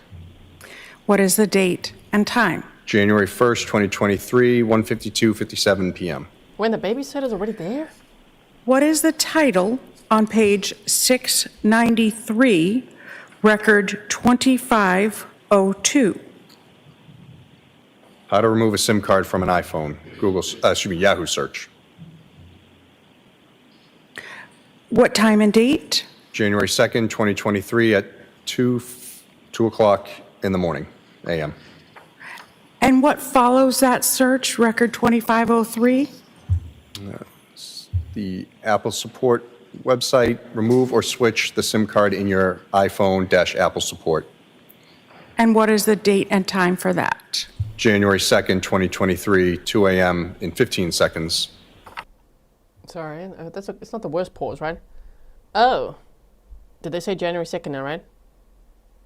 Anna's phone last pinged at the house on January 2nd at 3:14 a.m. And here we are around the 2 a.m. mark, 2:14 a.m. Oh, about an hour before you actually figured out how to remove her SIM card? Power off the phone, remove the SIM card. Stefan says he had how to remove a SIM card. He had to Google that. Yes, he had to ask Apple for some support. His mommy wasn't answering. What is the title on page 694, record 2507? How to remove a hard drive from an Apple laptop - Yahoo search results. And what is the date and time? January 2nd, 2023, 2:01:19 a.m. What is the title on page 699, record 2524? TJ Maxx near me, Norwell - Yahoo search results. And we know he went to a TJ Maxx. Let me quickly double check the day that he went there. My goodness, Brian Walshe. I do not know why he was researching HIV and the knife and blood on the knife. I'm not too sure what that was all about. Don't know if he went down a rabbit hole or if he was actually searching that out. That's interesting. So TJ Maxx was on which day? Pop quiz from anyone who watched the trial prep. I could say pop quiz because I don't remember the either right now. Hold on. I think it was January 4th, but I just want to check. Yeah. January 4th of 2023, he went to Home Goods and TJ Maxx in Norwell. He bought 3 white towels and 2 bath mats from Home Goods. He then bought various articles of men's clothing at TJ Maxx. You know, because apparently now what? He was a single man who decided to throw away his crime scene clothes? Okay. Joanne, welcome. What is the time and date? January 2nd, 2023, 5:24:08 a.m. What is the title on page 717, record 2580? How long do stores keep security footage? Google search. What is the time and date? January 2nd, 2023, 10:32:43 a.m. What is the title on page 724 into 725, record 2608?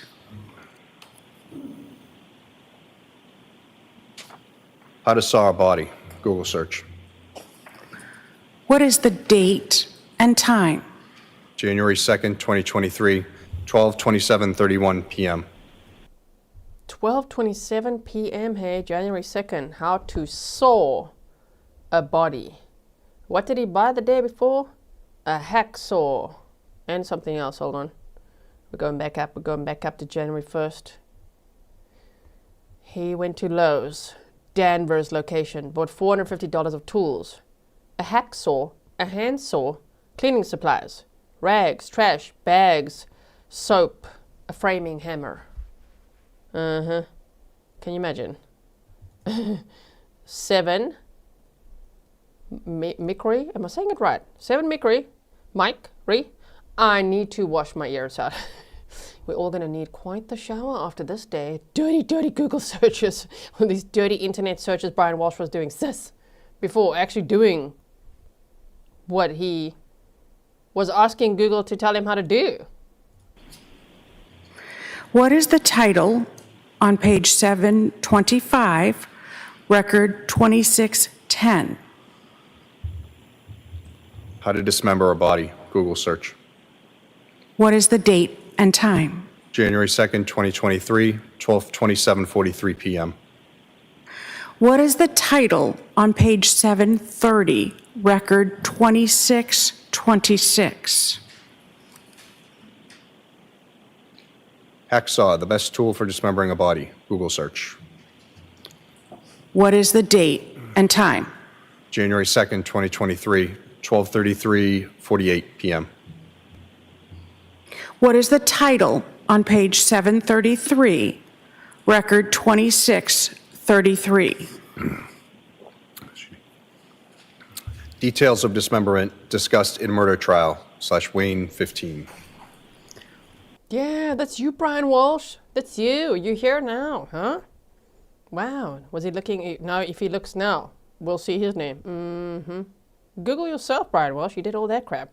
Jacqueline Blackburn said, when did the police first show up? On January 4th of 2023, after Anna's co-workers reported her missing. Not Brian Walshe. Between January 1st and the 4th, he was out doing shady shopping and dismembering his wife's body. And still doing these Google searches on January 1st, 2nd, 3rd, all of that. Now I could say dismembering because the evidence that they found already shows it, but he also pleaded guilty to that. So he's pleaded guilty to the improper conveyance of a human body. He admits to it, the defense admitted to it in opening statements, and that he lied to the police. But they're claiming he did not murder her because she just died in the bed. And he panicked. He was worried about what his children would think, what people would think. Would they think he did something bad? So his very dark mind decided, they're going to think I did something bad, so let me do something worse. Let me dismember my wife's body and then just like, really? Like put her in pieces in trash, of which majority was incinerated. They've never found a body. And the trash was incinerated, right? Thank you, Denise in Buffalo, for the 5 delicious coffees. So they did, however, find some trash bags that he had put near his mother's house in a dumpster. That wasn't incinerated yet, thank goodness. And there was Anna's shoes that he described she was last seen wearing. So she must have been killed right very close to when, after the friend left. Because her shoes and clothing and vaccination card, the COVID-19 card, and jewelry and Prada bag, all that was like in this trash. And a hacksaw with some DNA on it. And it was a match to Anna's DNA. And he was a contributor.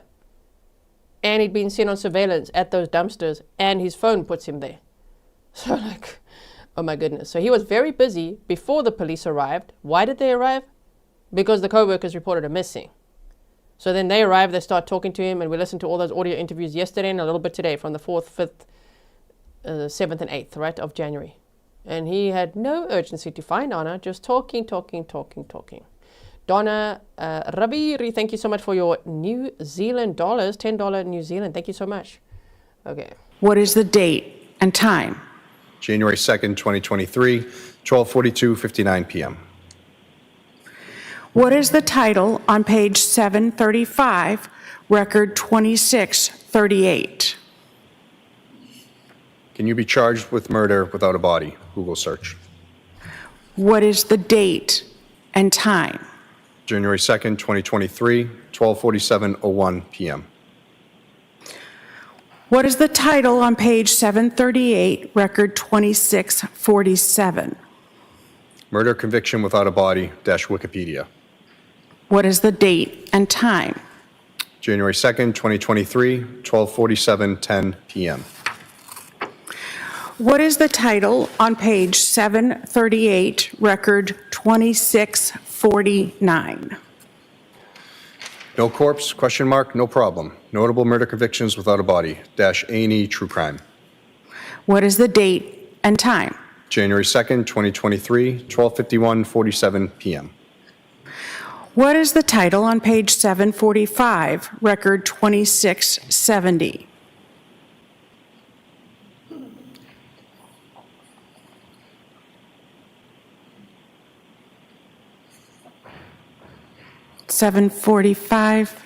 Right record there. 2670. It actually starts on 744, just so the record's clear. Thank you very much.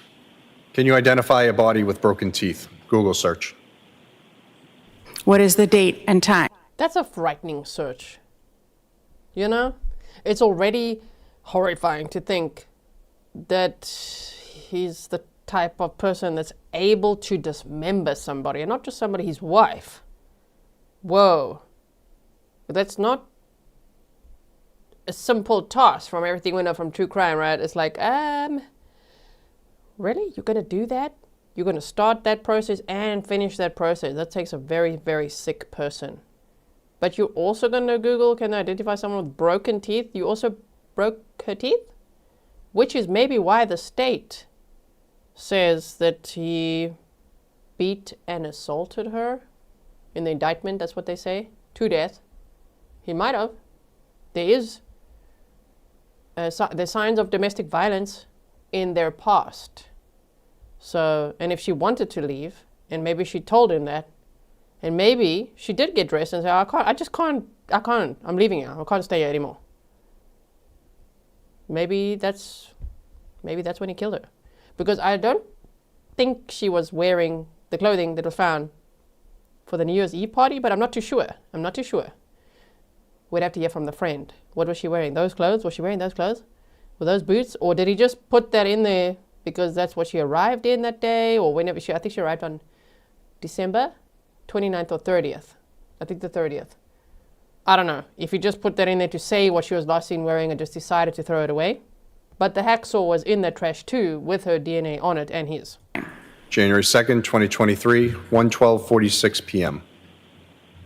What is the title on page 746 into 747, record 2674?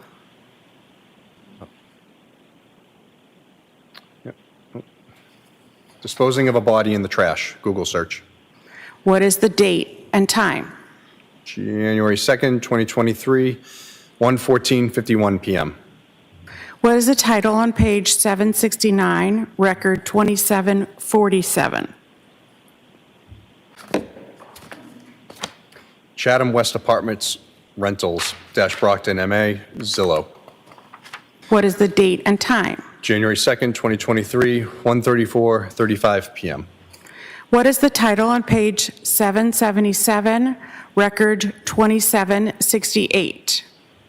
The Claremont Apartments Rentals, Abington, Mass, Zillow. What is the date and time?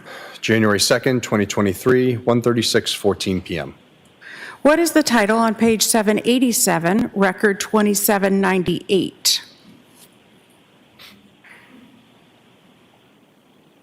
What powder mask smells the best? Google search. What is the date and time? January 2nd, 2023, 2:51:28 p.m. What is the title on page 797, record 2830? Can I mix white vinegar to stop smells? Google search. What is the date and time? January 2nd, 2023, 7:09:03 p.m. What is the title on page 798, record 2832? Can baking soda make a dead body smell good? Google search. What is the date and time? January 3rd, 2023, 1:15:55 a.m. What is the title on page 807, record 2856? Cleaning up blood without leaving a trace, 5 tips, aftermath services. What date and time? January 3rd, 2023, 5:03:06 a.m. What is the title on? Sorry, you know those, because maybe someone missed the trial prep or day one, those apartments that he was looking up, which, hold on, I'll quickly get the name of them. Brian Walshe, yes, what did you do?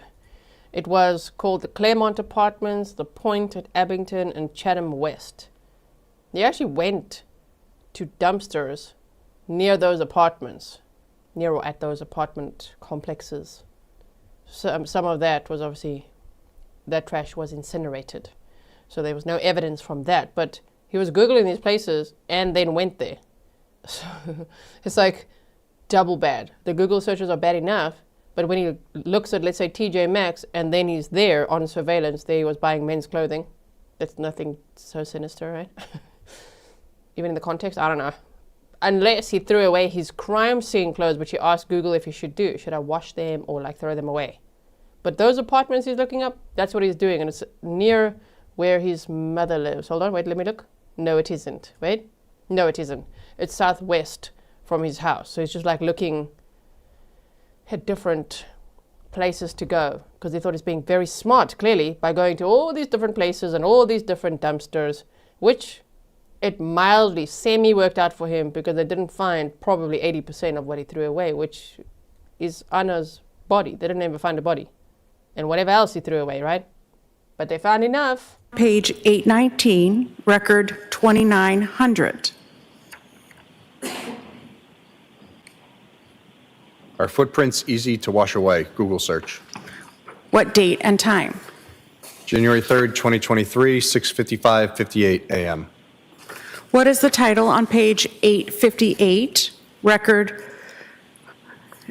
3025? How long for a dismembered body to decompose? Yahoo search results. What date and time? January 3rd, 2023, 1:02:23 p.m. What is the title on page 860, record 3033?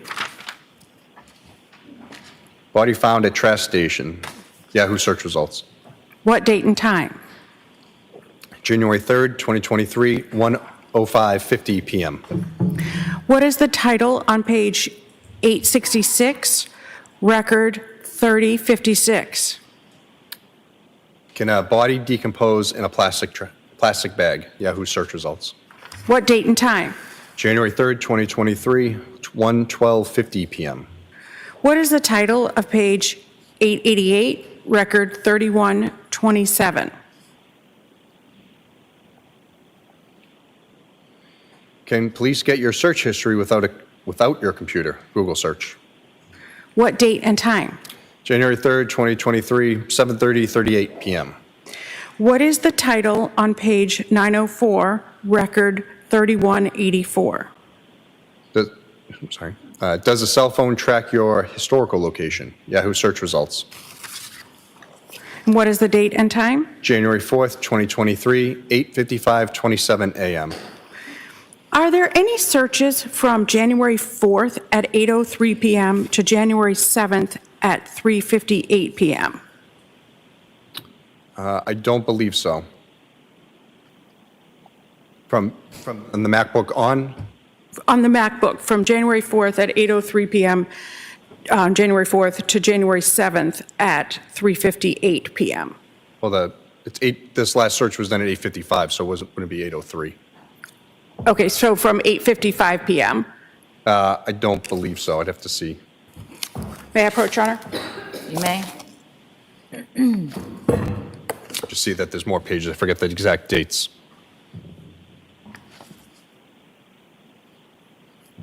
Oh, thanks. Thank you. Just want to double check.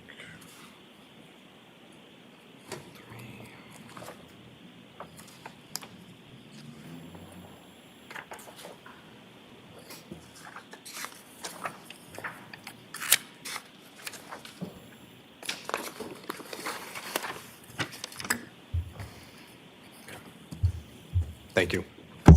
There's not. And then starting at January 7th at 3:58 p.m., what is the first search? That's listed here. It says Chase credit card login Google search. And can you give us a page and a record number? Yes. In the book, page 906, record number 3195.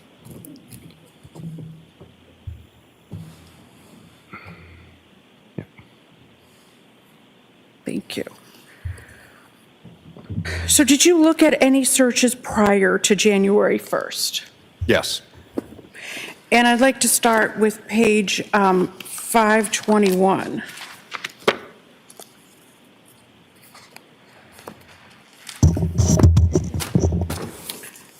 Looking at page 521, Ms. Gilman.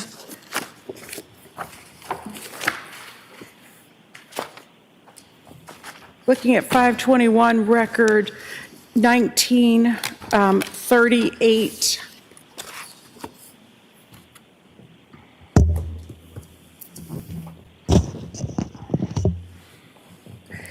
I'm sorry, 1939, please. Trooper, can you tell me what time this occurred? Yes. It says January 1st, 2023 at 3:49:39 a.m. And can you tell me what's happening in this record number? It shows the URL for accounts.google.com for it's like the Gmail, a login through the web. And going to 1940. Did they just go back to January 1st? At 3:39 a.m., that's a pretty important time. That's a pretty important time, right? Can I go back a few seconds here? Just 521. Tell us. Look at that binder. Oh my word. Looking at page 521, Ms. Gilman.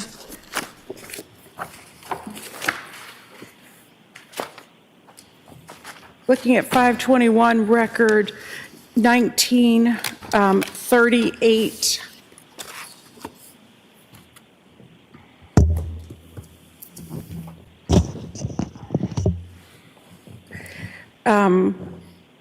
I'm sorry, 1939, please. Trooper, can you tell me what time this occurred? Yes, it says January 1st, 2023 at 3:49:39 a.m. And can you tell me what's happening in this record number? It shows the URL for accounts.google.com for, it's like the Gmail, a login through the web. And going to 1940, record 1940 on the next page, that being 522, does that continue? Yes, it does. Okay. And going to page 524, does that continue until record 1947? Yes, it does. And what date and time does that end? The last one shows January 1st, 2023, 3:50:06 a.m. And then the following is about an hour later. Thank you. Now looking at page 225 into 226, record 825.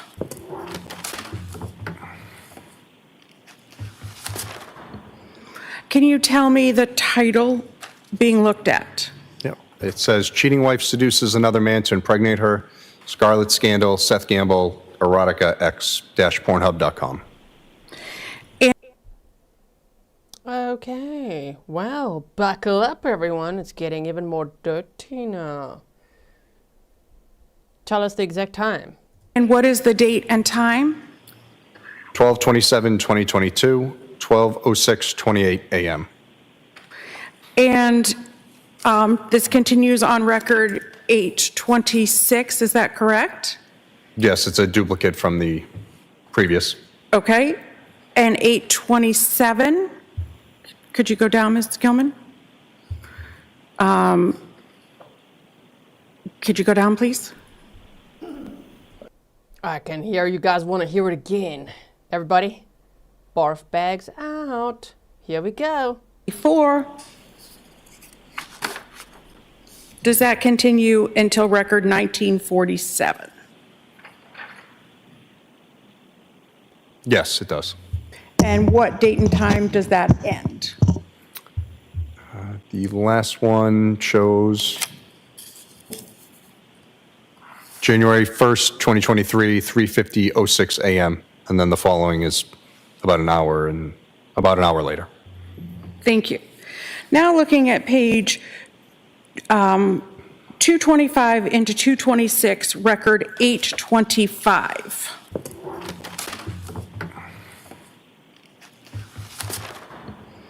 Can you tell me the title being looked at?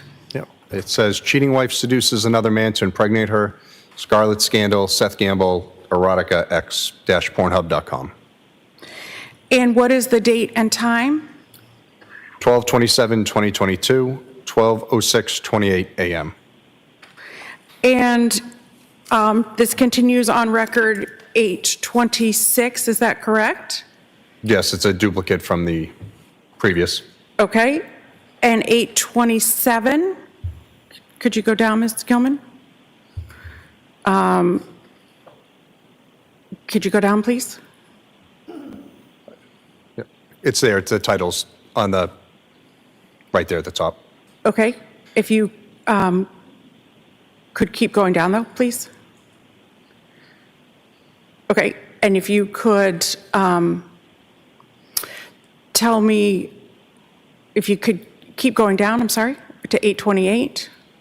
And what is this? It says chat with Miss_B in a live adult video chat room now. And what time is that? 12:06:28 a.m. on January 27th, December 27th, 2022. Okay. And if this continues until record 831, if you could go to 831, please, Ms. Gilman. Is that correct with Pornhub, Trooper? Yes, it's there for about 7 or so minutes. Okay. I will withhold my comments, except please can they pan to Brian Walshe now? We want to see how red his neck is now and how he's feeling in the courtroom. Damn, that's embarrassing. Gwen, thank you for your $4 sticker with a little, is that a little pear? And a coffee emoji. Thank you so much. Thank you.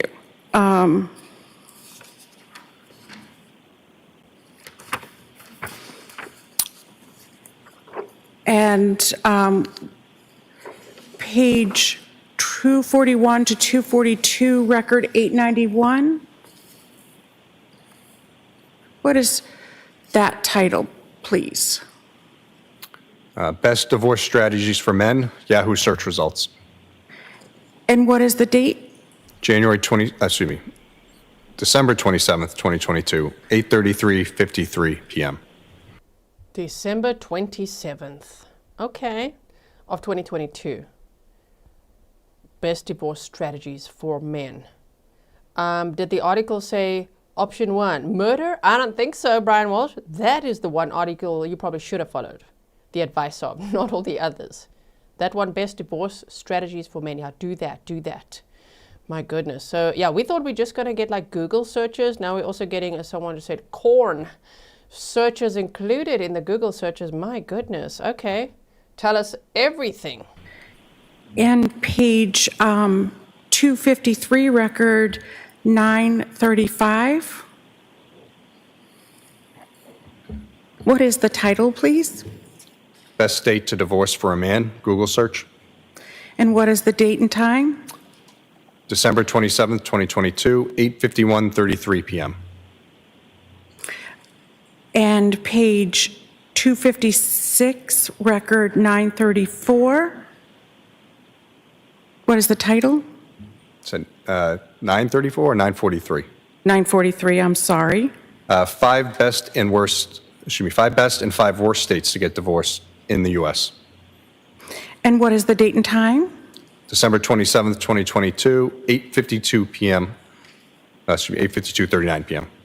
Thank you. Page 257, record 945. What is the title? Washington, D.C. divorce laws, Google search. And what is the date and time? December 27th, 2022, 8:54:13 p.m. And you have the binder exhibit in front of you, but if you look between records 891 and 934, what does the Safari history show to you between those record numbers, 891 and 934? What topic articles are being looked at? Are we up? Is this, I'm sorry, what number is this one we're on? The divorce laws, if you scroll up? Yeah, I'm sorry. This is 945. Yes, I'm sorry. Yeah.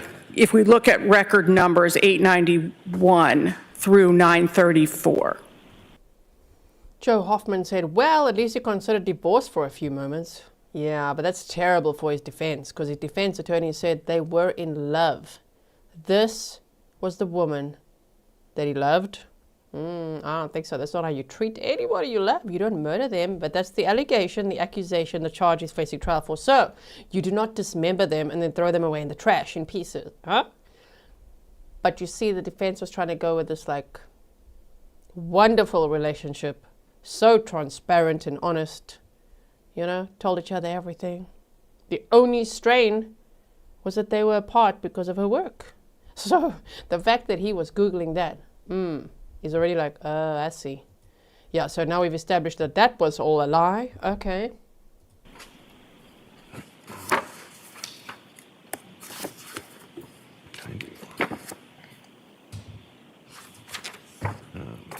They're all showing websites regarding divorce advice, mistakes in divorce, using verbal abuse, don't split up like this, the 10 stupidest mistakes men make facing divorce. It's all divorce related. Thank you. So if we look at page 259, record 951.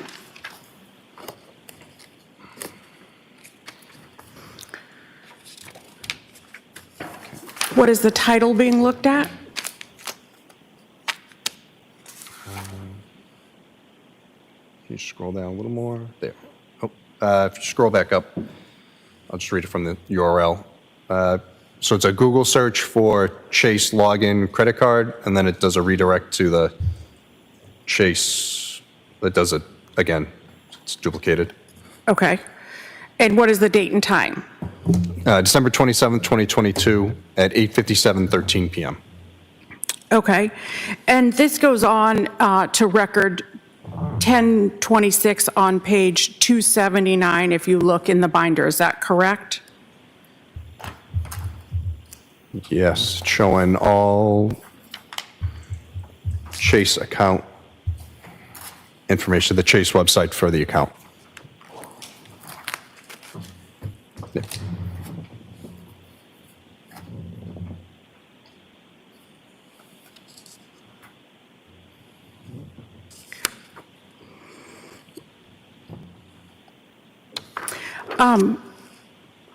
Trooper, if you look at page 508, record 1890.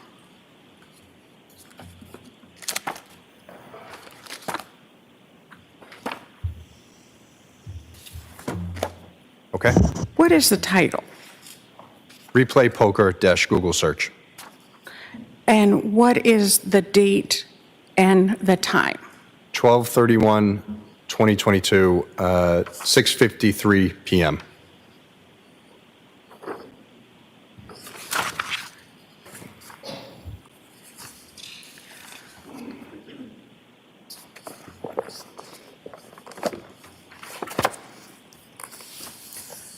Your Honor, I am about to change topics. Would this be a good time to stop for lunch? Sure. Jurors, bring up lunch. All rise for the court, please. The notebooks. Hold it. Yes, let's look at him. His neck is a little more red than usual. Oh my, look at him. Now you're looking desperately at that jury. Please. It wasn't me. I was just asking for a friend. Thank you, 7 Marmy, for your sticker.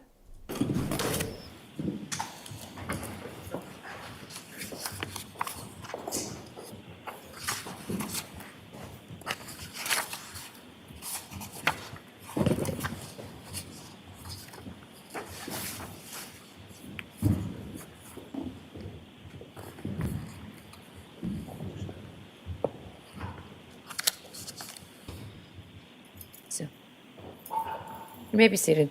Any updates on the forecast? It's nothing burger. Can you just take a look?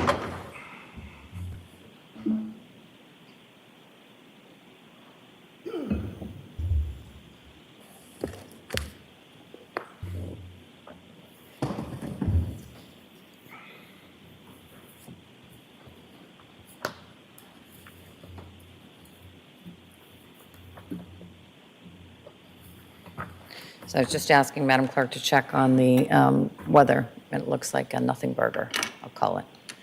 So we don't need to be worried about that this afternoon. They were worried about maybe there was going to be a snowstorm. So that is what they are referring to right now. And if there was going to be one, then the judge was going to let everyone go home early. So I do like how they finish at 4 every day, though. That's so nice for all of us, especially in these time zones where I'm at. Oh, 4 p.m. Okay, cool. So they're going to go for lunch from 1 until 2 p.m. They'll be back. It's already, see, we've been chatting so much. I'm gasping at these, oh my word, these Google searches. What? Clutching our pearls because, wow, Brian Walsh. So 25 minutes and then they'll be back. And we'll plan to go right through to 4 o'clock. Anyone need anything to be addressed before I get off the bench? All right, have a nice lunch. I think everybody lost their appetite after all his Google searches. Look at him.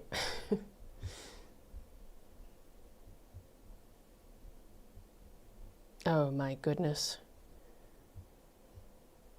Yeah, put the handcuffs on. Off we go with you. Kettlebell said, cannot wait to hear the defense. P. Cooper said, yes, Europeans can sleep. But I never sleep, right? But it is nice when it ends at 10 p.m. for me rather than 11 p.m. because I still do like at least an hour of work after the trial day finishes, right? So it's great. Bye-bye, Brian Walsh. Enjoy your bland lunch, whatever you're getting in a brown baggie. Look how they're gripping his arm there. Gwen said for the mods coffee. Thank you so much for your sticker, Gwen. Ooh, pretty ceilings and the damn fan. We do not want to look at this fan. I don't like it. So let's just refresh so that we are... And is this...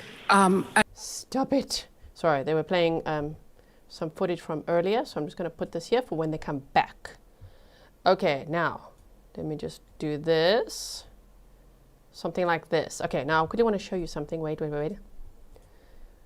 Hold on one second. Let's go to what I've sent myself here. Is it this one? Okay. I was just looking at some articles. There's probably going to be a crap ton of adverts on this article. Hold on. Let me try and make it less article-y. Less adverts. Okay, hold on.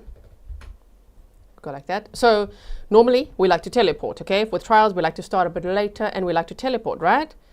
Libu, Grizzly. Teleport or can we open? You can open your lunch boxes. We are covering this trial live. I don't know. I feel like because the judge is so punctual and because I chip in so much, especially with a lying guy like this, with all these Google searches that you see. Now we only have 25 minutes left of this lunch break and then we're already all caught up. So while we're not teleporting now, we can discuss certain things. Okay, so let me bring this page up here. There's so many things to research in this case that you can go down so many rabbit holes. Let's go like this. I was just looking into the dad a little bit, like who was the dad. And Anna was actually married to someone before Brian Walsh. She was married to a guy called Mark Knipp. And that's where she gets this. So that's not her maiden name. Her maiden name is difficult to pronounce. But Mark Knipp, yeah. So High Plains Hounds, we are not teleporting. We are here discussing a few things for about 20 minutes and then we will be watching live. Okay, so I think you guys are enjoying it live though. We do this sometimes. We did it for Donna Adelson's trial as well. All right, but we did teleport right through that first coffee break, hey? Okay, exclusive, revealed, husband of missing mom of 3 was cut out of neurologist dad's will, but broke into house and destroyed it when he died before looting Dolly Art, trying to sell the home for $100,000 and more value and buying wife a $120,000 Maserati. Thank you, Janet Murphy, for supporting the mods with 5 delicious coffees. You said thank you for your hard, I guess that's hard work, right? Thank you so much.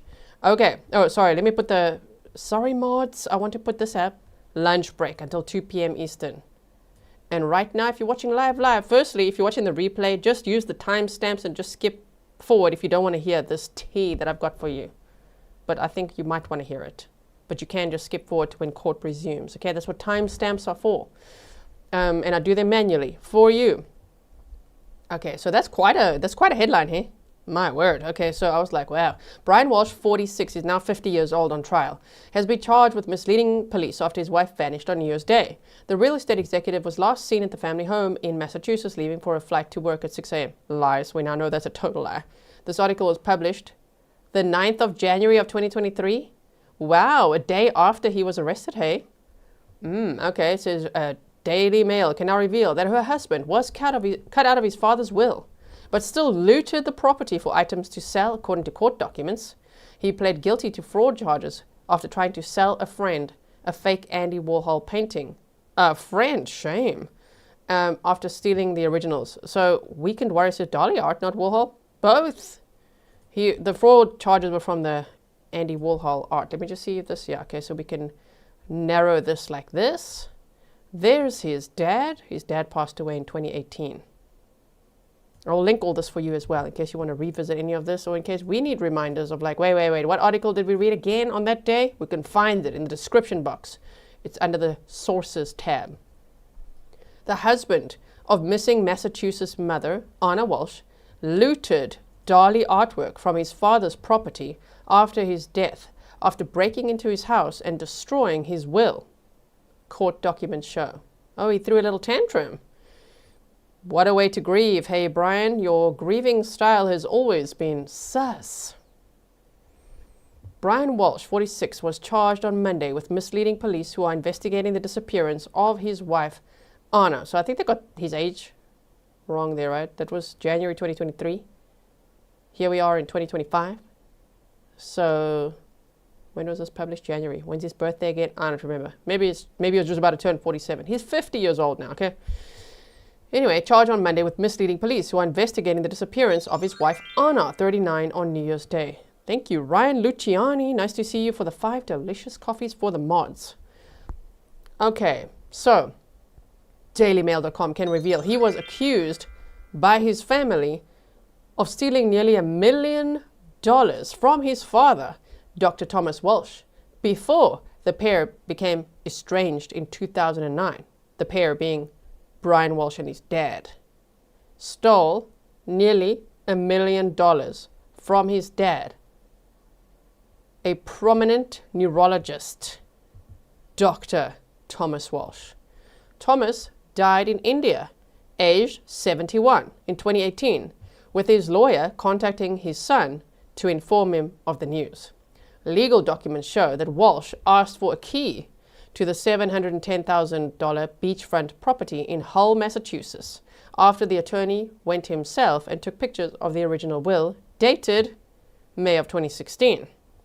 They add the younger Walshe raided his father's home, stealing thousands of dollars worth of artwork and luxury items, including paintings by Salvador Dali and Joan Miro, as well as a car.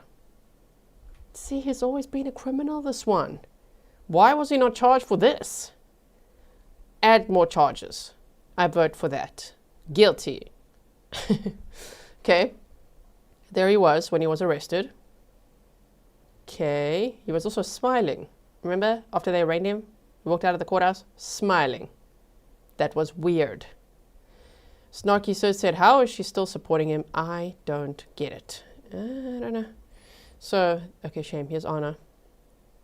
So Daily Mail can reveal that he was accused by his family of stealing nearly $1 million. We read that, right? Okay, so he's accused of taking a Salvador Dali painting, The Horseman of Death, from his father's property in Hull. So he was this art consultant. Okay, is that a little bit like Chandler Halderson, Chazzy Boy, worked at SpaceX? He seems more like an art thief and a con artist to me, right?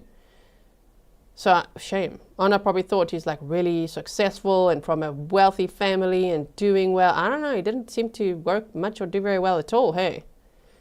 So, it says the father of 3 then allegedly tried to sell his father's home for $140,000 more than it was worth after he was wrongly named executor of the will. Named himself.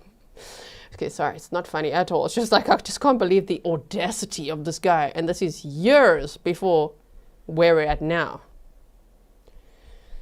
He was also accused in the papers of immediately trying to sell other items online, advertising a sale in January, months after his father's death. The discrepancies were only caught after his cousin, who had been named the executor of Thomas's will, contacted a friend of his uncle's in 2019 to discover he'd passed away. Walshe failed to inform other family members of his father's passing. Oh, really? With another family member taking over the estate in July of 2019. Okay. It's pretty hectic, eh? Legal documents show that the serial fraudster and wannabe serial killer, apparently, based on what we saw him Googling earlier. Okay, the serial fraudster, Walshe, then asked for a key to this property. Shame. There he is with Anna. Thomas died in India, age 71. We already went over that. We've seen these pictures as well. He tried to object to the appointment a month later, with a probate court ordering him to submit an inventory of the items that he took from the property, which he had refused to do. Inventory. He wouldn't do that, okay? Meanwhile, Walshe was also previously charged with fraud after selling 2 fake Andy Warhol paintings for $80,000 in 2016 and was on house arrest ahead of a later sentencing hearing. It's like the crimes just built layer by layer, right? Allegedly committing murder with an ankle monitor on? Dismembering your wife with an ankle monitor on?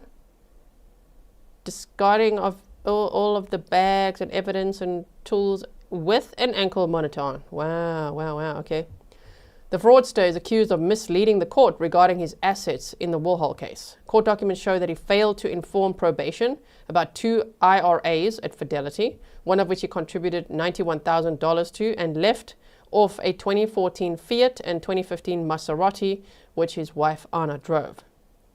She posted the car, worth $120,000, was the best Valentine's present of her life in a post online, adding, "Kiss to my husband, who makes all my childhood dreams come true."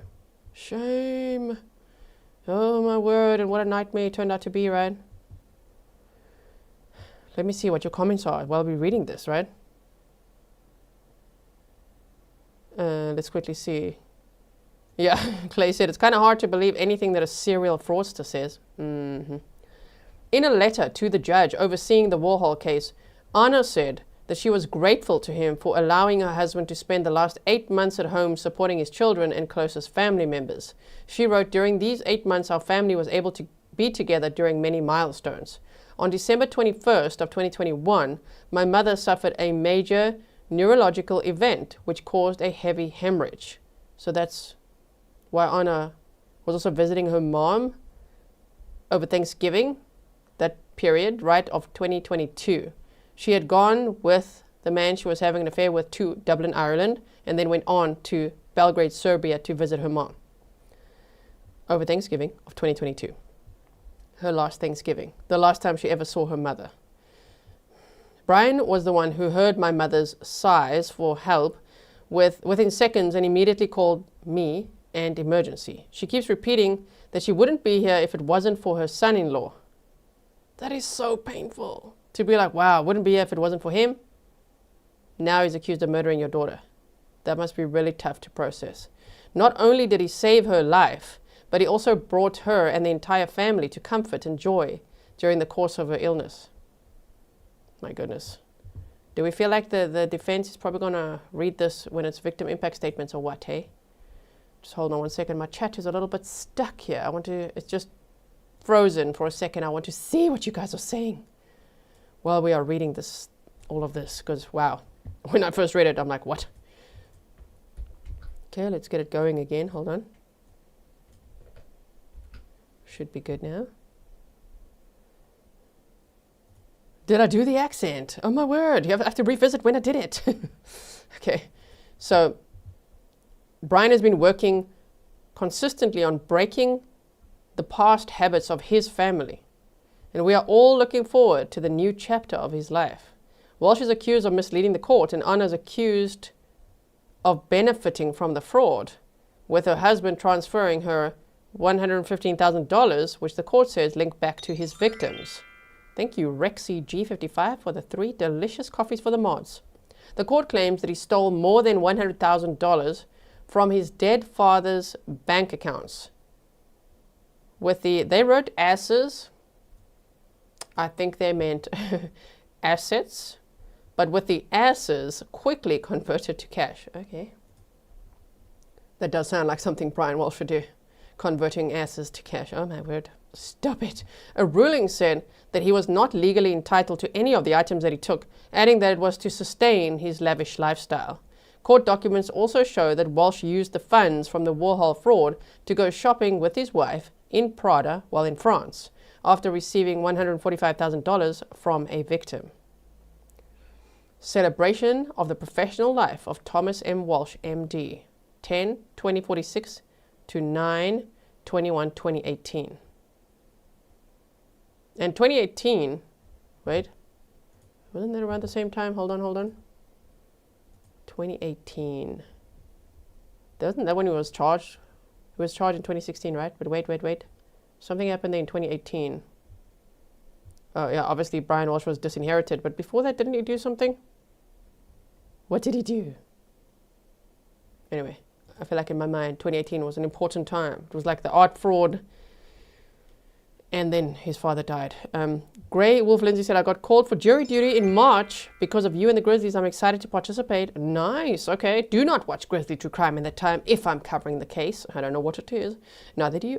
Rexy, thank you for coffees for me. But that's exciting. Here in Switzerland, we don't have jury duty. We have bench trial, same as in South Africa. So I will never have that experience. But I have it here with you all. We're an international mock jury. And I've decided in my own mind as the foreperson of the jury, Brian Walshe is guilty of a lot. Even a lot more. There's probably even more things that he's done in his life that we don't even know about. My goodness. So, K Music Taylor, nice to see you again. You said, love you, Grizzlies and Mods. Thank you for your sticker. Now, it says, she worked for real estate behemoth Tishman Speyer, and the couple owned several properties together. Their home in Cohasset and a $1.3 million house in DC pictured. Oh, is this probably the house where she stayed, right? Is that why he knew the garage code and all of that? Interesting, interesting. Wait, did I miss that? Oh, sorry. Also, yeah, happy Grizzlyversary for 36 months. This says legal documents show that the younger Walshe, this Brian Walshe, so he's got siblings, raided his father's home, stealing thousands of dollars worth of artwork and luxury items, including paintings by Salvador Dali and Joan Miró, as well as a car. And jewelry? You took your mother's, is that your mother's jewelry? Whose jewelry is that? Was he remarried? What's going on here? I mean, just to think of the type of person he is. So he's already estranged from his dad from 2009. His dad dies in 2018, and Brian Walshe's greedy little fingers already like, ooh, I'm going in. I'm going to just like steal everything. I'm going to destroy this house and I'm going to steal things. And I'm also going to name myself the executor of his will until people catch me and be like, damn it, I'm not. Yeah.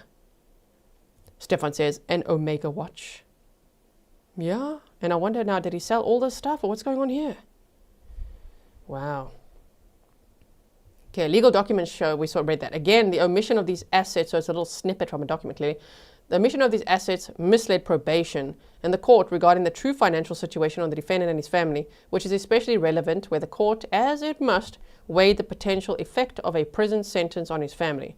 Moreover, it's particularly striking because the defendant's wife benefited from the fraud here, which took place before they were married, but were together. The defendant transferred approximately $115,000 directly to or for the benefit of his wife from funds provided by the victims.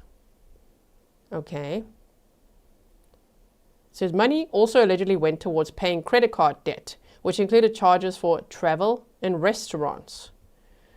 Walshe has still not told the FBI what he did with the Shadows paintings and led the FBI on a multi-year investigation because of his multi-year crime spree. Oh, yeah, Stefan, there you go. He's a despicable person.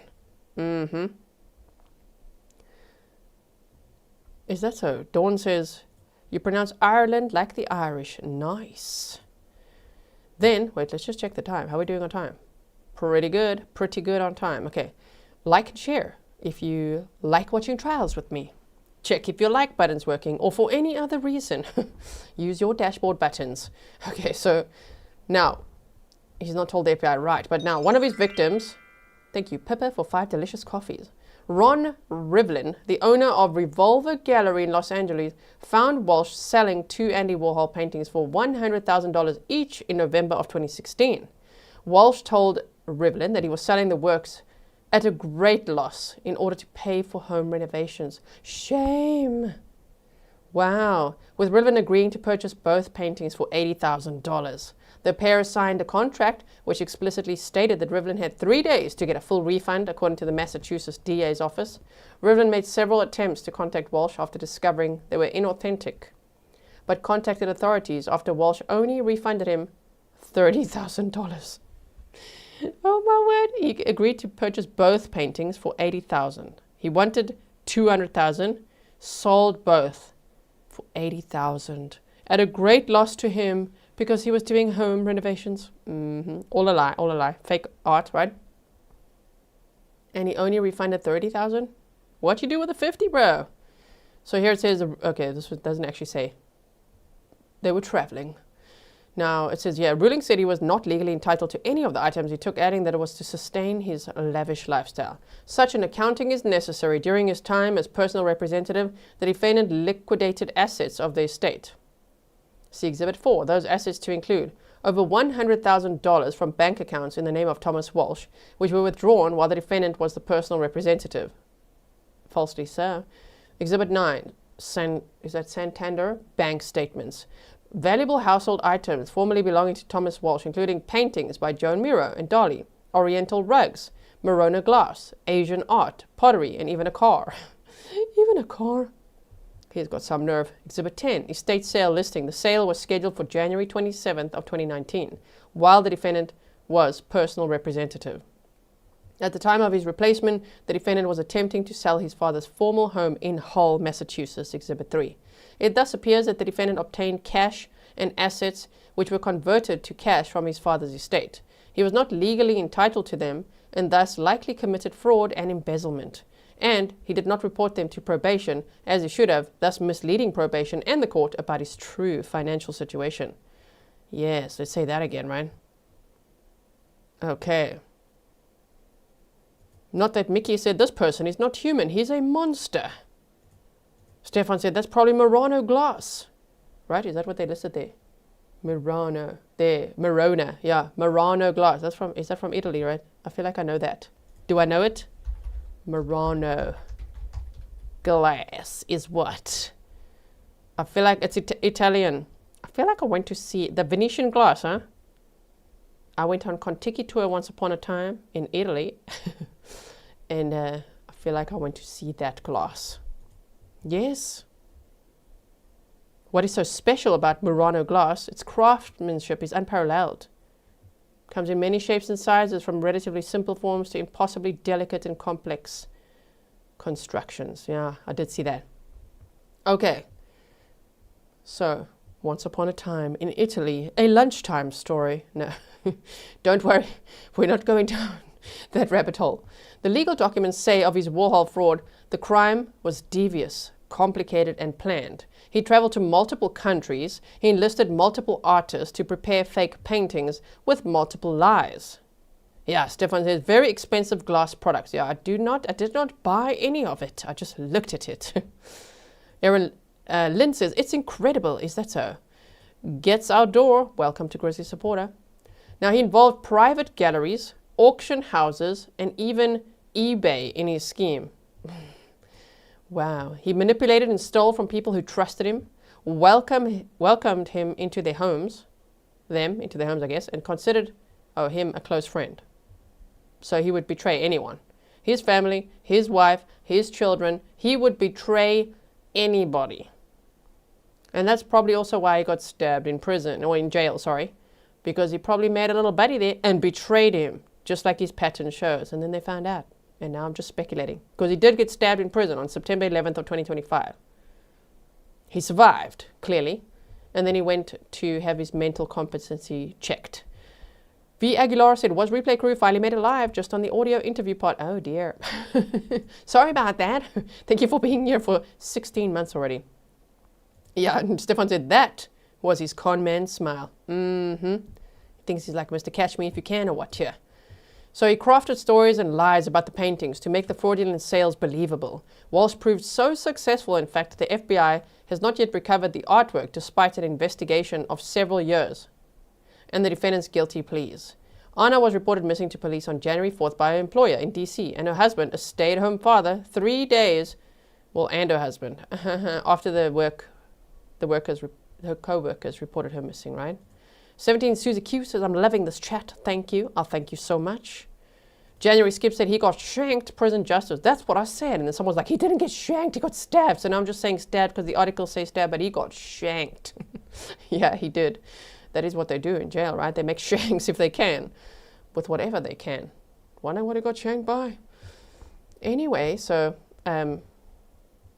she was reported missing. Yeah, so she worked for a real estate Tishman Spire, and the couple owned several properties. They also owned another property in Massachusetts worth $1.4 million, which they sold last year before she went missing. It went up in flames days. Oh yeah, do you guys remember that? That was suspicious, but then they said not related. They used to own this property in Massachusetts, okay? It says they sold it last year before she went missing. But that property went up in flames days after she vanished, but cops investigated and matter said it was not linked to her disappearance. But we all thought that was so weird at the time. Like, really? Like, within the same time that they're looking for Anna, then this other property they used to own goes up in flames? That was interesting. Anyway, so let's look what else he got here. Is this other stuff he stole? Yeah, look at all the stuff he took from his dad. His dad was an art collector. Is this the glass, right? Is this it? I feel like this is the glass. And lots of nice paintings and things. Rugs. Okay. It says, what happened to the money Walshe took from the victims in this case helps explain the real reason Walshe committed these frauds to sustain his lavish lifestyle using unlawful means. For example, obtaining $145,000 from victim 3 in France, Walshe's credit card receipts show that he and his wife went shopping at Prada. Similarly, the money that Walshe obtained from victim 1 mostly went to pay credit card debt, which included charges for travel and restaurants. I mean, I don't know if Anna knew or not, but one could speculate she might not have known about any of this shady stuff he was doing, right? Maybe he's like, ooh, I sold this piece of art and now we can go and celebrate and I'm going to buy you a Prada bag, like total love bombing with undercurrents of criminal activity that he was actually up to, right? The con artist, wow. A lot of people will say, what did she see in him? Well, he was a con artist, clearly a professional con artist. The FBI has been looking for those paintings for years. Couldn't find it. Wow. It says court documents show that Walshe used the funds from the Warhol fraud to go shopping with his wife. Okay. On Monday, cops announced that they had found blood on a damaged knife in the basement. So even though this jackass Googled how to get rid of blood on a knife and even mentioned something about HIV on the knife, I don't know. Thank you. Stark, is it Stark or Star? I thought yesterday your name in chat was Star Jerk. Now it's Stark Jerk. Thank you for the coffees. I really appreciate that. Okay. Giving me energy to keep going here. They still found a knife. A damaged knife with blood on it in the basement. Walshe told officers that he last saw his wife on January 1st at 6 a.m. when she left to get a flight to Washington, D.C. for work. Police told a judge that Walshe was spotted spending $450 on cleaning products in a nearby Home Depot. A Lowe's was the $450. See, this is where the things started getting all the facts. I mean, a little bit muddy. Let me quickly go to my presentation again, which is based on the search warrants. 462 pages that Grizzly Cat sent me. I was like, ooh, a document. I'm like, 462 pages. What the hell? Okay, put me to task. Let me look through all of this and see what's going on here. So it was on January 1st he went to the Lowe's. That was the $450. Apparently, according to the documents, where he spent $450. At the Home Depot, he did buy cleaning products too and things, rugs. At Home Goods too. Home Goods, Home Depot, CVS, he went all over the place. But yeah, the point is he spent quite a bit of money on cleaning products and sinister tools to dismember his wife. Wow. He claims he only left the house once on January 2nd. Well, he didn't claim that for long. The day after she vanished to take his son for ice cream. Authorities say it allowed him to clean up evidence and dispose of it with his bail being set at $500,000 in cash. And then no bail. This says, wait, we've got to check. Now we've got to really check that court feed. Oh, we're late. Okay, wait, I'm going to refresh this feed quickly because the fan is on. Okay, I'm watching. The defendant did not list various substantial assets possessed by his wife. The defendant responded that he accurately believed that his wife's assets and liabilities did not affect his net worth, as he had no right to the assets and no legal obligation with respect to her debts. PSR at 38. However, that was not probation's questions. The form clearly required him to list assets and debts that he enjoyed the benefits of or made occasional contributions toward. Government submission. The defendant acknowledged that his wife paid the household bills. See, even then, back then, it's like she does it. Okay, which included the defendant. Which household included the defendant? Accordingly, the defendant should have listed those assets. Here's the paintings, right? The legal documents say of his Warhol fraud, the crime was devious, complicated, and planned. Anna was reported missing to police on January 4th by an employee in D.C. and her husband, a stay-at-home father, 3 days after she was last seen. Prosecutors at Quincy District Court say that Walshe's statements, including claiming that he didn't leave the house, delayed the investigation. Police searched the home, finding blood in an area of the basement before finding a damaged knife with blood on it.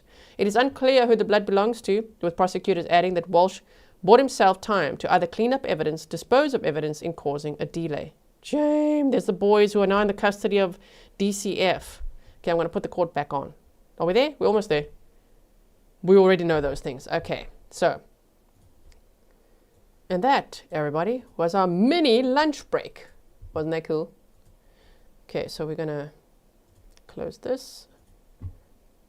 Put this back on. Walshe was being uncuffed here a little bit. Now I'm going to have to just resize this. Hold on. Sorry about that. Oh, you're back from lunch. There we go.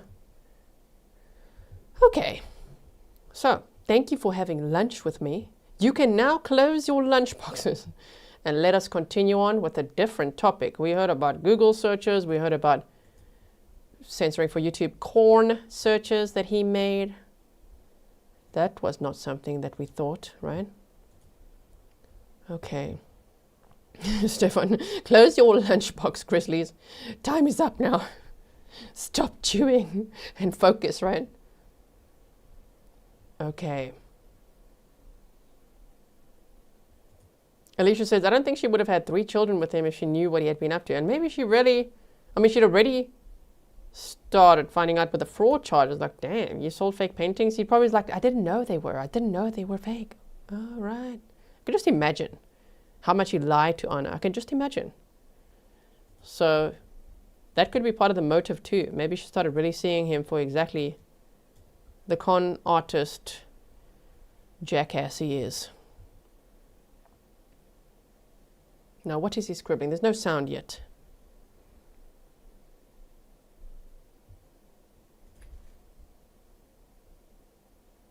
Jane said he had a nanny. I wonder if she watched the children. Well, yeah, we do know that. We do know that based on the trial prep and the timeline. The babysitter was there on January 1st and a few days. I don't know if she came every day. I don't have that from the documents, but they did say January 1st.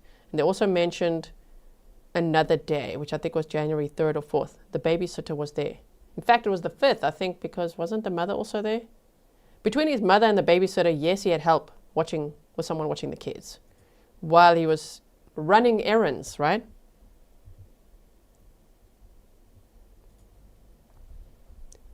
Now, let me see if I can find. Because yesterday I was looking into why are the kids in the state's custody? Why are they with DCF and not his mother? And I started going down that rabbit hole, but then I forgot about it. It's like, we must talk about this sometime. Let me go see what I found. Yeah. You are unmuted. Thank you. Start with the note. I'm just going to stay here for now. I think the lawyers have decided that.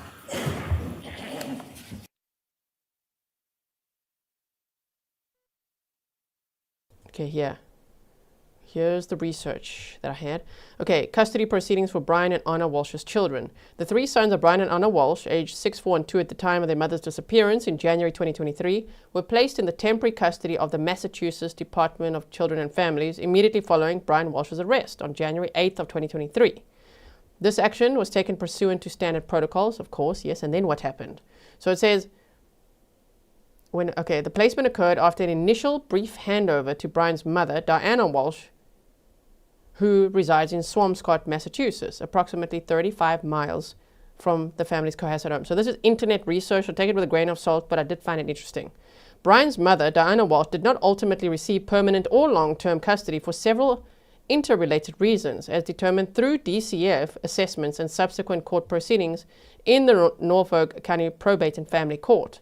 These factors are rooted in child welfare evaluations, family history, the logistical considerations, and all of that. So they did look if his mother could have the kids and found that she shouldn't. That's interesting.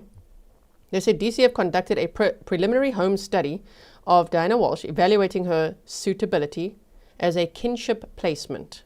However, the assessment raised reservations due to Brian's documented history of legal issues, including the art fraud and all of that. Court filings and expert analysis suggest that DCF viewed the Walshe family environment as potentially unstable, with Brian's actions in the murder investigation extending concerns about intergenerational patterns of behavior. Interesting. That's interesting. Okay. They said attorney Jason Owens, an expert in DCF cases, unaffiliated with the matter, noted that such investigations prioritize environments free from turmoil, fabrications, and chaos. See, while they're having sidebar, we're also having sidebar. We're discussing why are the kids not with his mother? Now, they're not with Anna's mother because of visa issues and all of that. And I mean, that would be quite hectic for them to move to a whole new country, to go like to Serbia. Shame. I think that would be quite hectic, right? Anyway, okay. Additionally, Brian's strained relationship with his own father, Dr. Thomas Walshe, may have indirectly influenced perceptions of the paternal lineage's reliability. Okay, logistical and international family complications. So that's why they're not with Anna's mother, who resides in Serbia. Her sister lives in Canada. Yeah, why they're not with her sister? Creating significant barriers, immediate kinship placement, including immigration, travel, jurisdictional issues. Okay. Anna's mother explicitly stated in early 2023 that she would not seek custody, citing the huge responsibility and her advanced age and health limitations, because she was already very ill at the end of 2022, right? Without viable maternal relatives, DCF shifted focus to the paternal side. We're going to go now. But Dinah's temporary role was deemed insufficient for permanence due to her proximity to the crime scene. Oh. Investigators searched a dumpster near her residence for evidence, and the need for a neutral professional foster arrangement to avoid potential trauma from ongoing media scrutiny. It feels like they thought the mother was a little bit sus. Am I reading that right? I don't know. But they decided that the children are going to be better off in the state custody than with Brian's mother or with Anna's mother. Interesting. Meaning moving to Serbia, as I say, that would be quite something. Visa, passports, all of that. I don't know about the sister in Canada, but wow. Okay, are we ready? Here we go. Now we are moving on. I was just curious, and I remember I was going down a rabbit hole of this the other day. Yeah, so let's continue on with the trial now, shall we? Oh, yes, please. Thank you. All rise for the court, please. Jurors entering.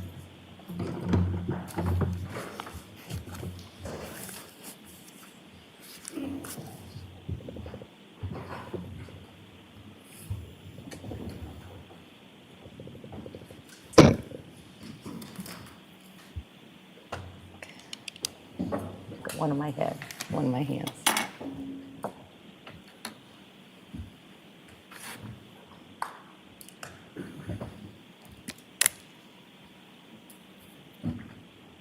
Court is back in session. You may be seated. And you may proceed. Thank you very much.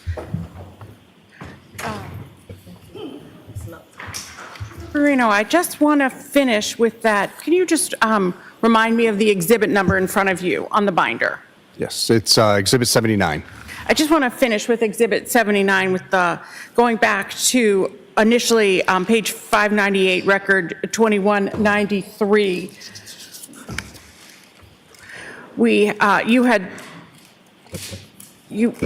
If you could just tell me the title for that. Yes, Patrick Kearney, Google search. Okay. And going then to page 600, record 2198. Yes, this is Patrick Kearney, Wikipedia. And could you please tell me the date and time for that? Yes, January 1st, 2023, 11:30:57 a.m.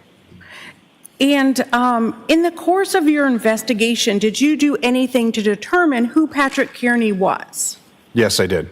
And what did you do to determine who Patrick Kearney was? I went to the Wikipedia site that the user of the laptop went to.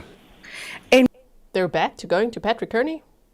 Earlier they would strike that question, that statement about his Patrick Kearney searches. Here we are talking about again the trash bag killer. That's what Brian Walshe was researching, who was a serial killer, put his victims in trash bags all along the highway. Okay, so we're back to that. Also, don't you wonder in the back of your mind if there might be any more charges coming? Now, I'm not actually trying to cast any blame on his mother, but she's very supportive of him.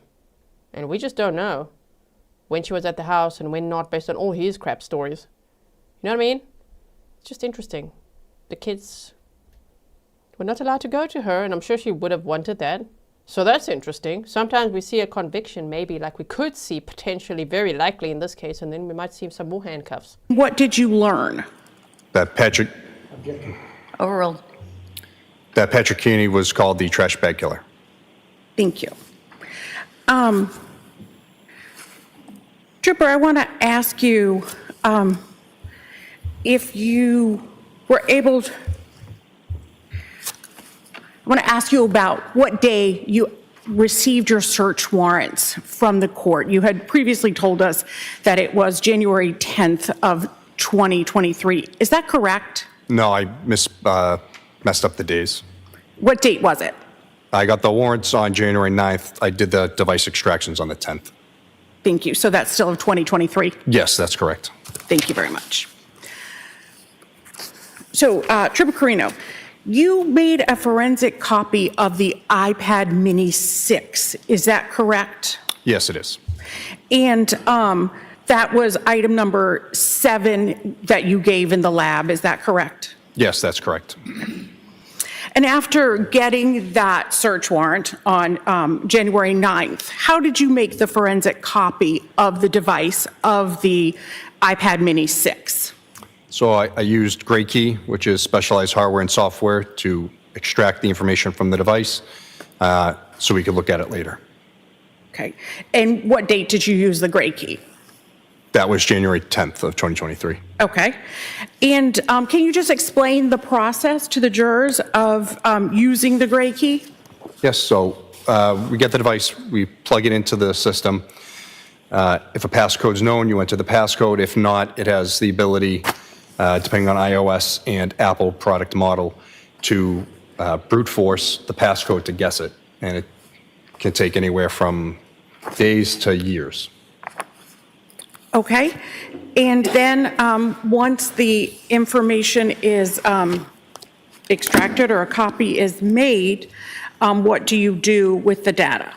So we save it from the Gray Key server to our secure server so we can load that into whatever forensic software we want to use to look at it, whether it be Cellbrite or Axiom. Because it's not in a readable format at that point. Is that correct? That's correct. It's in an encrypted zip file. Okay. And where is the actual device now, that iPad Mini 6? That's at the Norfolk DA's office evidence room. Okay. And after you made the forensic copy, then what did you do? Well, the device would stay in evidence, and then we would load that, like as I said, into our forensic software to start looking at the information. And what software did you use? I use Cellbrite for this one, their Okay. physical analyzer. Trooper, had you previously examined this device, that same device, the iPad Mini 6? Yes, I had. And when was that? January 7th of 2023. And how did you have possession of the iPad Mini 6? It was given to us by Brian Walshe, the police. And what forensic tool did you use when you first examined the iPad Mini that Brian Walshe gave to you? I used the same products. I used Gray Key for the extraction and then Cellbrite Physical Analyzer to view the data. And at that time, did you have the password? Yes, I did. And what was the password for that device? 121212. And after making a forensic copy of the data, what did you do with the iPad that the police received from Brian Walshe on January 7th? Devices were returned to Brian Walshe. And was that same device in the Walshe residence on January 8th when you executed the search warrant? Yes, it was. And how do you know that it was the same device? So when we plug a system into Gray Key, it creates a progress report showing the date and time that we plugged it in, the process it goes through, and creates a PDF. When we plug that same device in days later, it as long as the extraction has been deleted off the server, it rereads and knows this is the same device, same serial number. The hash value for the information may be different because time has changed, so user input and changes to the device will show.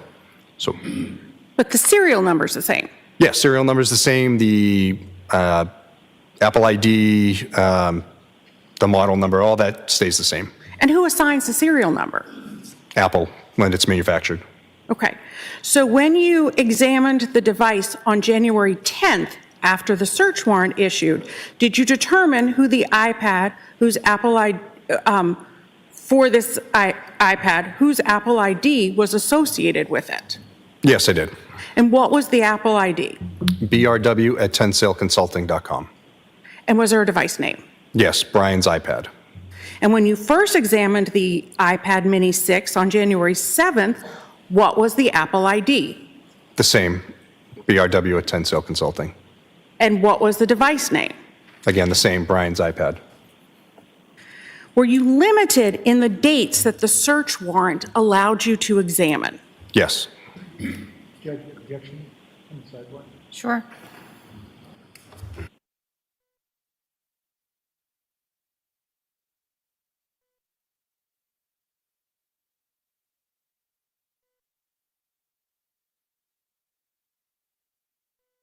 I'm back. Hold on. There I am for sidebar. I was jumping on my trampoline. You know, gotta get some movement every hour. Okay. I have a big trampoline in the house. I would recommend any trampoline in the house just to get some exercise. In the sidebars, hey. My goodness. Naming every device, of course. Brian's iPad. Brian's MacBook. Yeah, and Brian's Google searches. Okay, let's see what you guys are saying here. Darcy said, did Brian Walshe Google Photos do those? I don't know. Did he? I don't think so. But I wouldn't be surprised. Okay. Stefan says, password 1212. 12 was Brian's IQ. Easy to remember. I mean, what a crap password as well. Do not have passwords like that. If you guys didn't know, it's 2025. You need secure passwords, not the same password for everything. You need two-factor authentication. Okay. Stay safe out there online.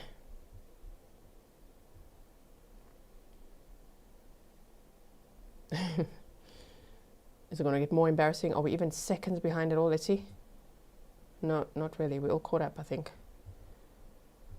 Sharon said, do the cats get on the trampoline with you? Willow does. She really likes it. She does get on with me. Fury was just sitting next to me now. Sarah Hunter said, why does the defense attorney shout? Maybe for effect? Maybe his hearing is a little compromised. I don't know. Right? Okay. By the way, when I say a big trampoline, I don't mean I have a family-sized trampoline in the house. You know, like those little exercise rebounders? It's like that. But like the normal little one, it's probably 3 times that size. Yes. Okay. So our house is a cat house. It's just cat towers and a trampoline. And a coffee machine. Thank you very much. All the important things. Now we've got the sidebar again. You know, if you were on the jury, wouldn't you be like, damn, the defense really, they don't like this, huh? And then every time it actually gets voted in and they continue on, off they go, right? Off they go again. Let's hear it. Then they hear more of what there is, and it just gets worse and worse. Jen says, we took a vote and asked for a makeup tutorial. I politely declined, because that's certainly not what I'm here for. But I have before on Patreon offered a full presentation of the makeup I use. So if you are on Patreon, you could search for that there.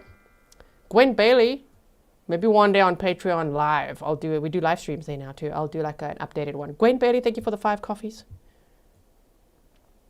We'll put this there. Mom28 says, where did you get the bigger trampoline? Online, of course.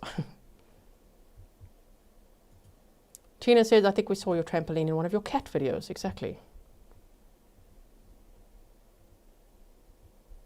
To me, Brian Walshe is looking more and more defeated. in this micro assessment of his body language. Yeah, you're looking defeated, bro. Is it just us? Is it the lens that we have on? Am I just seeing guilty now? I don't know. But he just looks a little trying to hold his head up high. I don't know if he has any shame. Do you think he feels any shame? I'm not so sure, right? Okay. Quite the sidebar. I'm going to try to go forward a few seconds here. Okay, there you go. See? 30 seconds forward.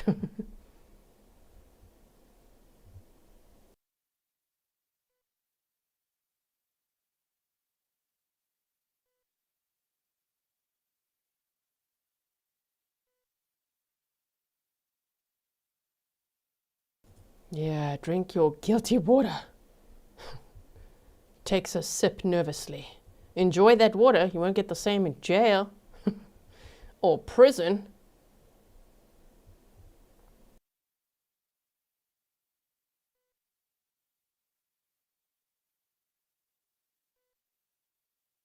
Susan Murphy says, oh, no rosary today. All right.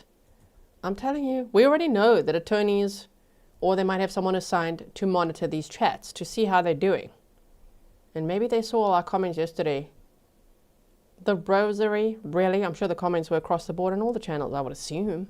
But like, we were definitely snarking about it. Like, what the hell are you trying to do there? Manipulating the jury. And I'm sure his defense was like, damn it, bro, just put your hand, don't bring that rosary and don't show it like that the whole time.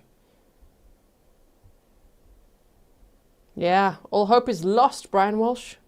Can you imagine if they find him not guilty? I can't imagine it at this point. Shame, the poor jury, the things they're hearing for the first time.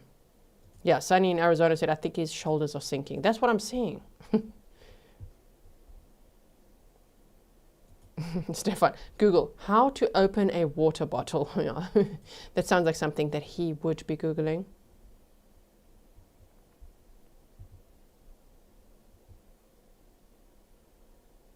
Joe says, what juicy details are they talking about at sidebar? Yes, tell us. What searches are you trying to keep out? We want to hear them all.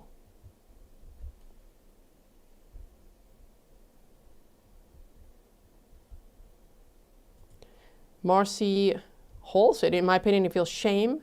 If he feels shame, it's for the mistakes he made, not for what he did to Anna. Definitely looks defeated to me, justice for Anna. I mean, he did say that he didn't call her work because, you know, he didn't want to embarrass her when she went missing. Right, what a reason. So it just tells me, though, that he thinks about his image quite a lot. Yeah, feeling stressed there. Rub that forehead. A little stressful, hey, Brian Walshe, to be on trial for murder. What did you think would happen? Southern Calibi says, gee, how dare you forget the Stuart doorstop. We do have a doorstop.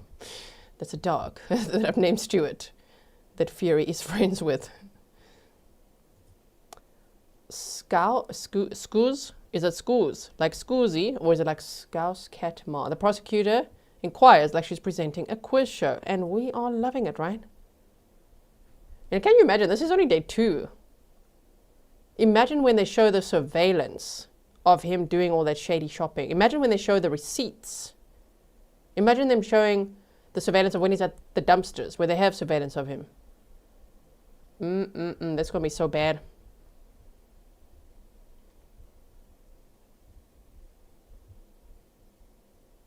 So do you still think it was a good or bad strategy that they started off with these audio interviews? I agree with some of the comments I saw left yesterday. Make sure you leave comments after the live stream as well. I love reading those too. Where comments were saying, you think it's good they played the audio interviews, but maybe they should have just added some more questions in between for context for the jury so they can understand just how much he's lying. But I think that's what's going to, if they listened carefully to day 1, ooh, they're going to see all of that debunked on day 2, 3, 4, and 5, or however long this goes on. It should last, this trial, 2 to 3 weeks. The state says they hope the trial's done by Christmas. Okay. Here we go.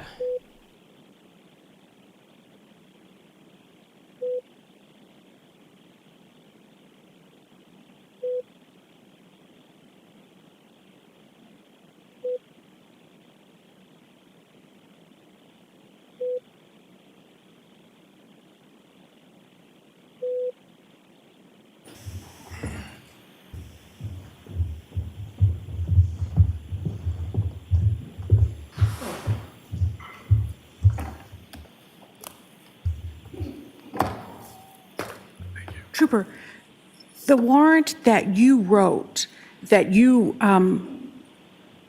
sought, you limited the dates to 12/25/22 through January 8th of 2023 for the data that you could look at. Is that correct? Yes, that's correct. And so you followed those dates when you were doing your search? Yes, you're able to edit the information down to that set time frame. And so you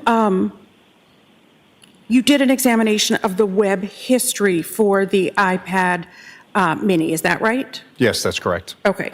So you did it for both initially for when Mr. Walsh had given you the device, and then you did it again when you sought a search warrant. You did 2 extractions of that and analysis, correct? Yes, that's correct. Okay. And, Your Honor, that has been marked as exhibit number 8. Previously as exhibit number 8. And noting the prior objections, any new objections? All right. That's item number 7, is that correct? That is item number 7, the iPad mini. Thank you. Okay. So I now marked and in evidence as exhibit 80 is the extraction for item 7, the Thank you. And my, iPad mini 6. may I approach, Your Honor? You may. And Trooper, I'll show you the cover has report 1 and report 2. And there's a yellow piece of paper that divides them. Okay. Can you just tell me the difference, report 1 and report 2, when those were done? Yes. So report 1 was just an extraction of the web history that I created to send out in email format on January 7th. And just go to the next page here. So that was from when Brian Walsh gave police the device? That's correct. And report 2? Yes, just get to it. And report 2. Pause. Somebody says, man demands, just gotcha. Can someone sum up the last few hours in 3 words? See, that I like. When people try to say, what did I miss? That's like so vague. But this, you see, challenge accepted. Can someone sum up the last few hours in 3 words? Spicy, dirty, and incriminating. I could also say spicy, dirty, and guilty. Is that good enough, right? You should watch it. If you missed it, you should watch it because they went over all the Google searches. Is post that. This has a date of 11/10/2025 using, again, physical analyzer for the web history. Okay, and that's from the search warrant content, is that correct? Yes, that's correct. Okay, and what makes the PDF reports different besides one was given to police and one was based on a search warrant? Yeah, so Cellbrite and all of these companies, they come out with constant software updates. This is a far older version of Cellbrite that I used. This is just a newer version, so it might have some columns extra that the older version didn't have. So you're pointing, and if I'm you sorry, could just yes. if you could just use your words. Yes. It's like you're pointing, use your words. Guilty. Oh, sorry, not those words. My bad. Let's go over what the page actually says. Man says, thank you, I'm going back now. You could stay here with us. Stay here. I'll timestamp everything for you, right? You can watch live right now. I'm sure it's going to still get spicy over here and dirty and incriminating and a little bit LWAP. So stay with us if you like, live. And then you could catch whatever you missed. If you guys are just joining now, you could catch it later because everything will be timestamped for you, meaning you could chapter it out by me for you. So you could just skip to what you want to hear. Yeah, so each report has different columns. It's the same information, but it's just extra. It may have an extra column of information. That's the only difference. So the second report in the file, that software was updated, is what you're saying? Yes, I'm sorry. Yeah. Okay. So you said that the binder contains the web history from the iPad. So those are the same? The web history is the same? Yes, nothing was taken out from the web history. It's whatever was there from that date and time frame. Okay. And the binder, you said that the binder contains the web history from the iPad. And what had you looked at with the MacBook? Also web history? Yes, it's the Safari Web. It's just called a little different in Axiom, just how they name it. Okay. And what did you find between the MacBook and the iPad web history? So the web history for the iPad, other than numerous more YouTube videos, had the same searches that we saw that are in the MacBook. Were you able to determine which device, the laptop, meaning the MacBook, or the iPad, the searches originated from? Yes, I was. How? So initially, I had only looked at the iPad first and had believed that they possibly had come from that. By extracting the database from each device and then loading it into a SQLite browser, which is another program to just view the databases, I was able to see that the MacBook had a designation of 0, showing that it originated on the MacBook, whereas the iPad did not have that. It had Oh, wait, finish your sentence. an unknown source. Oh, really? So it wasn't the son's iPad that made those searches. It was, in fact, Brian's MacBook. Brian Boy's MacBook. Oh, really? He was doing the searches on there. But, you know, these devices can synchronize and all that, so. But they found the origin. You were on your laptop, Brian Walshe, doing all that Googling, probably pretending to work or what? Oh, my goodness. We are 18782 says, thank you for your awesome coverage. Love it. Watching in New Zealand. That is so cool. Hello to everyone in New Zealand. There's Grizzlies all over the world. Okay. And what did that indicate to you?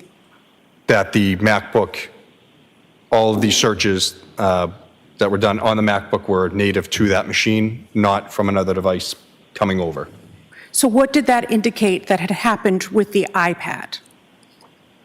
Well, that due to the Apple IDs being the same on both devices, the iPad during setup must have had the sync function on because it was able to sync the web history to the iPad, but not the iPad to the MacBook. And what does sync mean? Synchronize. Apple makes their products, so if you use the same Apple ID on your phone, your laptop, and your iPad, it shares all the information, so you're not constantly switching between devices. If a user does not change the settings, the data can sync across devices that are signed in with the same Apple ID? Is that correct? Yes, that's correct. Okay. So if you look back at the big binder, that being Exhibit 79, and you look at like record 2365 on page 650,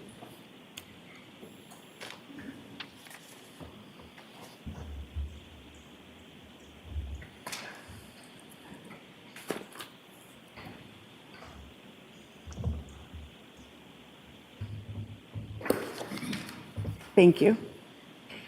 It says... What's the record number we're looking at?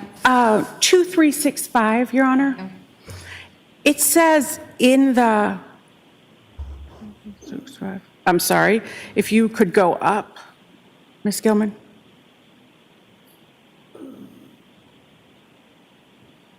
Yeah, 2364, I should have said. In that URL, it says channel equals iPad underscore BM and source. What does that mean? So it's reading that channel is iPad underscore BM. BM stands for bookmark or favorites. So it's that the Google search engine is a favorite in the iPad. Does that show that the search originated on the iPad then? No. So why is that appearing? I'm not 100% sure of how or why Apple codes it this way, but it's that the iPad and the MacBook are synced, so the iPad has Google as its saved bookmark search engine. Thank you.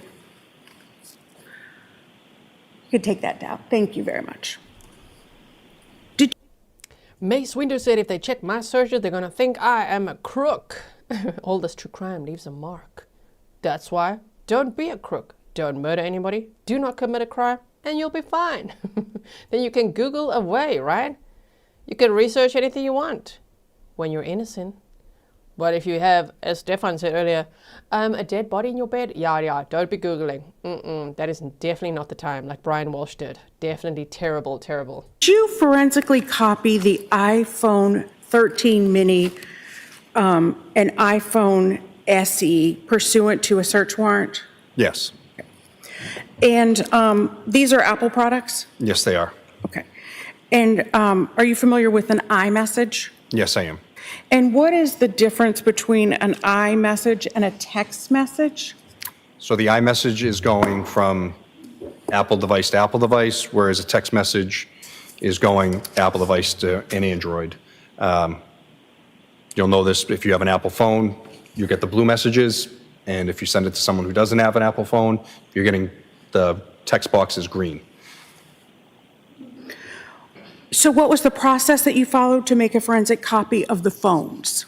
The same as the iPad, plugged it into GrayKey, did the extraction, and then from there saved it to our server and would be able to load it up later into Cellbrite to analyze it. Same process? That's exactly right. Okay. And could you forensically copy both phones at the same time? No, as I said, we only have one GrayKey machine, so we have to do one device at a time. Okay. And then were you able to look at the device on a program like Cellbrite? Yes, that's what I use, Cellbrite Physical Analyzer. And had you previously viewed the data on the iPhone Mini 13? I did a cursory look with Trooper Guarino, but I didn't go deep into it. Okay. And how had you accessed the iPhone 13 Mini previously?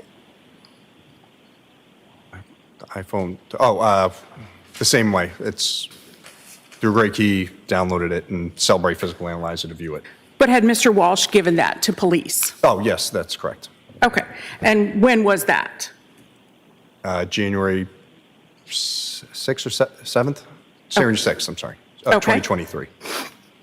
And you had worked, you said, with Trooper Keefe on that? That's correct. All right. And did you have a password for that iPhone 13 Mini? Yes, we did.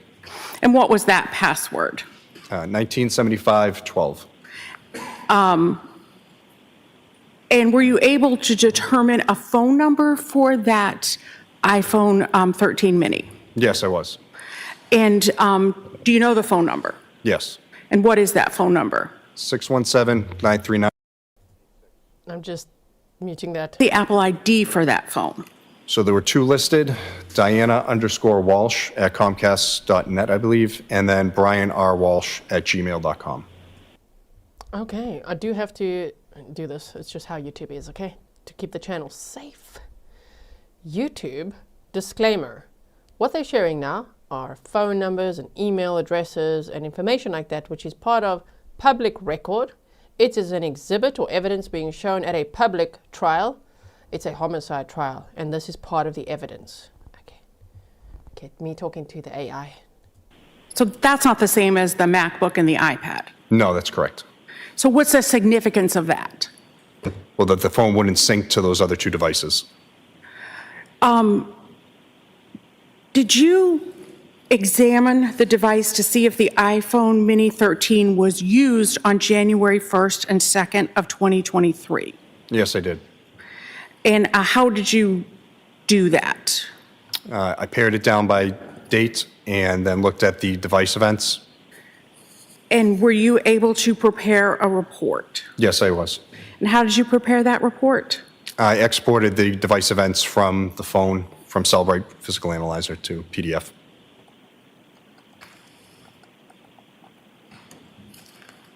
John, that's previously marked as Exhibit 81. Any new objections? No.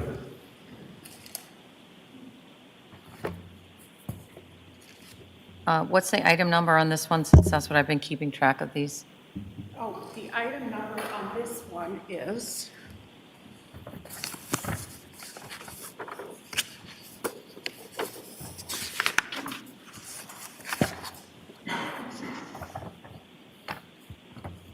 I don't mind this paper flapping 5. Thank you. through all of this The evidence. extraction for item 5, the iPhone 13 mini, is now in evidence as Exhibit 81.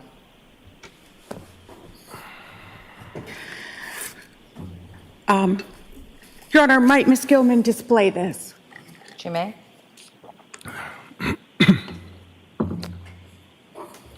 Thank you. If you could just do the top columns. Thank you. Trooper, what is event type? The event type is what the phone records, what it did, so shown here, device lock status. What is value? What happened with the phone, so showing, the first one is showing unlocked. What is additional information? If the phone recorded any additional information, like how it was plugged in or anything, it would show in this column here. What is AC charger? If you could go down just a little bit, Ms. Gilman. A little bit more. Keep going to AC charger. Thank you. What is AC charger? So line 5 shows the charging method, and it shows that it was plugged into an AC wall charger. What is that? Like when you plug in at home to your alternating current in the wall. Thank you. What is USB port? That's the charging method. It was plugged via USB port to charge the phone. What is... Why is it important? Because Brian Walsh said he misplaced his phone from December 31st, that evening sometime, all the way until January 2nd, when, oh my goodness, he found his phone. I think he even said the babysitter found his phone under his eldest son's pillow. But now they're showing, no, he had it plugged in, charging on January 1st. He'd also unlocked it multiple times throughout the day on January 1st. So this whole misplacing his phone crap, it's not panning out for him. And he apparently drove around with it for a time as well. So they could also track that and be like, oh, I thought you misplaced your phone, but there you go with it. There you go with it. So, yeah. Source? The source is the location of where the information came from the device, like how it recorded it. So there are 2 options, I believe. If we could see Knowledge C and Biome? Yes, it's 2 different locations how Apple stores data. Knowledge C is the main database. Biome is a secondary repository for the information. And what is deleted? If the event was deleted from the phone. Going through the report, what event was associated with this device on January 1st, 2023 at 7:57 a.m.? And these are all converted UTC times, correct, for Eastern Standard Time? That's correct. If you look, it says UTC -5 in the parentheses. Thank you. So 7:57 Yes. a.m. So that's device number 2? Yes. So it shows 1 and 2 show the same items. 1 just shows the start time, 7:57 a.m. The device lock status, the phone was unlocked. And how long was it unlocked? Approximately 2 minutes. And what time does the device become locked? 7:59:45 a.m. And after the device becomes locked, what happens next to it? 8:09:12 a.m. on January 1st, it is plugged in. And then what happened? It recorded 2 charging things 2 seconds apart. And then after at 11:23 a.m., the device is unlocked again. Okay, and then what happens? It is then locked at 11:24:15. And then what happens? The device is 12:38:40. It's unlocked again on the first. And then what happens? And then it's locked again at 12:39:20 on the first. And then does the phone get unlocked? Yes, 12:45:20. And then what happens? And locked again at 12:46:49. And then what happens? It is unplugged on the 1st at 1:42:02 p.m.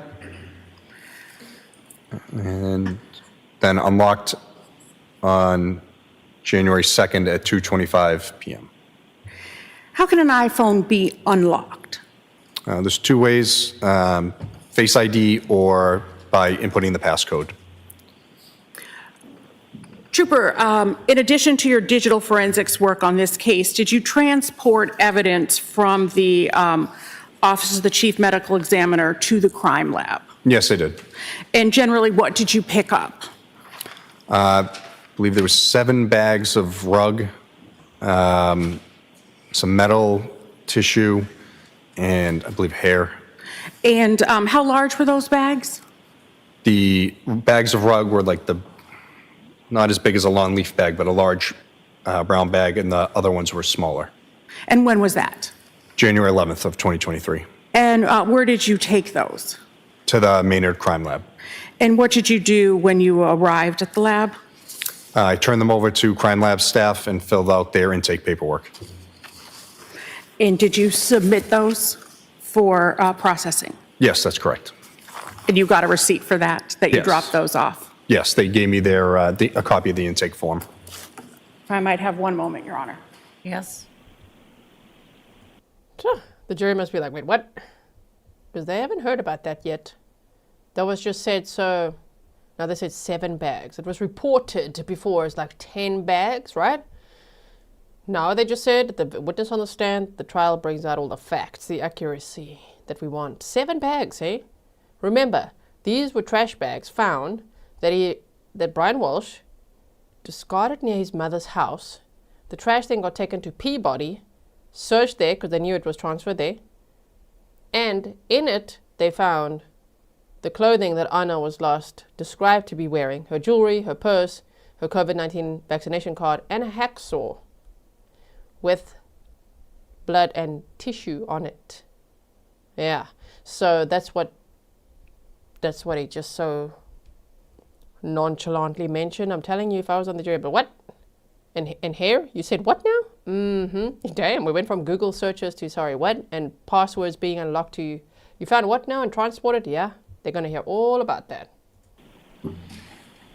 And he was a contributor to the DNA, and Anna's DNA. Thank you, Your Honor. Was found on those items. Cross-exam.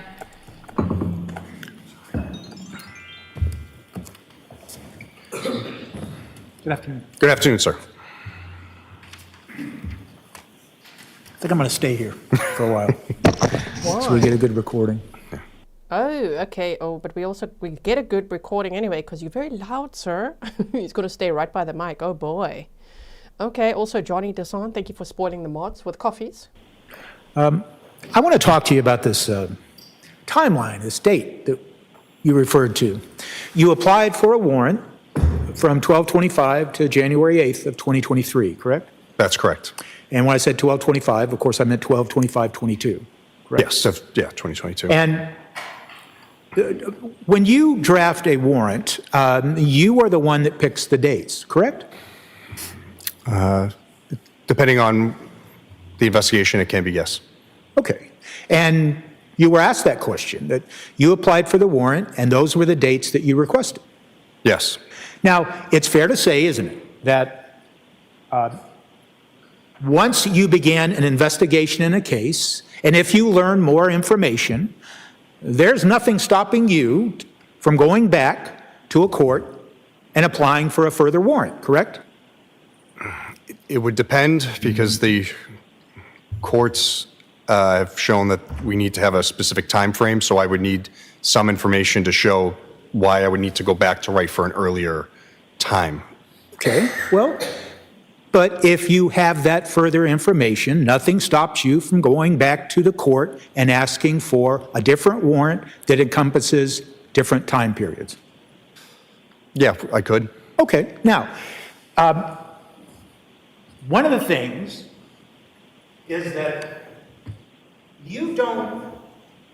It didn't stay there for long, hey? Any information to tell this jury about of any of the data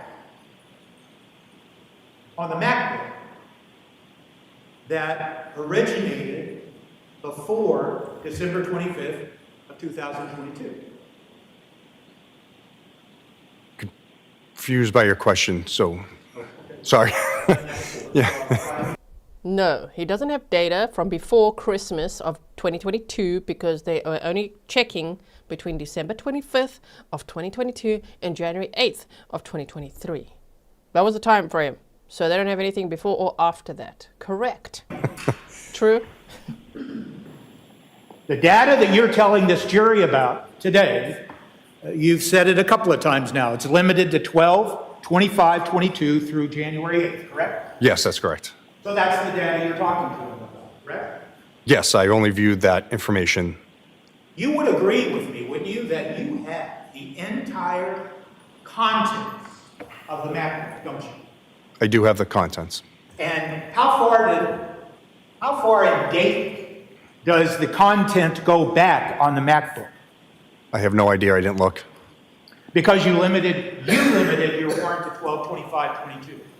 That's correct. So if you thought, as an officer involved in an investigation, that there might be some important information that predates 12, 25, 22, you have every right, and there's a procedure for you to go back to the court and explain to the court why you think there might be more information back before 12/25, and see if you could get a warrant to cover that earlier information. If I had information showing that there was more, then I could, yes. Okay, and you never did. I don't believe I had any other information showing that I needed to. And you didn't have any information that you thought it would be important to your investigation to go back before December 25th, did you? For my role, that's correct. Okay. And why is that? Because there was plenty to work with, even just from January 1st of 2023 with what your client was doing. Right? Wow, okay. So, when we heard about, for instance, this Pornhub search that occurred on 12/27, remember that? Yes, sir. And we all remember that. We heard about some other Pornhub reviews. Like Chatterbait, correct? That's correct. And something about Miss Bell, correct? About what? Miss Bell? I don't remember it off the top of my head. I'm sorry, Miss B. I still don't remember, but okay. Okay. Do you remember seeing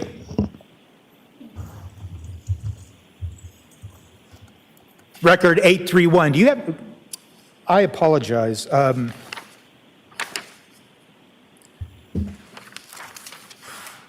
don't have that book up here to see it. Let me ask you this. Okay. Do you remember seeing also a reference in the very same data that you've told this jury about that talked about a movie called, or something called, Slade, Dominant, Scarlet? I would have to see it, but could I double check it?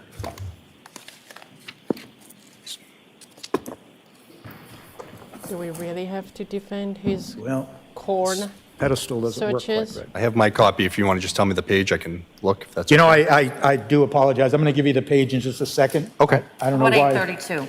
Thank you, Judge. Sure. What was it? I'm sorry. 832.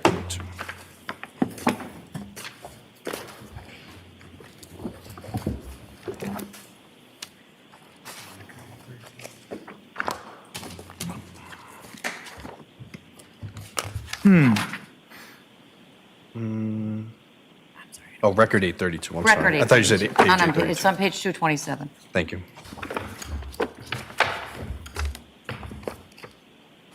All right. All right, I'm there. And yep. Thank you very much, Your Honor. Sure.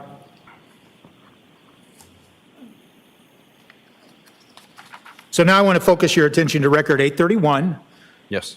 on page 226.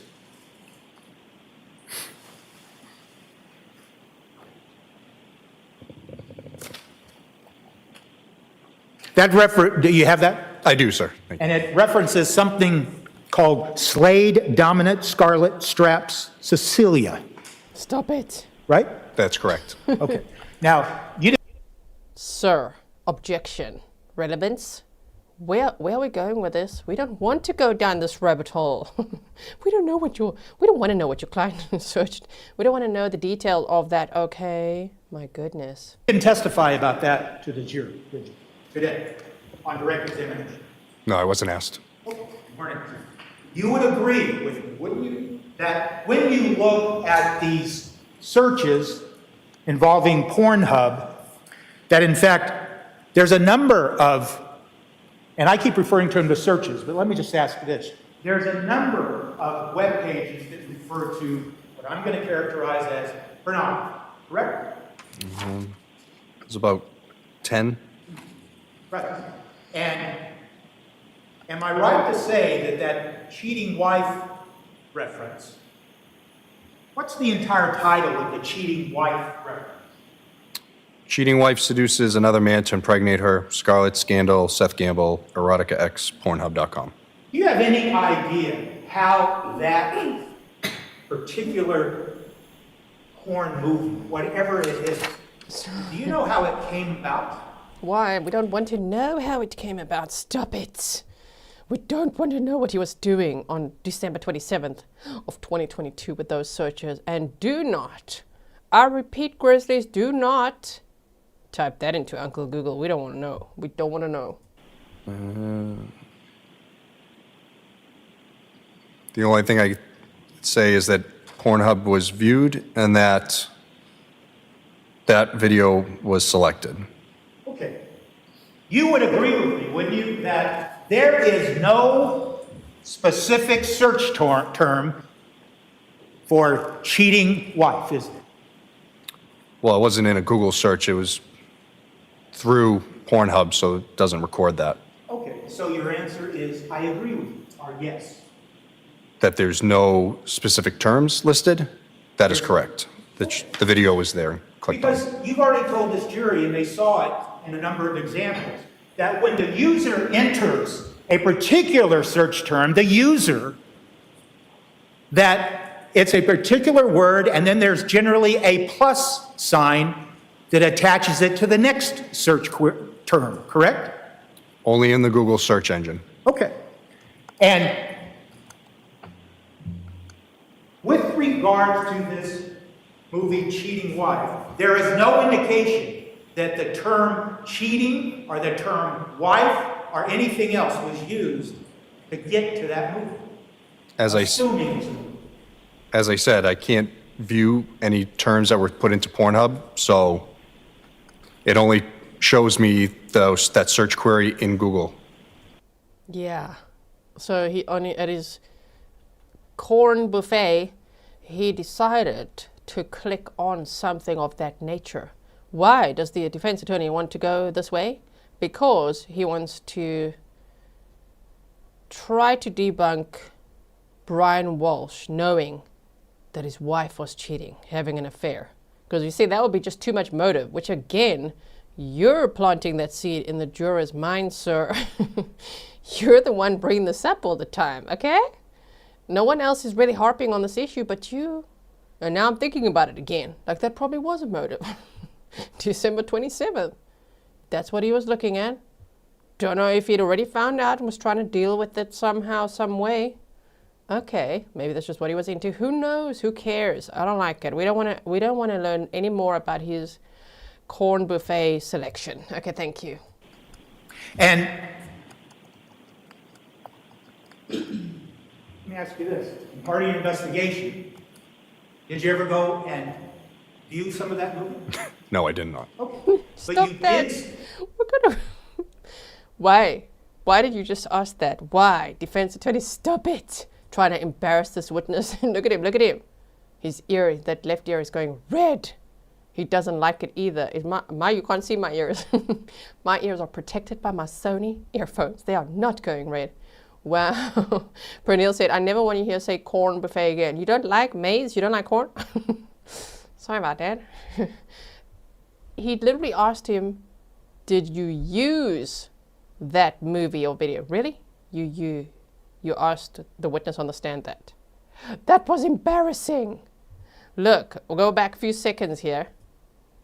The answer is, I agree with you. Oh, sorry, I went back a few more than a second. That there's no specific terms listed?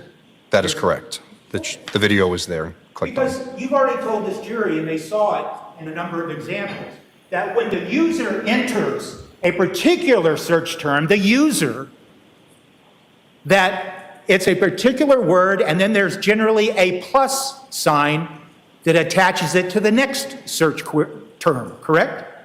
Only in the Google search engine. Okay. And with regards to this movie Cheating Wife, there is no indication that the term cheating or the term wife or anything else was used to get to that movie. As I said, I can't view any terms that were put into Pornhub, so it only shows me that search query in Google. And ask the question. Let me ask you this. In part of your investigation, did you ever go and view some of that movie? No, I did not. Okay.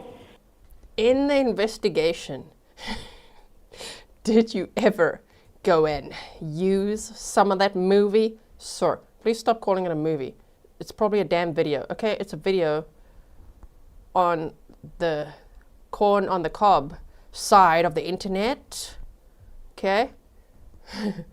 Stop saying, did you use it? Shame, this poor witness. But you did testify that there were times, like for other searches, you went and followed the document and the links, and you reviewed the document. That's correct. But with regards to this movie, you have no idea what this movie is about, correct? That's correct. And you don't know, then, prior to December 25th of 2022, how many times, whoever was looking at the MacBook, how many times they frequented porn movies at Pornhub? I didn't look at any data prior to December 25th. Okay. Stop that. And you don't know how long this person that was looking at this movie, how long they viewed the movie, or if they viewed it at all. I do. It shows me a time 7 frame minutes. of 7 minutes. Okay, 7 minutes. Even I knew that, 7 minutes. And again, I withhold my commentary on that. And how long is the movie? I have no idea. So someone started watching that movie, they watched it for 7 minutes, and that was the end of it. Is that your testimony? That's correct. And then I went to that Slade Dominant Scarlet video.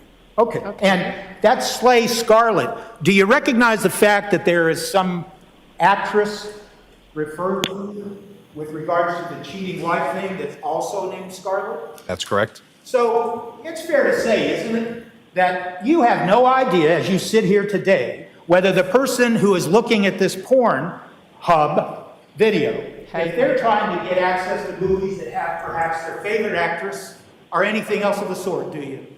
I don't know who this person is, so I have no idea. So you're... But it's my client's favorite movie. And he watches it for 7 minutes. Okay. Snarky says, stop it. You said I didn't need to know that. We don't need to know that he watched that with his little beady eyes and his greedy hands. 7 minutes. Oh no, yeah, Stefan is getting the popcorn out. This is, you see, popcorn. See that? The popcorn buffet. We're there now. We're there now. Oh boy, shame. That's correct. I don't know. Okay, we see Brian Walsh. He must be so embarrassed right now.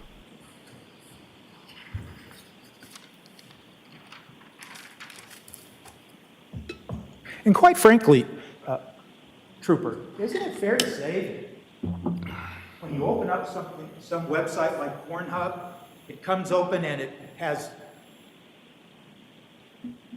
all of these possible selections you can make? A buffet, you say? I don't know. I'm not a peruser of Pornhub, but sure it has options. Do not so you commit have no perjury idea. on the stand, sir. Don't you lie like that, boy. No, I'm just kidding. A selection, he says. This is not a good angle for the defense to go, is it? Is this effective? This is just for the jury. What are they thinking right now? They're just like, oh my word, why? Wow. Idea what options were presented to the person that opened up this page, do you? No, I don't. But yet,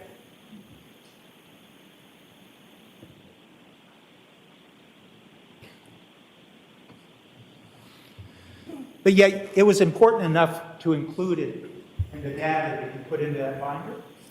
With the information that we knew, yes. It's part of And that it. information, let's just cut to the chase here, it's because of the word cheating wife, isn't it? That's correct, sir. Okay, so just the fact that there was a phrase involving cheating wife, that to you was something that, okay, let's just include that in all this data and throw it out, correct? Correct, because out of the entire corn buffet, he chose that video. Okay. No. So you didn't take the time to look to see what the movie was about. I understand that, correct? That's correct. You didn't take the time to see if the actor in the other movie, Slay, Dominant, whatever, was the same actress in the other one, right? That's correct. So you really just said, oh, I see the phrase cheating wife, and so I think that's important, so I'll include it in my data. I'm going to object, Your Honor. It's a time. I'll see you at the sidebar, side of the bench. I'll see you at the sidebar, says the judge. The judge will have a word with them. Mr. Tipton, please. Enough with this. It's just part of what they found could be relevant. Wow. Yes, there's Brian Walshe. To me, that's it. It is relevant in this investigation. Dawn Marie said what the movie was about, not much of a plot, sir. But it was his favorite actress, okay? And the favorite actress could have been featured in 2 of those movies that Mr. Walshe was watching. Innocent Walshe. Just 7 minutes, okay?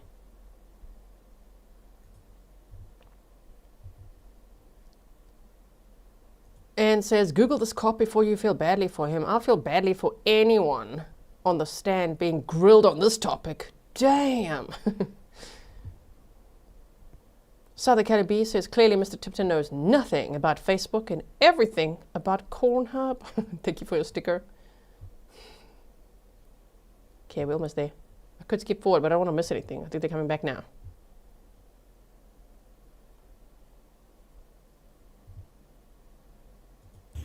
There we go.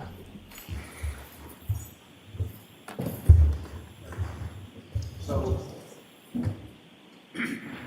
first, my apologies, because I'm afraid that my question is misleading the jury. Go back.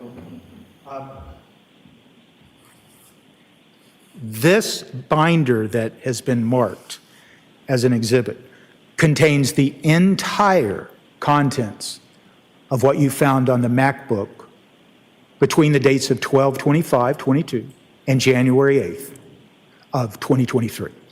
Yes, that's correct. Okay. So when I suggested in my question that you, sir, selected certain things, that is completely wrong, isn't it? That's correct. Okay. And so I should have used this word. You would agree that you were focused on, by the question, you were focused on the title cheating wife, correct? Yes, I was asked that in direct. Okay. Follow.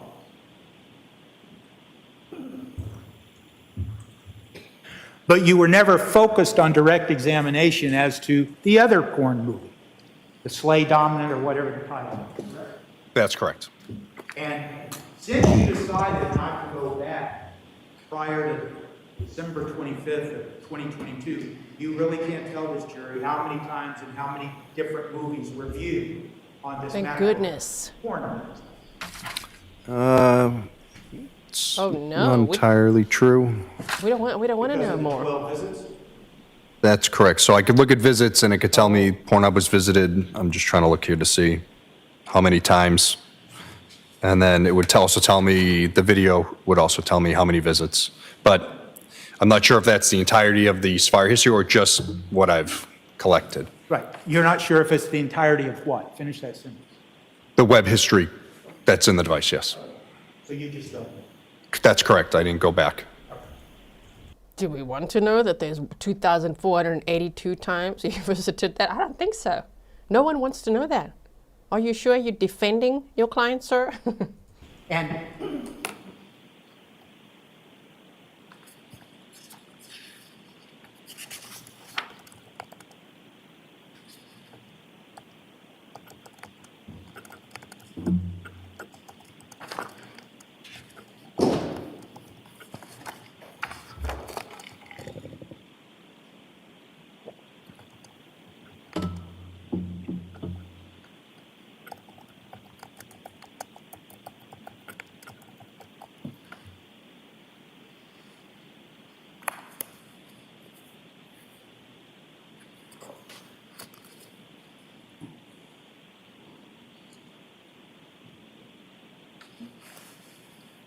can I just have a second, Judge? Sure.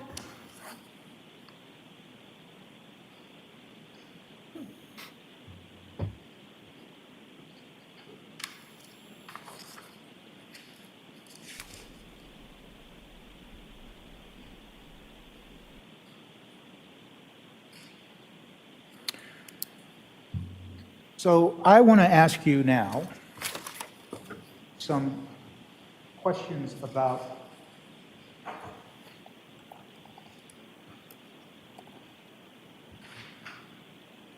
what you testified to on direct examination.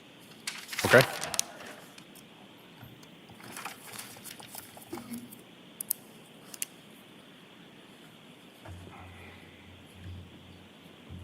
Let's just start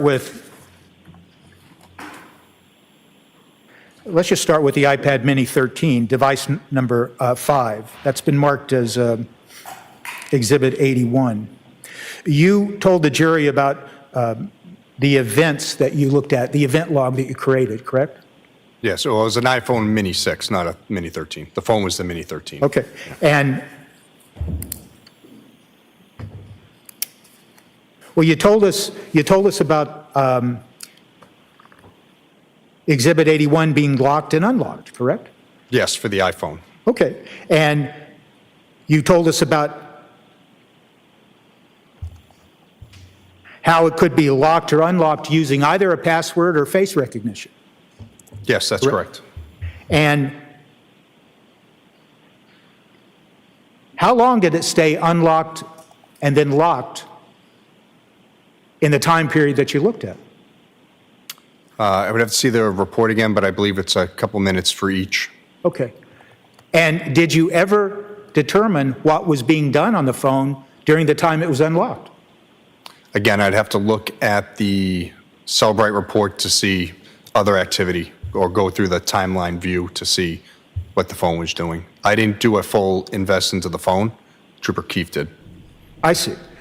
So The LL said even Blower Betty objects to this questioning, right from the Megan Jackson trial. Shame, even Blower Betty objects. And we concur. Trooper Keefe can tell us about that. I think so. All right.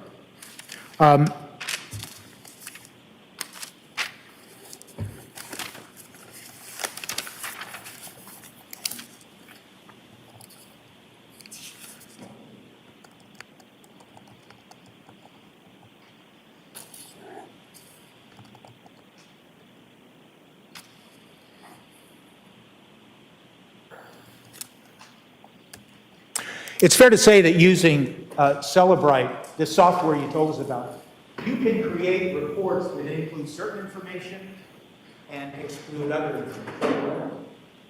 information. Yes. And you can create reports, so to speak, with the Cellbrite software that are restricted by date, correct? That's correct. And you can do term searches, correct? Yes. Well, you can, yeah. Well, I was thinking my question was going to be if you're doing like an entire phone search or you're just looking, say, messages or web history, because there's different places to search these terms. or whatever you're looking for, say a phone number or whatever. Okay. So you can decide what information you want to look at using Cellebrite, and then whatever information you're looking at, you can dictate what terms you think are important to search for, and then you can search for it. Yes, if I had specified terms that I need to look for, yes. Okay. And did you do a term search on the MacBook for instance, divorce? No. For the MacBooks, I didn't do any term searches. I just did by timeline from what was allowed in the warrant. Are you aware of the fact that, well, let me ask you this. On that MacBook that you told us about sometime, the reference to divorce and all these things we heard on direct examination, that only occurred on 12/27 of 2022. Is that fair to say? I can only say what I've looked for from that time frame. If anything happened prior, I don't know. But my question is, what you testified to, the references that you were asked multiple times on direct examination regarding divorce only occurred on 12/27. That's correct from what I have. And what was the time period for where all those searches you told us about, referencing divorce, what was the time period? I don't remember the exact time. I believe it was around 11 o'clock in the morning, but I could be mistaken. I would have to look. What was the time period that was encompassed that covered the entire divorce searches that you referenced on direct examination? As I said, I don't know the exact time. I would have to look to see.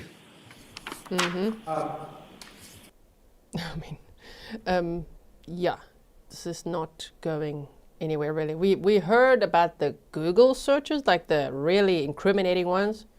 I get that the defense is now like, let's focus on something else. Just like they did with the hole in the ceiling in the house and other things, right? The cadaver, not cadaver dog, it was a tracking dog. That. Okay, now we're focusing on this topic. Interesting. Sarcasm, thank you for being a member for 1 year. Happy Grizzly anniversary. Said, I'm one proud Grizzly. Thank you, G, for just being you. Much love and mad respect. Now, Sarcasm had emailed me a screenshot of this little word called featured under my live stream, which I can't see on my computer. I can't see on my device. I've never seen that before, but that's pretty cool wherever I'm being featured by YouTube. If you see it too, let me know. Take a screenshot, whatever. Send it to me. Let me know how that looks. Anyway, so let's continue with cross-examination. By the way, they end at 4 p.m. Eastern every day.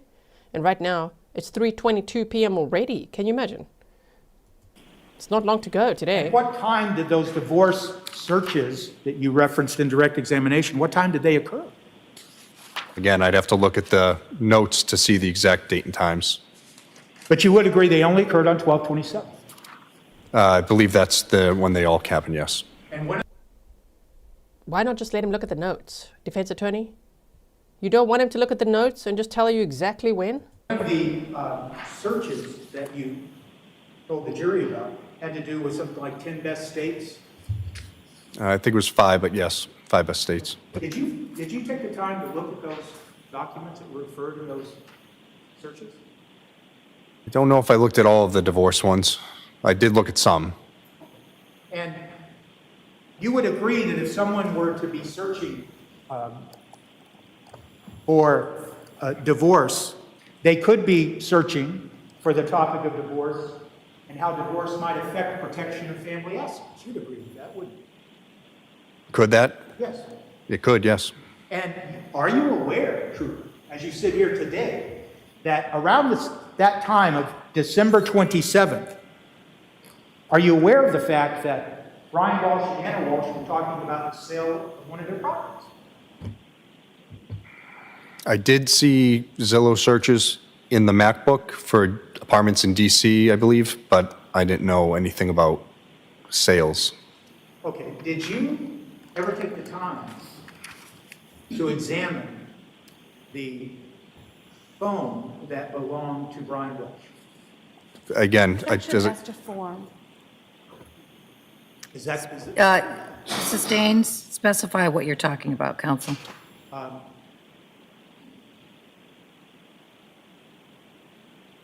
What are the phones that you examined that were associated to Brian As I said, I only did a cursory look through the iPhone 13 regarding the device events, and that was about it.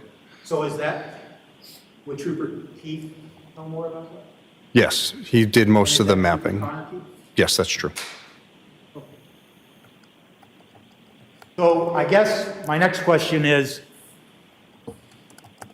are you aware of text messages between Brian Walshe and Anna Walshe encompassing the dates of December 25th and December 30th of 2022? No, there were none in the devices that I looked at. So when you were asked questions about your review of the MacBook and references to the divorce on or around 12/27, you, as you sit here today, you have no idea what was going on in text messages between Anna Walshe and Brian Walshe. That's correct.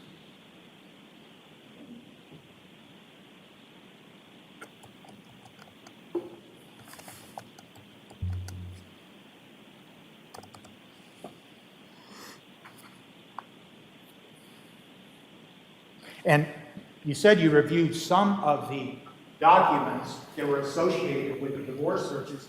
Did you see any documents that specifically referenced what states were more beneficial when it comes to fees and the timing for judgment nisi and things like that in the context of a divorce? Unless it was listed on the webpage, I didn't see any specific searches for that itself.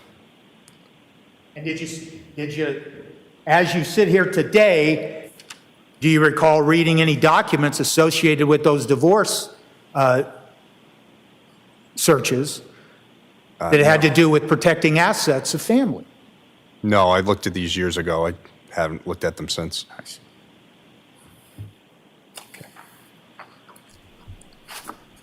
But Brian Walshe was still looking up best dates to get divorced as a man, and he was looking up divorce, which does debunk the defense's opening statement theory of Brian and Anna being so in love at that time. You know what I mean? So it's just like a little bit of scrambling from the defense, like, oh crap, oh man, the divorce searches, yeah, he searched that. So whether he clicked on the pages or not, or did more research or saw the fees, I don't know, but he searched it. He Googled it himself, right? Adam Bluefire said, do we know if Anna's lover will give evidence? They did say he'll testify on Thursday. So that should be day 4, right, of the trial.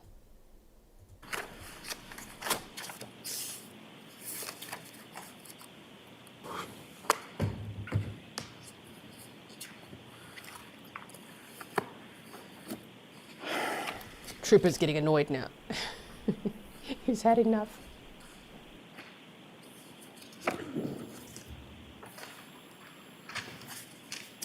Those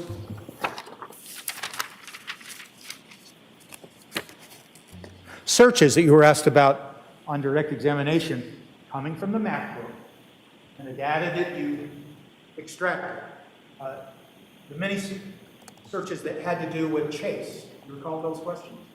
The Chase Bank? Yes. Yes. And it's fair to say that by looking at the data that you based your direct testimony on, you cannot tell at all what specific data was being reviewed. Again, if I can see the websites listed, sometimes it'll say you're in the accounts dashboard. It could list out, but again, I'd have to see exactly what you're describing. Cooper, I guess the reason I'm asking, let me ask you this way. Okay. You investigate a case, correct? Yes. You're charged with looking at data like this, and you use specialized forensic tools to look at the data, correct? Yes. And you're trained to look at the data and try to interpret what the data is, correct? Yes. And then you share that information, don't you, with the Commonwealth, correct? Correct. And so now you were brought in here as a witness, and you were just asked questions about all of these searches that occurred regarding Chase, correct? Yes. And is it your testimony then today that the Commonwealth never sat down with you and said, tell us what you can tell us about what's being looked at on those Chase searches? I wasn't asked to explain every Chase website to them. But were you asked a simple question? Can you tell us what the person actually viewed with regards to a Chase account?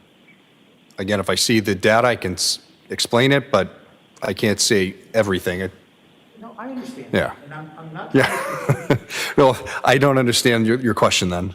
Well, have you sat down with the Commonwealth in the context of this specific case and those Chase searches and tried to explain to them what it is, as the digital expert in the case, what was being viewed on the Chase accounts? Just that Chase had been, the website for the Chase account had been visited. And that's it. That's correct.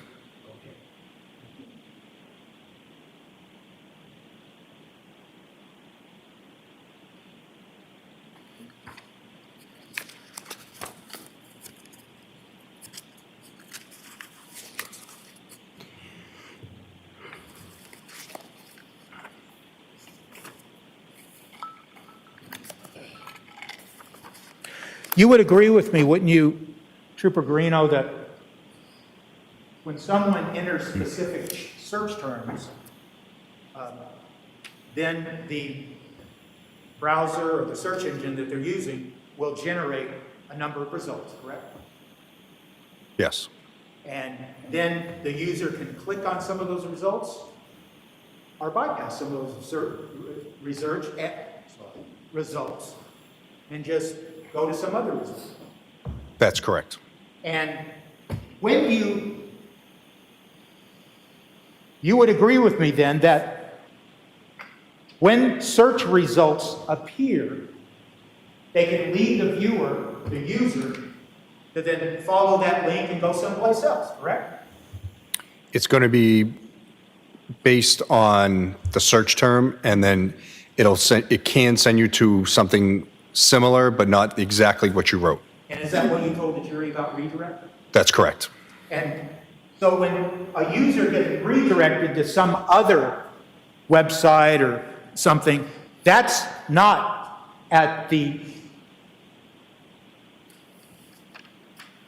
that's not a result of the user saying, I want to be redirected. That is the software doing it on its own.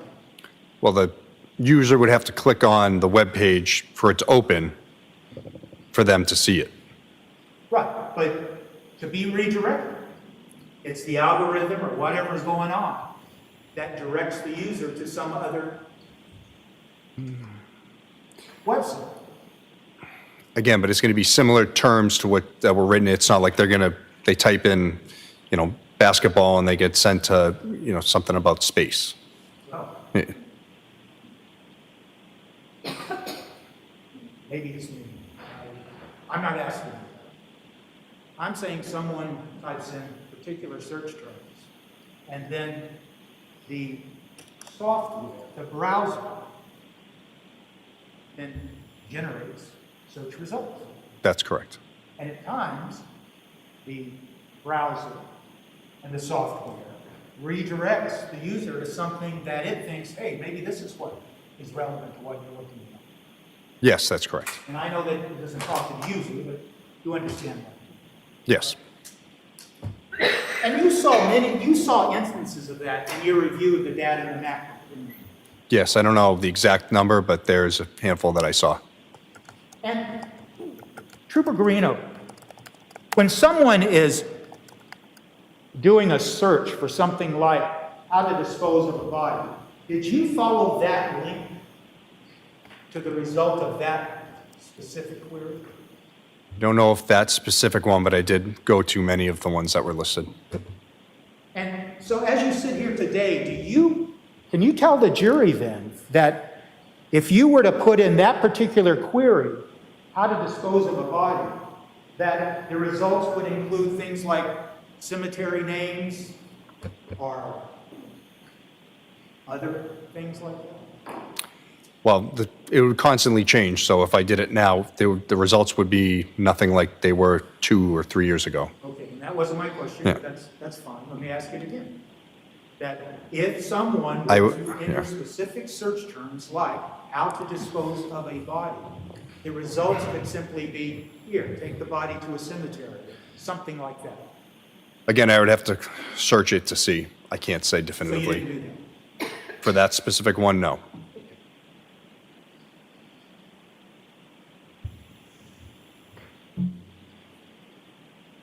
And so it's fair to say that when someone is using specific search terms, sometimes you have to add additional terms to get information that might be more helpful to what you're asking about. So like adding more words? Is that what you're saying? That could be, yes.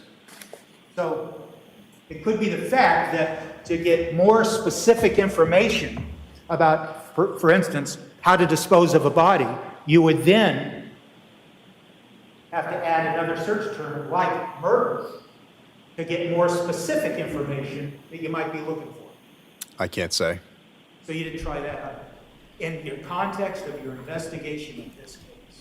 Again, this was years ago that I did this, so I have no recollection of it. And why would they try all of that? They're just looking at what Brian Walshe searched for, which is incriminating enough, given the context of the situation, right? Now we're all getting tired, aren't we? Oh my word. This is quite hectic.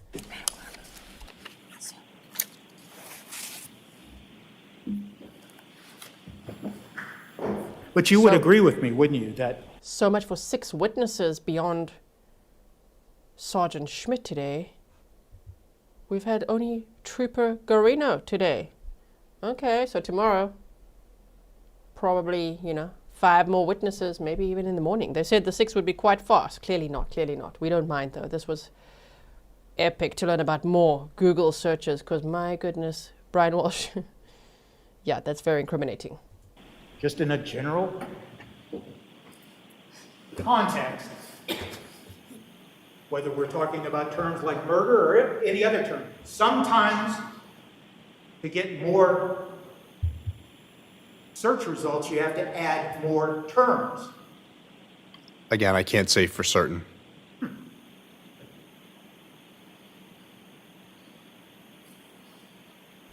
didn't need to. They were bad enough terms already.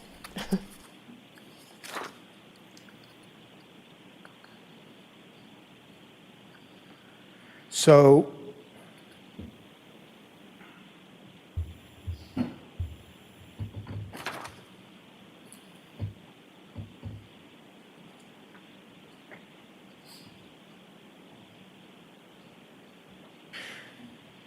you would agree, wouldn't you, that your review of the MacBook data that we extracted, that all of these dark search queries that you were asked specifically on direct examination, that they all occurred only after 4:52 a.m. on January 1st, 2023? That I was able to see, yes. When you say able to see, Well, I didn't have anything going back prior to the 25th, so I only have what was limited via the search warrant, but everything was from the 1st to about, I believe, the 4th. right, but we've already been through this. Yeah. Let me ask you again. If you wanted to see if there was a searches conducted on this MacBook where someone is trying to figure out how to dispose of a body before January 1st of 2023, and you thought that was important to your investigation, once again, you could have gone back and applied for a warrant to see if there were, right? Well, I'd have to show probable cause for the warrant to show why I would need to go back further than the 25th that I've already written for. So you had no probable cause then to go back to the court and say, I have reason to believe that someone might have been trying to learn how to dispose of a body prior to January 1st of 2023 at 4:52 in the morning. Objection. Overruled. That's correct.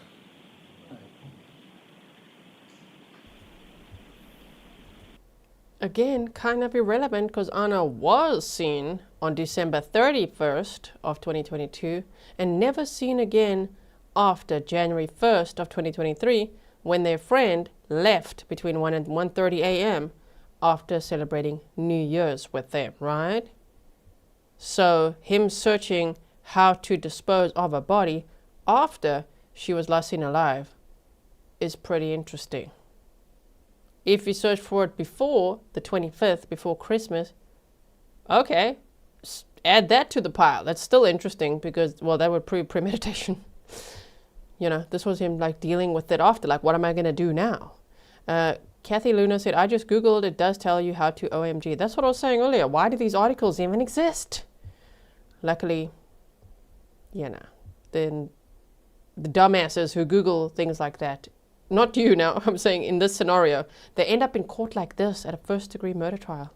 Yes, Brian Walsh, because not only did he Google it out of curiosity, he was literally looking for solutions to his very big problem. The big problem being, oh crap, I allegedly murdered my wife. Now what do I do? So he was looking for advice. Oh my word, that's so bad that it even exists out there. In fact, in all of your examination of the data that you did look at, the data that you chose to limit to 12/25 to January 8th, you saw nothing in the data dating back to 12/25 that indicated any searches that were relevant to how to dispose of a body. That's correct. You saw no searches about anything about DNA or anything of the sort. That's correct. You saw no searches about how to get rid of blood. Yes. You saw no searches about how to use hydrogen peroxide to clean up. Yes. Yes, meaning you didn't see any. Yes, that's correct. I didn't see any. Stefan says, Tipton tries to establish that it was not premeditated because the Google searches were after Anna's death. Yeah, that was his only valid question in this cross. Then less is more, right? Just ask that. I know you can't ask it exactly like that, but you know what I mean. That would be the point they're trying to prove, that he was panicking. Because the defense's theory is that Anna, she suffered a sudden death in the bed. Thank you, Nanogram, for the 3 delicious coffees. She just died. Sudden death, and he didn't know what to do. He was panicking, and so he decided to do all this Googling after the fact, not premeditated, and then dismember his wife's body and then go to several dumpsters all over the place. Right, because that's normal, right? I don't think so. But anyway, yes, they should have just... I don't think that's coming across, right? Do you think so?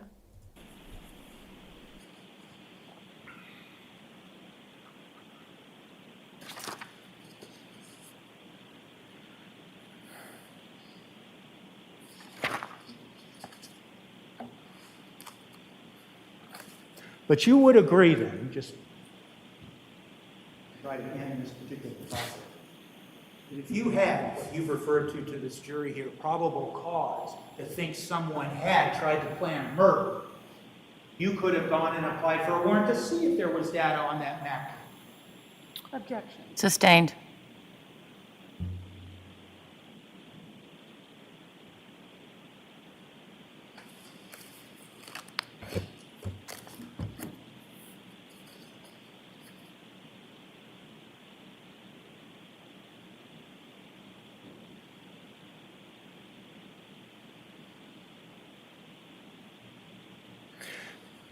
In your review of the MacBook digital data, did you see anything indicating a search for a man named William Festa?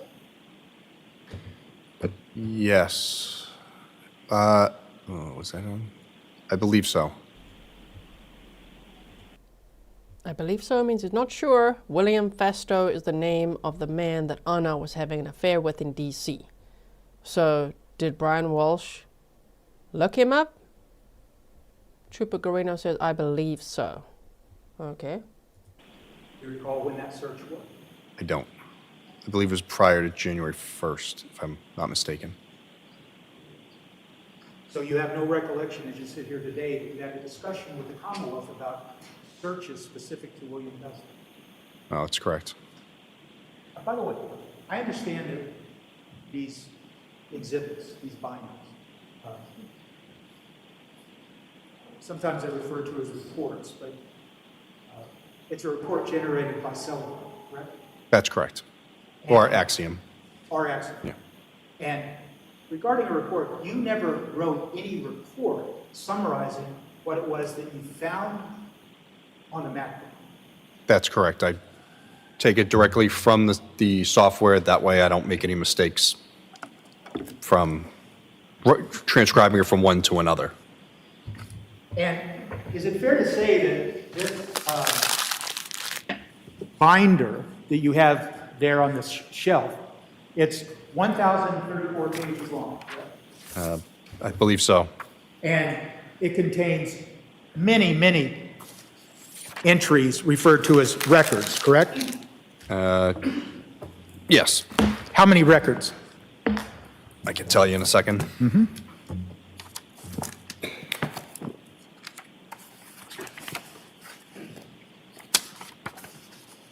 $3,677. Out of those 3,677 records created in this Celebrate report, can you tell the jury how many of those records are relevant to your investigation specific to this? The exact number of the records? No, I couldn't. Can you give us an estimate? No.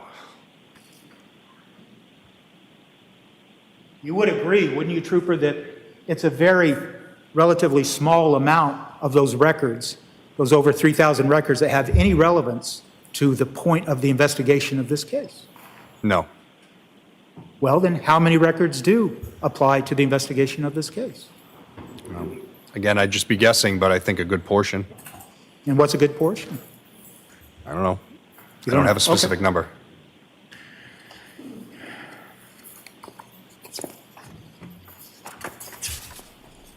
Probably 80% of that.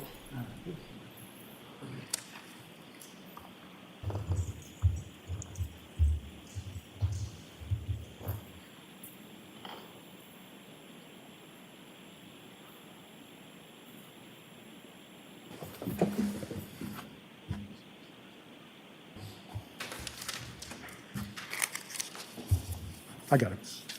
Counsel, see you at the side of the bench. Got some of that sidebar again. Go forward a little bit. Yeah, we've done a lot of work today, so. Oh. The judge can feel everybody's exhausted. Right? It was pretty intense today. Thank you, Annalie D, for a delicious coffee. Stefan says about 2 inches of the binder. Yeah. Oh, man. Oh, the judge is going to let them go home early.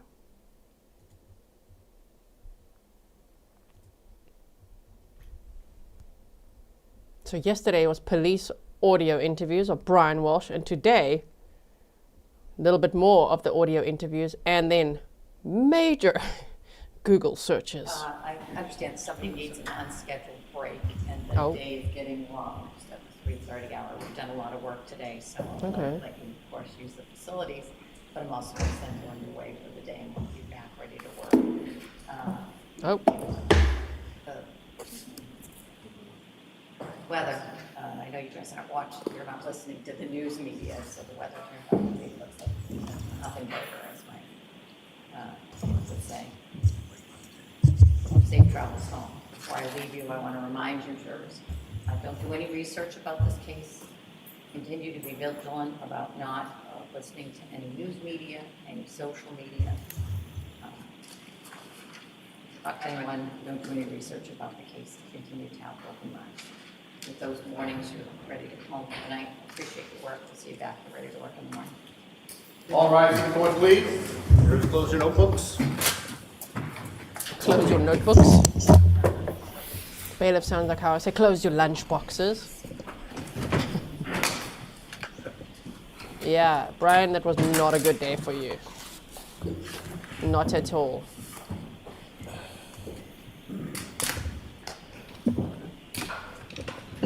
But he thinks it's like the Dumb and Dumber movie, so you're telling me that there's a chance. Probably not.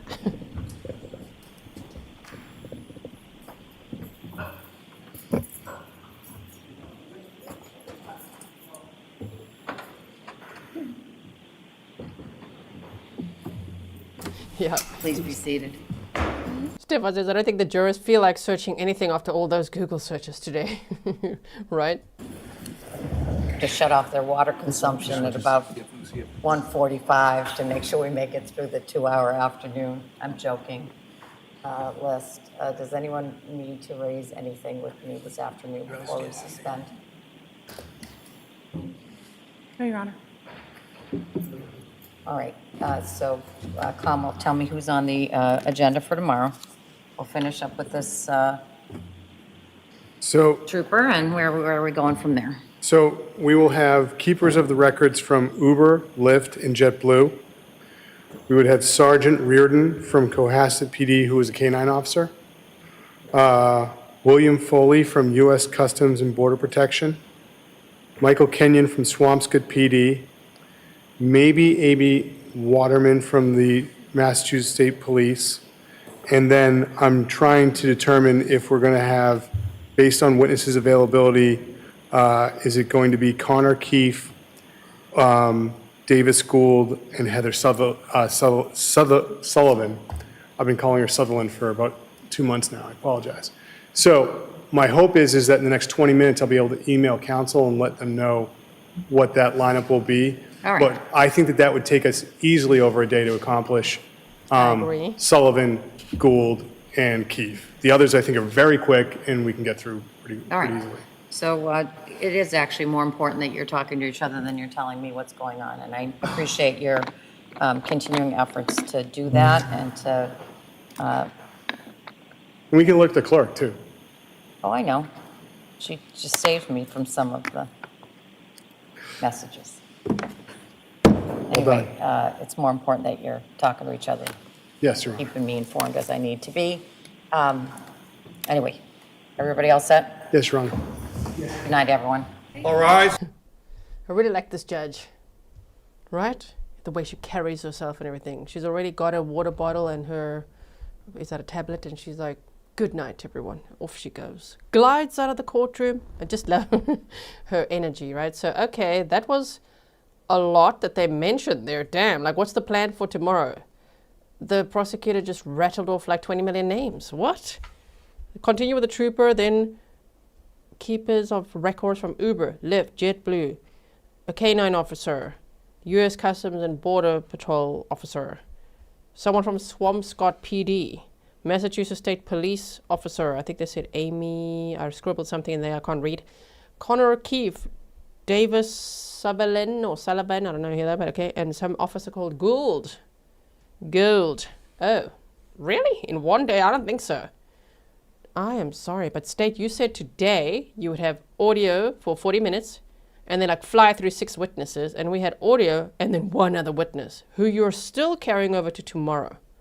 So based on that, I don't trust your timing of witnesses, sir. Let's try and see if tomorrow maybe the trooper, Uber, Lyft, and JetBlue to say, yeah, there was no records of Uber or Lyft for Anna Walsh, and she didn't board a flight on January 1st. Okay, cool. Jury will know that. Let's hear from the K-9 officer, maybe U.S. Customs Border Patrol, Swampscott PD, and then that's probably, are we there? We'll see what happens the next day. Okay. Well, now I was very naughty and didn't yet set up day 3. Telling myself, dumbass, I was supposed to do that. It's the one thing I forgot to do this morning. Damn it. So we can't teleport right now, but I'm going to set it up right now. When this live stream finishes, I'm going to set up day 3 for you. I'll set up day 4 as well, just so we're all ready with that. And then you'll find it. If you go to my channel, of course, just go to my channel under the live stream. You'll see it there, right? Okay, so I'll see you for day 3. Same time, same place.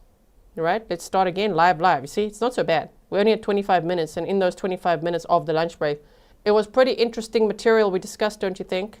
There's lots of tea in this case, lots to discuss, lots of rabbit holes. Kelly says, thank you, Grizzly, for excellent work you do, and thank you, mods, for being the best. And love my Grizzlies. Thank you so much for being a member for 8 months. Thank you for all your support, everyone. I look forward to reading your comments. Please leave comments afterwards. I always say it, and many of you don't do that. Tell me your thoughts. What did you learn from today? What was the most incriminating Google search? I mean, all of them, right? Many of them. So many of them. Damn. And I will see you for day 3 of the Brian Walsh trial happening in Massachusetts. Thank you, mods. Thanks, everyone. Stay safe.